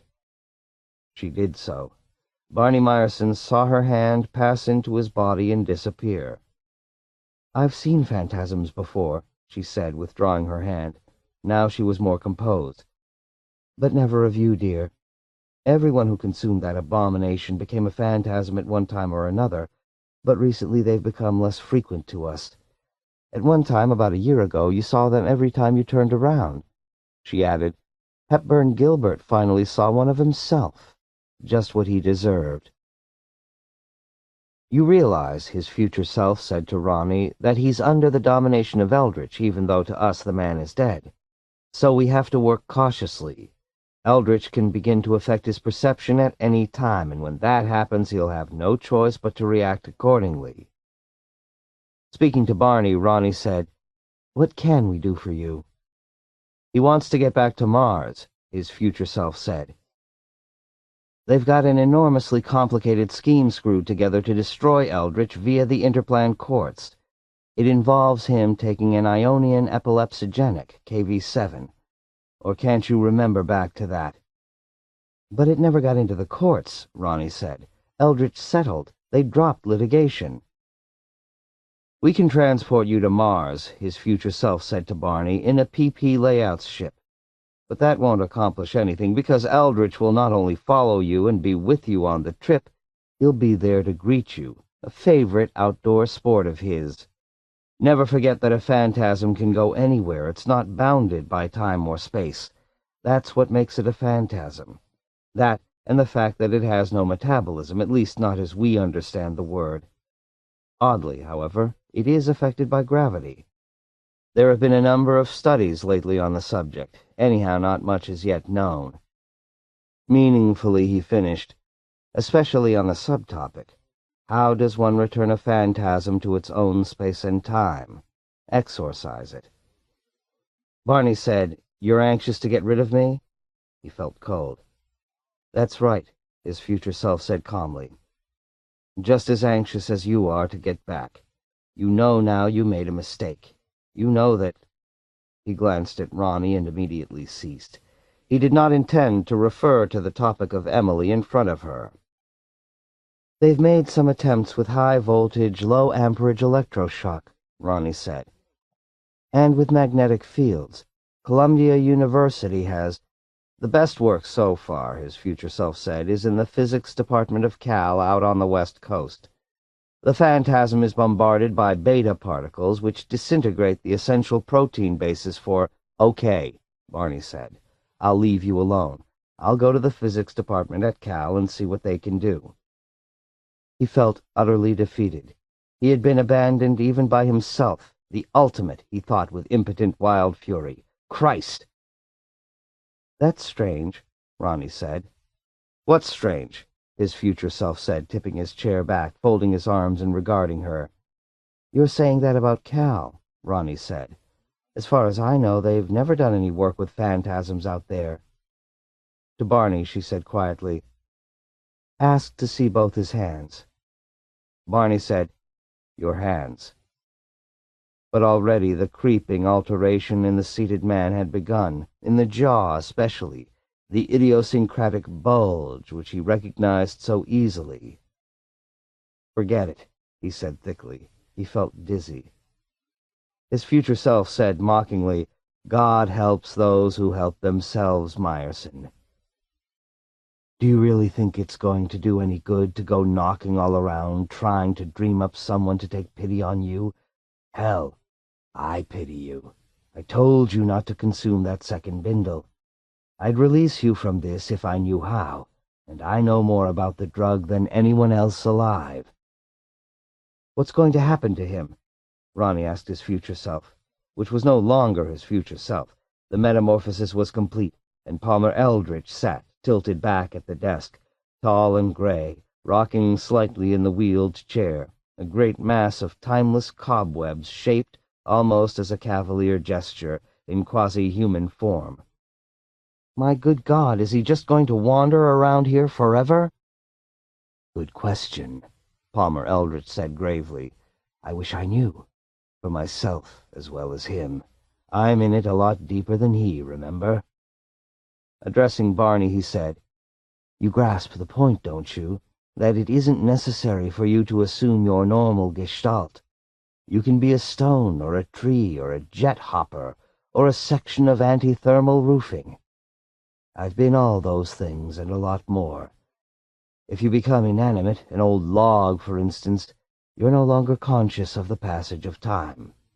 It's an interesting possible solution for someone who wants to escape his phantasmic existence. I don't." His voice was low. "Because for me, returning to my own space and time means death, at Leo Bolero's instigation. On the contrary, I can live on only in this state. But with you," he gestured, smiling faintly, "be a rock, Meyerson. Last it out, however long it is before the drug wears off. 10 years, a century, 1,000,000 years. Or be an old fossil bone in a museum." His gaze was gentle. After a time, Ronnie said, "Maybe he's right, Barney." Barney walked to the desk, picked up a glass paperweight, and then set it down. "We can't touch him," Ronnie said, "but he can—" "The ability of phantasms to manipulate material objects," Palmer Eldritch said, "makes it clear that they are present, and not merely projections. Remember the poltergeist phenomenon. They were capable of hurling objects all around the house, but they were incorporeal too." Mounted on the wall of the office gleamed a plaque. It was an award which Emily had received 3 years before his own time, for ceramics she had entered in a show. Here it was. He still kept it. "I want to be that plaque," Barney decided. It was made of hardwood, probably mahogany, and brass. It would endure a long time, and in addition, he knew that his future self would never abandon it. He walked toward the plaque, wondering how he ceased being a man and became an object of brass and wood mounted on an office wall. Palmer Eldritch said, "You want my help, Meyerson?" "Yes," he said. Something swept him up. He put out his arms to steady himself, and then he was diving, descending an endless tunnel that narrowed. He felt it squeeze around him, and he knew that he had misjudged. Palmer Eldritch had once more thought rings around him, demonstrated his power over everyone who used Choose-E. Eldritch had done something, and he could not even tell what.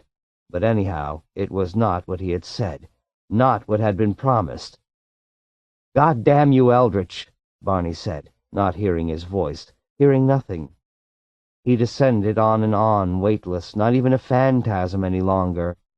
Gravity had ceased to affect him, so even that was gone too. "Leave me something, Palmer," he thought to himself. "Please." A prayer, he realized, which had already been turned down. Palmer Eldritch had long ago acted. It was too late, and it always had been. Then I'll go ahead with litigation, Barney said to himself. I'll find my way back to Mars somehow, take the toxin, spend the rest of my life in the Interplan courts fighting you and winning. Not for Leo and PP layouts, but for me. He heard then a laugh. It was Palmer Eldritch's laugh, but it was emerging from himself. Looking down at his hands, he distinguished the left one, pink, pale, made of flesh, covered with skin and tiny, almost invisible hair, and then the right one, bright, glowing, spotless in its mechanical perfection, a hand infinitely superior to the original one, long since gone. Now he knew what had been done to him. A great translation, from his standpoint anyhow, had been accomplished, and possibly everything up to now had worked with this end in mind. It will be me, he realized, that Leo Bolero will kill. Me the monument will present a narration of. Now I am Palmer Eldritch. In that case, he thought after a while as the environment surrounding him seemed to solidify and clear, I wonder how he is making out with Emily. I hope pretty badly. 12. With vast trailing arms he extended from the Proxima Centaurus system to Terra itself, and he was not human. This was not a man who had returned, and he had great power. He could overcome death. But he was not happy, for the simple reason that he was alone. So he at once tried to make up for this. He went to a lot of trouble to draw others along the route he had followed. One of them was Barney Meyerson. Meyerson, he said conversationally, what the hell have you got to lose? Figure it out for yourself. You're washed up as it stands. No woman you love, a past you regret. You realize you took a decisively wrong course in your life and nobody made you do it. And it can't be repaired. Even if the future lasts for 1,000,000 years, it can't restore what you lost by, so to speak, your own hand. You grasp my reasoning? No answer. And you forget one thing, he continued after waiting. She's devolved from that miserable evolution therapy that ex-Nazi-type German doctor runs in those clinics. Sure, actually her husband, was smart enough to discontinue the treatments right away, and she can still turn out pots that sell. She didn't evolve that much. But you wouldn't like her. You'd know. She'd be just a little more shallow, a shade sillier. It would not be like the past, even if you got her back. It'd be changed. Again he waited. This time there was an answer. All right. Where would you like to go? He continued then. Mars, I'll bet? Okay, then back to Terra. Barney Meyerson, not himself, said, No, I left voluntarily. I was through. The end had come. Okay, not Terra. Let's see. He pondered. Prox, he said. You've never seen the Prox system and the Proxers. I'm a bridge, you know, between the two systems. They can come here to the Sol system through me any time they want, and I allow them. But I haven't allowed them. But how they are eager. He chuckled. They're practically lined up, like the kiddies' Saturday afternoon movie matinee. Make me into a stone. Why? Barney Meyerson said, So I can't feel. There's nothing for me anywhere. You don't even like being translated into one homogeneous organism with me? No answer. You can share my ambitions. I've got plenty of them, big ones. They make Leos look like dirt. Of course, he thought, Leo will kill me not long from now, at least as time is reckoned outside of translation. I'll acquaint you with one, a minor one. Maybe it'll fire you up. I doubt it, Barney said. I'm going to become a planet. Barney laughed. You think that's funny? He felt furious. I think you're nuts. Whether you're a man or a thing from intersystem space, you're still out of your mind. I haven't explained, he said with dignity, precisely what I meant when I said that. What I mean is, I'm going to be everyone on the planet. You know what planet I'm talking about. Terra. Hell no. Mars. Why Mars? It's... He groped for the words. New, undeveloped, full of potential. I'm going to be all the colonists as they arrive and begin to live there. I'll guide their civilization. I'll be their civilization. No answer. Come on, say something. Barney said, How come if you can be so much, including a whole planet, I can't be even that plaque on the wall of my office at PP Layouts? He said, disconcerted. Okay. You can be that plaque. What the hell do I care? Be anything you want. You took the drug. You're entitled to be translated into whatever pleases you. It's not real, of course. That's the truth. I'm letting you in on the innermost secret. It's an hallucination. What makes it seem real is that certain prophetic aspects get into the experience, exactly as with dreams. I've walked into and out of 1,000,000 of them, these so-called translation worlds. I've seen them all. And you know what they are? They're nothing. Like a captive white rat feeding electric impulses again and again to specific areas of his brain. It's disgusting. I see, Barney Meyerson said. You want to wind up in one of them, knowing this? After a time, Barney said, Sure. Okay. I'll make you a stone, put you by a seashore. You can lie there and listen to the waves for a couple of million years. That ought to satisfy you. You dumb jerk, he thought savagely. A stone, Christ! Am I softened or something? Barney asked then. In his voice were, for the first time, strong overtones of doubt. Is this what the Proxers wanted? Is this why you were sent? I wasn't sent. I showed up here on my own. It beats living out in dead space between hot stars, he chuckled. Certainly you're soft, and you want to be a stone. Listen, Meyerson, being a stone isn't what you really want. What you want is death.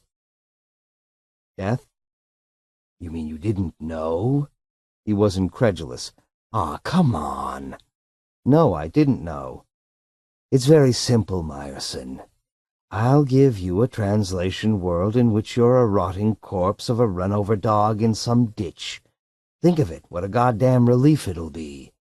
You're going to be me. You are me, and Leo Bolero is going to kill you. That's the dead dog, Meyerson. That's the corpse in the ditch. And I'll live on, he said to himself. That's my gift to you, and remember, in German, gift means poison. I'll let you die in my place a few months from now, and that monument on Sigma 14b will be erected, but I'll go on in your living body. When you come back from Mars to work at PP Layouts again, you'll be me. And so, I avoid my fate. It was so simple. Okay, Meyerson, he concluded, weary of the colloquy. Up and at 'em, as they say. Consider yourself dumped off. We're not a single organism anymore. We've got distinct, separate destinies again. And that's the way you wanted it. You're in a ship of Connor Freeman's leaving Venus, and I'm down in chickenpox prospects. I've got a thriving vegetable garden up top, and I get to shack up with Anne Hawthorne any time I want. It's a good life as far as I'm concerned. I hope you like yours equally well. And at that instant he emerged. He stood in the kitchen of his compartment at Chickenpox Prospects. He was frying himself a panful of local mushrooms. The air smelled of butter and spices, and in the living room, his portable tape recorder played a Haydn symphony. Peaceful, he thought with pleasure. Exactly what I want, a little peace and quiet. After all, I was used to that out in intersystem space. He yawned, stretched with luxury, and said, I did it. Seated in the living room, reading a homeopape taken from the news service emanating from one of the UN satellites, Anne Hawthorne glanced up and said, You did what, Barney? Got just the right amount of seasoning in this, he said, still exulting. I am Palmer Eldritch, and I'm here, not there. I'll survive Leo's attack, and I know how to use this life here, as Barney didn't or wouldn't. Let's see how he prefers it when Leo's fighter guns his merchant ship into particles, and he sees the last of a life bitterly regretted. In the glare of the overhead light, Barney Meyerson blinked. He realized after a second that he was on a ship. The room appeared ordinary, a combination bedroom and parlor, but he recognized it by the bolted-down condition of the furniture, and the gravity was all wrong. Artificially produced, it failed to duplicate Earth's. And there was a view out.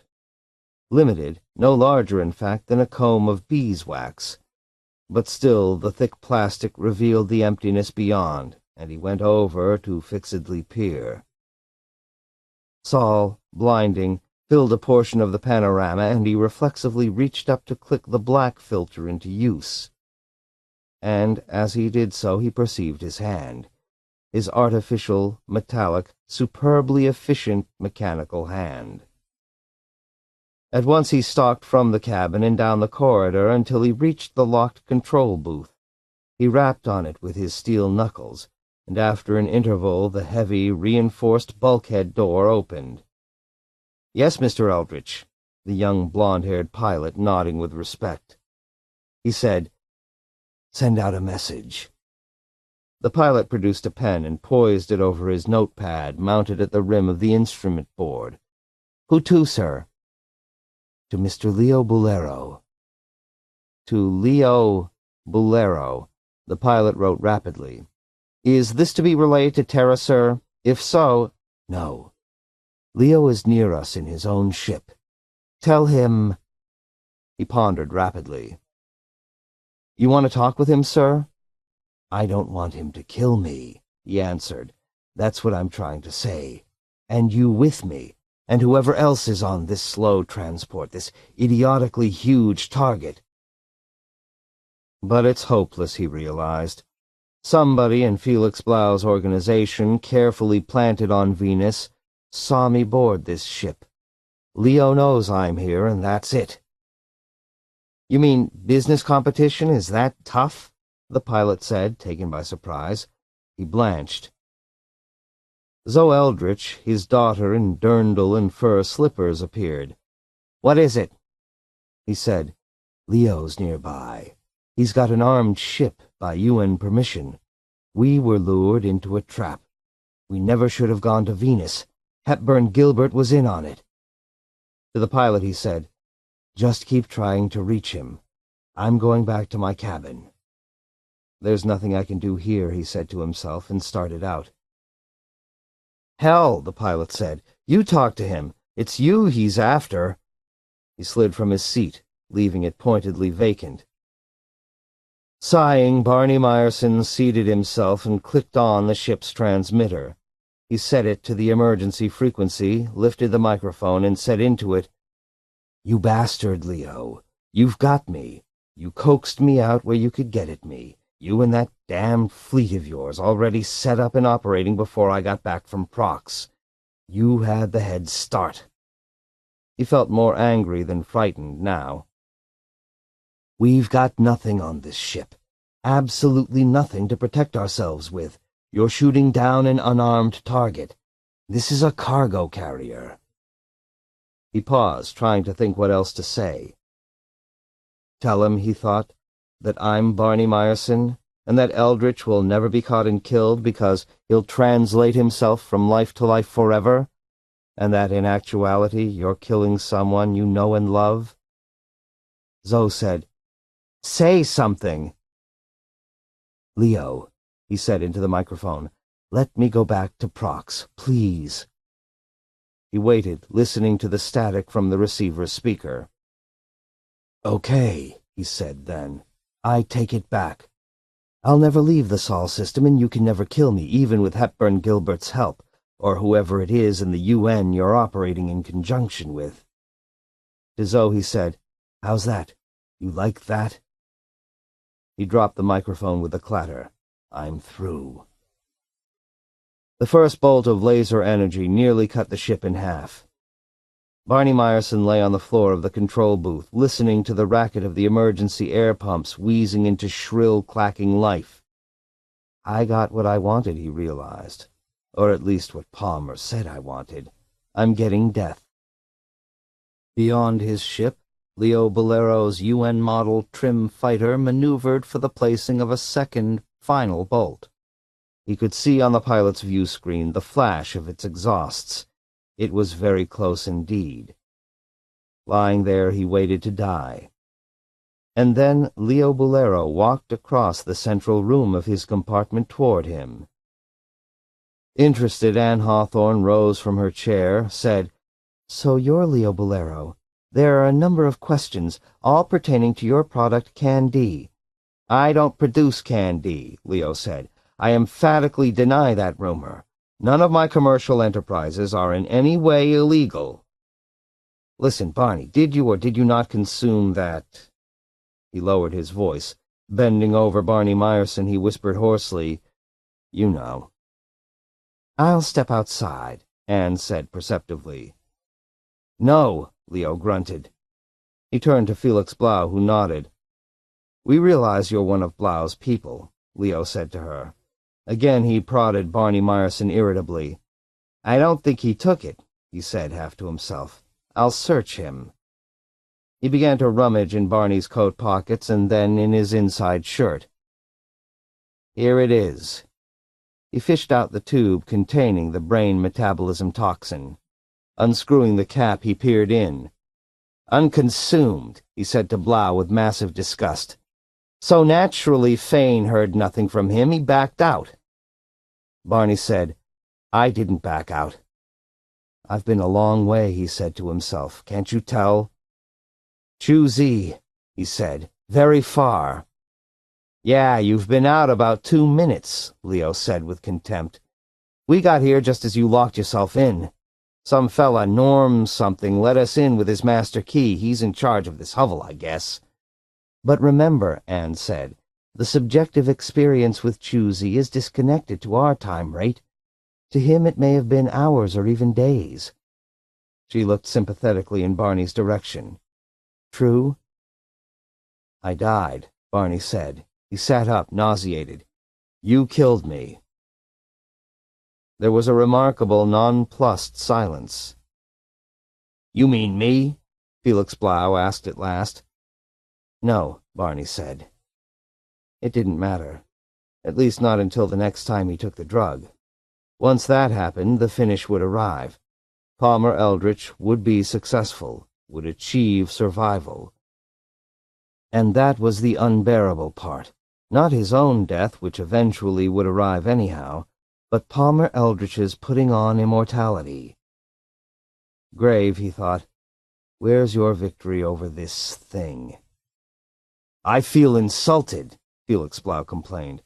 "I mean, what's this about someone killing you, Meyerson? Hell, we roused you out of your coma. And it was a long, difficult trip here, and for Mr. Bolero, my client, in my opinion, a risky one. This is the region where Eldritch operates." He glanced about apprehensively. "Get him to take that toxic substance," he said to Leo, "and then let's get back to Terra before something terrible happens. I can feel it." He started toward the door of the compartment. Leo said, "Will you take it, Barney?" "No," he said. "Why not?" "Weariness, even patience. My life means too much to me. I've decided to halt in my atoning, he thought at last. What happened to you while you were translated? He rose to his feet. He barely made it. He's not going to say, Felix Blau said at the doorway. Leo said, Barney, it's all we've come up with. I'll get you off Mars, you know that. And Q-type epilepsy isn't the end of... You're wasting your time, Felix said, and disappeared out into the hall. He gave Barney one final envenomed glass. What a mistake you made, pinning your hopes on this guy. Barney said, He's right, Leo. You'll never get off Mars, Leo said. I'll never wangle a passage back to Terra for you, no matter what happens from here on out. I know it. But you don't care.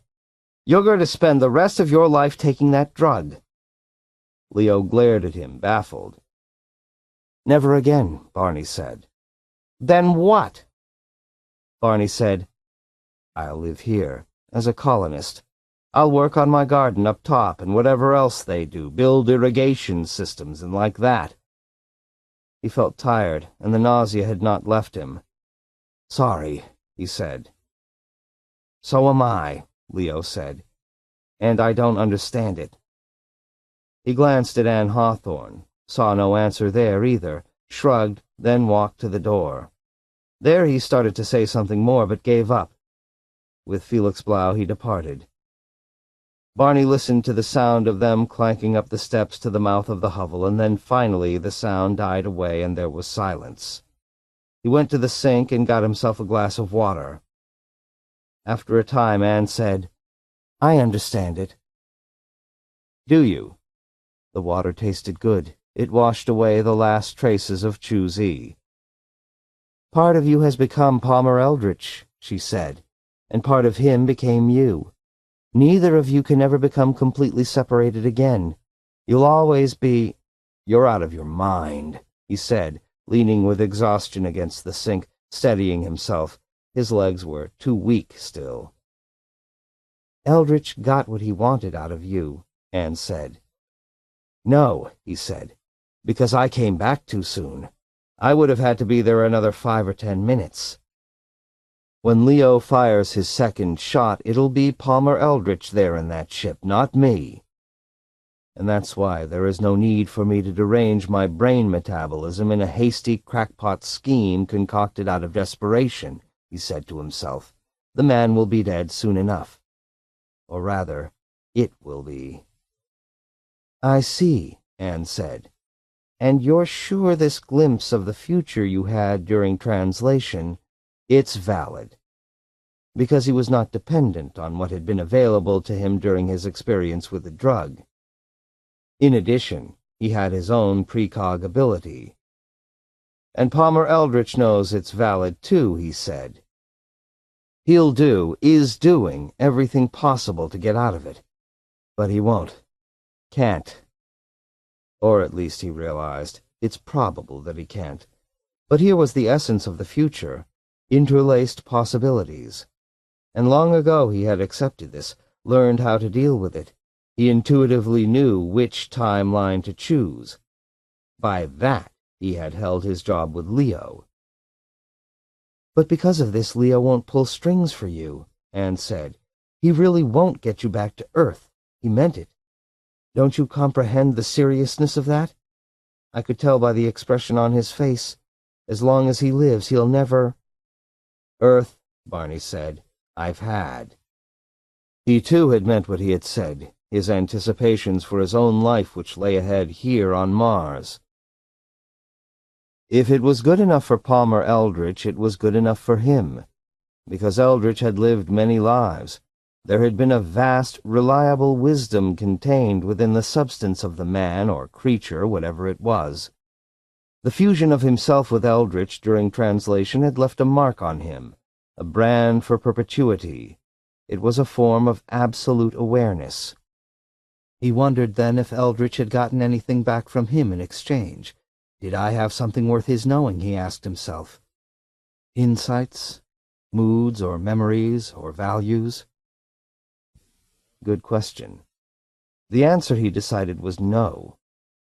Our opponent, something admittedly ugly and foreign that entered one of our race like an ailment during the long voyage between Terra and Prox, and yet it knew much more than I did about the meaning of our finite lives here. It saw in perspective. From its centuries of vacant drifting as it waited for some kind of life form to pass by which it could grab and become. Maybe that's the source of its knowledge. Not experience, but unending, solitary brooding. And in comparison, I knew, had done, nothing. At the door of the compartment, Norm and Fran Shine appeared. "Hey, Meyerson, how was it? What'd you think of Chu Z the second time around?" They entered, expectantly awaiting his answer. Barney said, "It'll never sell." Disappointed, Norm said, "That wasn't my reaction. I liked it, and a lot better than Candy, except—" He hesitated, frowned, and glanced at his wife with a worried expression. "There was a creepy presence, though, where I was. It sort of marred things." He explained. "Naturally, I was back—" Fran interrupted. "Mr. Meyerson looks tired. You can give him the rest of the details later." Eyeing Barney, Norm Shine said, "You're a strange bird, Barney. You came out of it the first time and snatched this girl's bindle here, this Miss Hawthorne, and ran off and locked yourself in your compartment so you could take it. And now you say—" He shrugged philosophically. "Well, maybe you just got too much in your crawl at once. You weren't moderate, man. Me, I intend to try it again. Carefully, of course, not like you." Reassuring himself, he said loudly, "I mean it. I liked the stuff." "Except," Barney said, "for the presence that was there with you." "I felt it too," Fran said quietly. "I'm not going to try it again. I'm afraid of it, whatever it was." She shivered and moved closer to her husband. Automatically, from long habit, he put his arm around her waist. Barney said, "Don't be afraid of it. It's just trying to live like the rest of us are." "But it was so—" Fran began. "Anything that old," Barney said, "would have to seem unpleasant to us. We have no conception of age to that dimension, that enormity." "You talk like you know what it was," Norm said. "I know," Barney thought. "Because, as Anne said, part of it's here inside me. And it will, until it dies a few months from now, retain its portion of me incorporated within its own structure. So when Leo kills it," he realized, "it will be a bad instant for me. I wonder how it will feel." "That thing," he said, speaking to them all, especially to Norm Shine and his wife, "has a name which you'd recognize if I told it to you. Although it would never call itself that. We're the ones who've titled it. From experience at a distance over thousands of years, but sooner or later we were bound to be confronted by it, without the distance or the years." Anne Hawthorne said, "You mean God?" It did not seem to him necessary to answer beyond a slight nod. "But evil?" Fran Shine whispered. "An aspect," Barney said. "Our experience of it, nothing more." Or didn't I make you see that already, he asked himself. Should I tell you how it tried to help me in its own way, and yet how fettered it was, too, by the forces of fate which seem to transcend all that live, including it as much as ourselves? "Gee whiz," Norm said, the corners of his mouth turning down in almost tearful disappointment. He looked for a moment like a cheated small boy. 13. Later, when his legs had ceased collapsing under him, he took Anne Hawthorne to the surface and showed her the beginnings of his garden. "You know," Anne said, "it takes courage to let people down." "You mean Leo?" He knew what she meant. There was no dispute about what he had just now done to Leo and to Felix Blau and the whole PP Layouts and Candy organization. "Leo's a grown man," he pointed out. "He'll get over it. He'll recognize that he has to handle Eldritch himself, and he will." And he thought, The litigation against Eldritch would not have accomplished that much. My precog ability tells me that, too.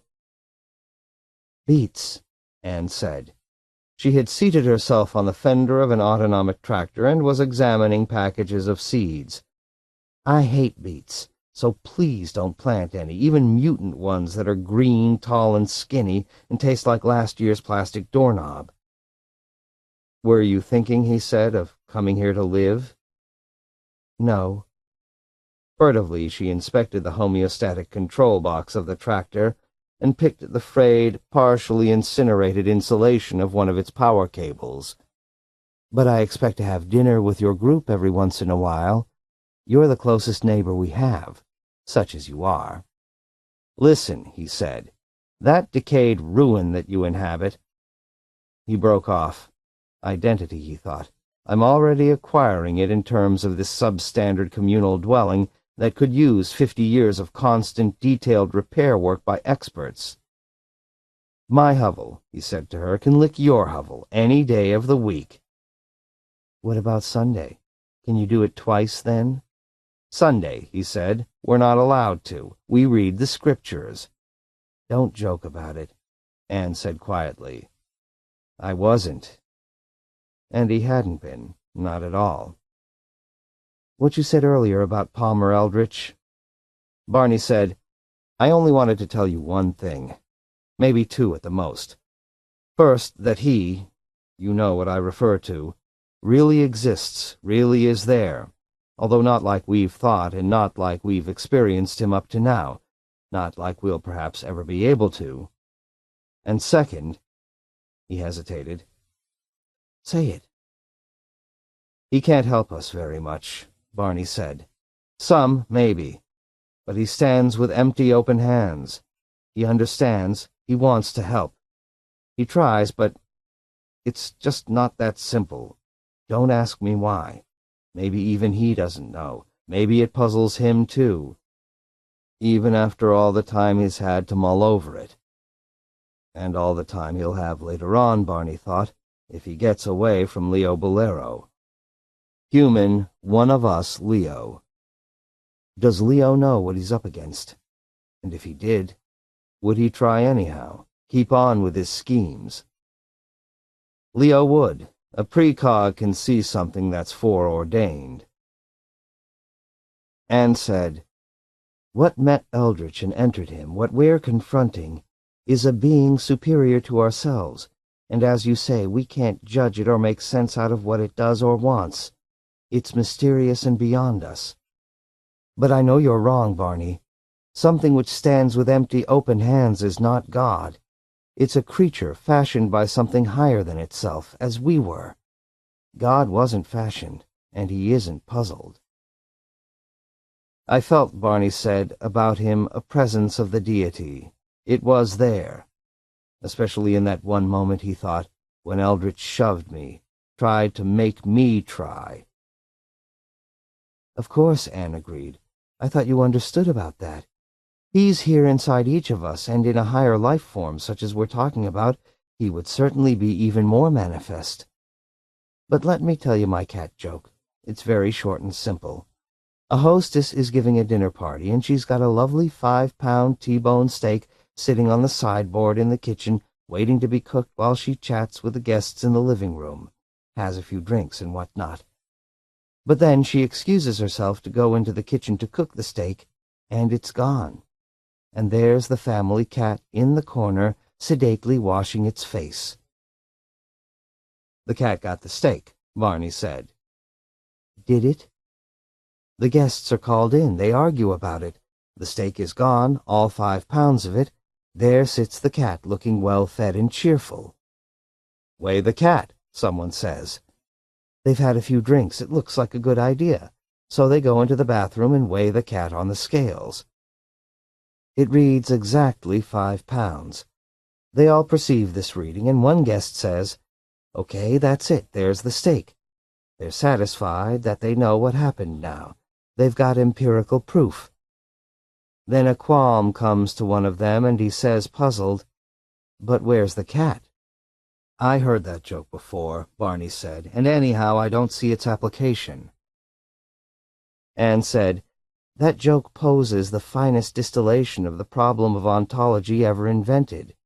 If you ponder it long enough—" "Hell," he said angrily. "It's 5 pounds of cat. It's nonsense. There's no steak if the scale shows 5 pounds. "Remember the wine and the wafer," Anne said quietly. He stared at her. The idea for a moment seemed to come through. "Yes," she said, "the cat was not the steak. But the cat might be a manifestation which the steak was taking at that moment. The key word happens to be is. Don't tell us, Barney, that whatever entered Palmer Eldritch is God, because you don't know that much about him. No one can. But that living entity from intersystem space may, like us, be shaped in his image, a way he selected of showing himself to us. If the map is not the territory, the pot is not the potter. So don't talk ontology, Barney. Don't say is." She smiled at him hopefully to see if he understood. "Someday," Barney said, "we may worship at that monument." Not the deed by Leo Bolero, he thought, as admirable as it will be more accurately. That won't be our object. No, we'll all of us, as a culture, do as I already am tending toward. We'll invest it wanly, pitifully, with our conception of infinite powers. And we'll be right, in a sense, because those powers are there. But as Anne says, as to its actual nature— "I can see you want to be alone with your garden," Anne said. "I think I'll start back to my hovel. Good luck. And Barney—" She reached out, took him by the hand, and held on to him earnestly. "Never grovel. God, or whatever superior being it is we've encountered, wouldn't want that. And even if it did, you shouldn't do it." She leaned forward, kissed him, and then started off. "You think I'm right?" Barney called after her. "Is there any point in trying to start a garden here? Or will we go the familiar way, too?" "Don't ask me. I'm no authority." "You just care about your spiritual salvation," he said savagely. "I don't even care about that anymore," Anne said. "I'm terribly, terribly confused, and everything upsets me here. Listen." She walked back to him, her eyes dark and shaded, without light. "When you grabbed me to take that bindle of choosy, you know what I saw? I mean actually saw, not just believed? An artificial hand, and a distortion of my jaw, and my eyes." "Yes," she said tightly. "The mechanical, slitted eyes. What did it mean?" Barney said, "It meant that you were seeing into absolute reality, the essence beyond the mere appearance. In your terminology," he thought, "what you saw is called stigmata." For an interval she regarded him. "That's the way you really are?" she said then, and drew away from him with aversion manifest on her face. "Why aren't you what you seem? You're not like that now. I don't understand." She added tremulously, "I wish I hadn't told that cat joke." He said, "I saw the same thing in you, dear, at that instant. You fought me off with fingers decidedly not those you were born with. And it could so easily slip into place again. The presence abides with us, potentially, if not actually." "Is it a curse?" Anne asked. "I mean, we have the account of an original curse of God. Is it like that all over again?" "You ought to be the one who knows. You remember what you saw. All 3 stigmata, the dead artificial hand, the Jensen eyes, and the radically deranged jaw. Symbols of its inhabitation, he thought, in our midst, but not asked for, not intentionally summoned. And we have no mediating sacraments through which to protect ourselves. We can't compel it by our careful, time-honored, clever, painstaking rituals to confine itself to specific elements, such as bread and water or bread and wine. It is out in the open, ranging in every direction. It looks into our eyes, and it looks out of our eyes.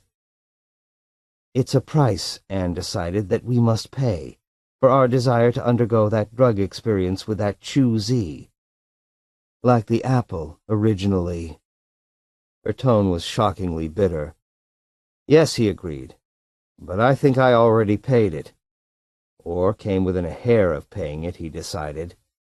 That thing which we know only in its Terran body wanted to substitute me at the instant of its destruction. Instead of God dying for man, as we once had, we faced for a moment a superior, the superior power, asking us to perish for it. Does that make it evil, he wondered? Do I believe the argument I gave Norm Shine? Well, it certainly makes it inferior to what came 2,000 years before. It seems to be nothing more or less than the desire of, as Anne puts it, an out-of-dust created organism to perpetuate itself. We all have it. We all would like to see a goat or a lamb cut to pieces and incinerated instead of ourselves. Oblations have to be made, and we don't care to be them. In fact, our entire lives are dedicated to that one principle, and so is its. Goodbye, Anne said. I'll leave you alone. You can sit in the cab of that dredge and dig away to your heart's content. Maybe when I next see you, there'll be a completed water system installed here. She smiled once more at him briefly and then hiked off in the direction of her own hovel. After a time he climbed the steps to the cab of the dredge which he had been using and started the creaky, sand-impregnated mechanism. It howled mournfully in protest. Happier, he decided, to remain asleep. This, for the machine, was the ear-splitting summons of the last trumpet, and the dredge was not yet ready. He had scooped perhaps a half-mile of irregular ditch, as yet void of water, when he discovered that an indigenous life form, a Martian something, was stalking him. At once he halted the dredge and peered into the glare of the cold Martian sun to make it out. It looked a little like a lean, famished old grandmother on all fours, and he realized that this was probably the jackal creature which he had been warned repeatedly about. In any case, whatever it was, it obviously hadn't fed in days. It eyed him ravenously while keeping its distance, and then, projected telepathically, its thoughts reached him. So he was right. This was it. "May I eat you?" it asked, and panted avidly, slack-jawed. "Christ, no," Barney said. He fumbled about in the cab of the dredge for something to use as a weapon. His hands closed over a heavy wrench, and he displayed it to the Martian predator, letting it speak for him. There lay a great message in the wrench and the way he gripped it. "Get down off that contraption," the Martian predator thought, in a mixture of hope and need. "I can't reach you up there." The last was intended certainly to be a private thought retained in camera, but somehow it had gotten projected too. The creature had no finesse. "I'll wait," it decided. "He has to get down eventually." Barney swung the dredge around and started it back in the direction of chickenpox prospects. Groaning, it clanked at a maddeningly slow rate. It appeared to be failing with each yard. He had the intuition that it was not going to make it. Maybe the creature's right, he said to himself. It is possible I'll have to step down and face it. Spared, he thought bitterly, by the enormously higher life form that entered Palmer Eldritch that showed up in our system from out there, and then eaten by this stunted beast. The termination of a long flight, he thought. A final arrival that even 5 minutes ago, despite my precog talent, I didn't anticipate. Maybe I didn't want to, as Dr. Smile, if he were here, would triumphantly bleat. The dredge wheezed, bucked violently, and then, painfully contracting itself, curled up. Its life flickered a moment, and then it died to a stop. For a time, Barney sat in silence. Placed directly ahead of him, the old grandmother jackal Martian flesh-eater watched, never taking its eyes from him. "All right," Barney said. "Here I come." He hopped from the cab of the dredge, flailing with the wrench. The creature dashed at him. Almost to him, 5 feet away, it suddenly squealed, veered, and ran past, not touching him. He spun and watched it go. Unclean, it thought to itself. It halted at a safe distance and fearfully regarded him, tongue lolling. "You're an unclean thing," it informed him dismally. Unclean, Barney thought. How? Why? "You just are," the predator answered. "Look at yourself. I can't eat you. I'd be sick." It remained where it was, drooping with disappointment and aversion. He had horrified it. "Maybe we're all unclean to you," he said. "All of us from Earth, alien to this world, unfamiliar." "Just you," it told him flatly. "Look at, your right arm, your hand. There's something intolerably wrong with you. How can you live with yourself? Can't you cleanse yourself some way?" He did not bother to look at his arm and hand. It was unnecessary. Calmly, with all the dignity that he could manage, he walked on, over the loosely packed sand, toward his hovel. That night, as he prepared to go to bed in the cramped bunk provided by his compartment at Chickenpox Prospects, someone rapped on his closed door. "Hey, Meyerson, open up." Putting on his robe, he opened the door. "That trading ship is back," Norm Shine, excited, grabbing him by the lapel of his robe, declared. "You know, from the Choosy people. You got any skins left? If so—" "If they want to see me," Barney said, disengaging Norm Shine's grip from his robe, "they'll have to come down here. You tell them that." He shut the door then. Norm loudly departed. He seated himself at the table on which he ate his meals, got a pack, his last, of Terran cigarettes from the drawer, and lit up. He sat smoking and meditating, hearing above and around his compartment the scampering noises of his fellow hovelists. Large-scale mice, he thought, who have scented the bait. The door to his compartment opened. He did not look up. He continued to stare down at the table surface, at the ashtray and matches and pack of Camels. "Mr. Meyerson," Barney said, "I know what you're going to say." Entering the compartment, Palmer Eldritch shut the door, seated himself across from Barney, and said, "Correct, my friend. I let you go just before it happened, before Leo fired the second time. It was my carefully considered decision, and I've had a long time to dwell on the matter, a little over 3 centuries. I won't tell you why." "I don't care why," Barney said. He continued to stare down. "Can't you look at me?" Palmer Eldritch said. "I'm unclean," Barney informed him. "Who told you that?" "An animal out in the desert, and it had never seen me before. It knew it just by coming close to me. While still 5 feet away, he thought to himself, which is fairly far. Maybe its motive. It had no goddamn motive. In fact, just the opposite. It was half dead from hunger and yearning to eat me. So it must be true." "To the primitive mind," Eldritch said, "the unclean and the holy are confused, merged merely as taboo. The ritual for them, hell," he said bitterly. "It's true and you know it. I'm alive. I won't die on that ship, but I'm defiled." "By me?" Barney said. "Make your own guess." After a pause, Eldritch shrugged and said, "All right. I was cast out from a star system. I won't identify it because to you it wouldn't matter.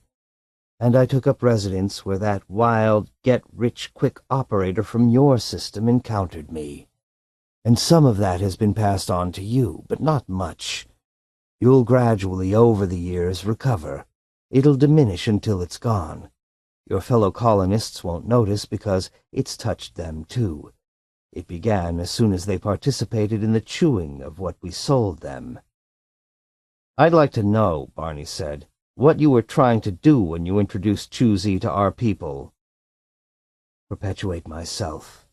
the creature opposite him said quietly. He glanced up then. A form of reproduction? Yes, the only way I can. With overwhelming aversion, Barney said, My God! We would all have become your children. Don't fret about that now, Mr. Myerson, it said, and laughed in a human-like jovial way. Just tend your little garden up top. Get your water system going. Frankly, I long for death. I'll be glad when Leo Bolero does what he's already contemplating. He's begun to hatch it, now that you've refused to take the brain metabolism toxin. Anyhow, I wish you luck here on Mars. I would have enjoyed it myself, but things didn't work out, and that's that. Eldritch rose to his feet then. You could revert, Barney said. Resume the form you were in when Palmer encountered you. You don't have to be there inhabiting that body when Leo opens fire on your ship. Could I? Its tone was mocking. Maybe something worse is waiting for me if I fail to show up there. But you wouldn't know about that. You're an entity whose lifespan is relatively short. And in a short span, there's a lot less. It paused, thinking. Don't tell me, Barney said. I don't want to know. The next time he looked up, Palmer Eldritch was gone. He lit another cigarette. What a mess, he thought. This is how we act when finally we do contact at long last another sentient race within the galaxy. And how it behaves, badly as us, and in some respects much worse. And there's nothing to redeem the situation, not now. And Leo thought that by going out to confront Eldritch with that tube of toxin we had a chance. Ironic. And here I am without having even consummated the miserable act for the court's benefit, physically, basically, unclean. Maybe Anne can do something for me, he thought suddenly. Maybe there are methods to restore one to the original condition, dimly remembered, such as it was, before the late and more acute contamination set in. He tried to remember, but he knew so little about neo-Christianity. Anyhow, it was worth a try. It suggested there might be hope, and he was going to need that in the years ahead. After all, the creature residing in deep space, which had taken the form of Palmer Eldritch, bore some relationship to God. If it was not God, as he himself had decided, then at least it was a portion of God's creation. So some of the responsibility lay on him. And it seemed to Barney, he was probably mature enough to recognize this. Getting him to admit it, though, that might be something else again. However, it was still worth talking to Anne Hawthorne. She might know of techniques for accomplishing even that. But he somehow doubted it. Because he held a terrifying insight, simple, easy to think and utter, which perhaps applied to himself and those around him to this situation. There was such a thing as salvation, but not for everyone. On the trip back to Terra from their unsuccessful mission to Mars, Leo Bolero endlessly nitpicked and conferred with his colleague Felix Blau. It was now obvious to both of them what they would have to do. He's all the time traveling between a master satellite around Venus and the other planets, plus his domain on Luna, Felix pointed out in summation. And we all recognize how vulnerable a ship in space is. Even a small puncture can... He gestured graphically. We'd need the UN's cooperation, Leo said gloomily, because all he and his organization were allowed to possess were sidearms, nothing that could be used by one ship against another. I've got what may be some interesting data on that, Felix said, rummaging in his briefcase. Our people in the UN reach into Hepburn Gilbert's office, as you may or may not know. We can't compel him to do anything, but we can at least discuss it. He produced a document. Our Secretary General is worried about the consistent appearance of Palmer Eldritch in every one of the so-called reincarnations that users of Choosy experience. He's smart enough to correctly interpret what that implies. So, if it keeps happening, undoubtedly we can get more cooperation from him, at least on a sub-rosa basis. For instance, Leo broke in, Felix, let me ask you something. How long have you had an artificial arm? Glancing down, Felix grunted in surprise, and then, staring at Leo Bolero, he said, So do you too. And there's something the matter with your teeth. Open your mouth and let's see. Without answering, Leo got to his feet and went to the men's room of the ship to survey himself in the floor-length mirror. There was no doubt of it. Even the eyes, too. Resignedly, he returned to his seat beside Felix Blau. Neither of them said anything for a while. Felix rattled his documents mechanically. Oh God, Leo thought, literally mechanically. And Leo alternated between watching him and dully staring out the window at the blackness and stars of interplanned space. Finally, Felix said, Sort of throws you at first, doesn't it? It does, Leo agreed hoarsely. I mean, hey, Felix, what do we do? We accept it, Felix said. He was gazing with fixed intensity down the aisle at the people in the other seats. Leo looked and saw, too, the same deformity of the jaw, the same brilliant, unfleshly right hand, one holding a homeopape, another a book, a third, its fingers restlessly tapping. On and on and on until the termination of the aisle and the beginning of the pilot's cabin. In there, too, he realized, it's all of us. But I just don't quite get what it means, Leo complained helplessly. Are we in, translated by that foul drug, and this is... He gestured. We're both out of our minds, is that it? Felix Blau said, Have you taken Choosy? No, not since that one intravenous injection on Luna. Neither have I, Felix said. Ever. So it's spread, without the use of the drug. He's everywhere, or rather, it's everywhere. But this is good. This'll decidedly cause Hepburn Gilbert to reconsider the UN's stand. He'll have to face exactly what this thing amounts to. I think Palmer Eldritch made a mistake. He went too far. Maybe it couldn't help it, Leo said. Maybe the damn organism was like a protoplasm. It had to ingest and grow. Instinctively, it spread out farther and farther. Until it's destroyed at the source, Leo thought. And we're the ones to do it, because I'm personally Homo sapiens evolvens. I'm the human of the future, right here, sitting in this seat now. If we can get the UN's help. I'm the protector, he said to himself, of our race. He wondered if this blight had reached Terra yet.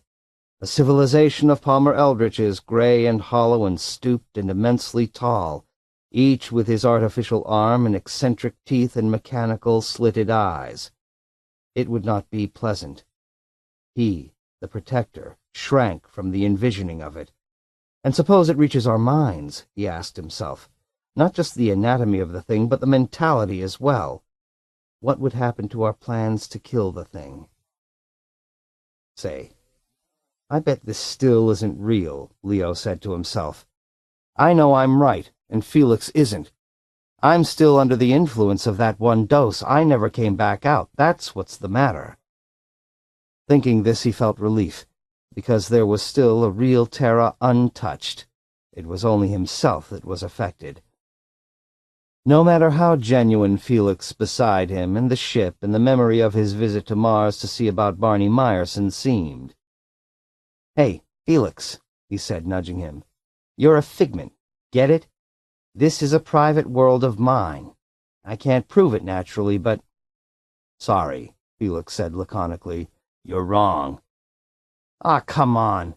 Eventually I'm going to wake up, or whatever it is you finally do when that miserable stuff is out of your system. I'm going to keep drinking a lot of liquids, flush it out of my veins. He waved. Stewardess. He beckoned to her urgently. Bring us our drinks now. Bourbon and water from me. He glanced inquiringly at Felix.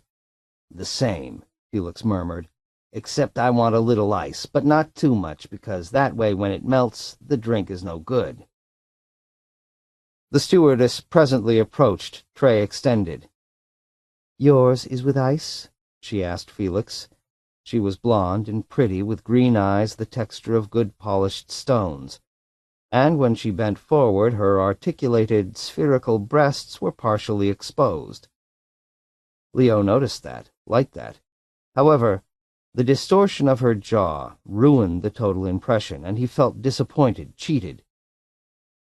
And now he saw the lovely, long-lashed eyes had vanished, been replaced. He looked away, disgruntled and depressed, until she had gone. It was going to be especially hard, he realized, regarding women. He did not, for instance, anticipate with any pleasure the first sight of Ronnie Fugate. "You saw?" Felix said as he drank his drink. "Yes, and it proves how quickly we've got to act," Leo said. "As soon as we land in New York, we look up that wily, no-good nitwit Hepburn Gilbert." "What for?" Felix Blau asked. Leo stared at him, then pointed at Felix's artificial shiny fingers holding his glass. "I rather like them now," Felix said meditatively. "That's what I thought," Leo thought. "That's exactly what I was expecting. But I still have faith I can get at the thing, if not this week, then next. If not this month, then sometime. I know it. I know myself now and what I can do. It's all up to me, which is just fine. I saw enough in the future not to ever give up, even if I'm the only one who doesn't succumb, who's still keeping the old way alive, the pre-Palmer Eldritch way. It's nothing more than faith in powers implanted in me from the start, which I can, in the end, draw on and beat him with. So in a sense it isn't me. It's something in me that even that thing Palmer Eldritch can't reach and consume, because since it's not me, it's not mine to lose. I feel it growing. Withstanding the external, non-essential alterations, the arm, the eyes, the teeth. It's not touched by any of these three, the evil, negative trinity of alienation, blurred reality, and despair that Eldritch brought back with him from Proxima, or rather, from the space in between. He thought, we have lived thousands of years under one old-time plague already that's partly spoiled and destroyed our holiness, and that from a source higher than Eldritch. And if you can't completely obliterate our spirit, how can this? Is it maybe going to finish the job? If it thinks so, if Palmer Eldritch believes that's what he arrived here for, he's wrong. Because that power in me that was implanted without my knowledge, it wasn't even reached by the original ancient blight. How about that? My evolved mind tells me all these things, he thought. Those E-therapy sessions weren't in vain. I may not have lived as long as Eldritch in one sense, but in another sense I have. I've lived 100,000 years, that of my accelerated evolution, and out of it I've become very wise. I got my money's worth. Nothing could be clearer to me now. And down in the resorts of Antarctica I'll join the others like myself. We'll be a guild of protectors, saving the rest. "Hey, Blau," he said, poking with his non-artificial elbow the semi-thing beside him. "I'm your descendant. Eldritch showed up from another space, but I came from another time. Got it?" Felix Blau murmured. "Look at my double dome, my big forehead. I'm a bubblehead, right? And this rind, it's not just on top, it's all over. So in my case, the therapy really took. So don't give up yet. Believe in me." "Okay, Leo. Stick around for a while. There'll be action. I may be looking out at you through a couple of Jensen Lux Vid artificial-type eyes, but it's still me inside here, okay?" "Okay," Felix Blau said. "Anything you say, Leo." "Leo? How come you keep calling me Leo?" Sitting rigidly upright in his chair, supporting himself with both hands, Felix Blau regarded him imploringly. "Think, Leo. For Christ's sakes, think." "Oh, yeah."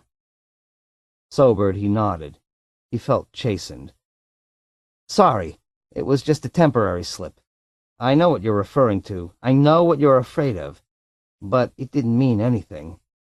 He added, I'll keep thinking like you say. I won't forget again.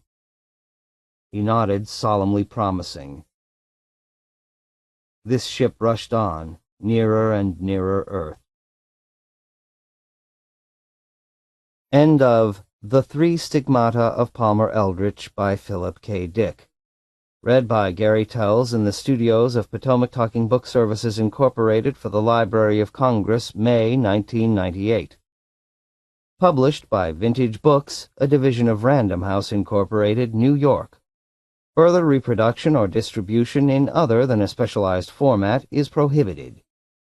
End of book.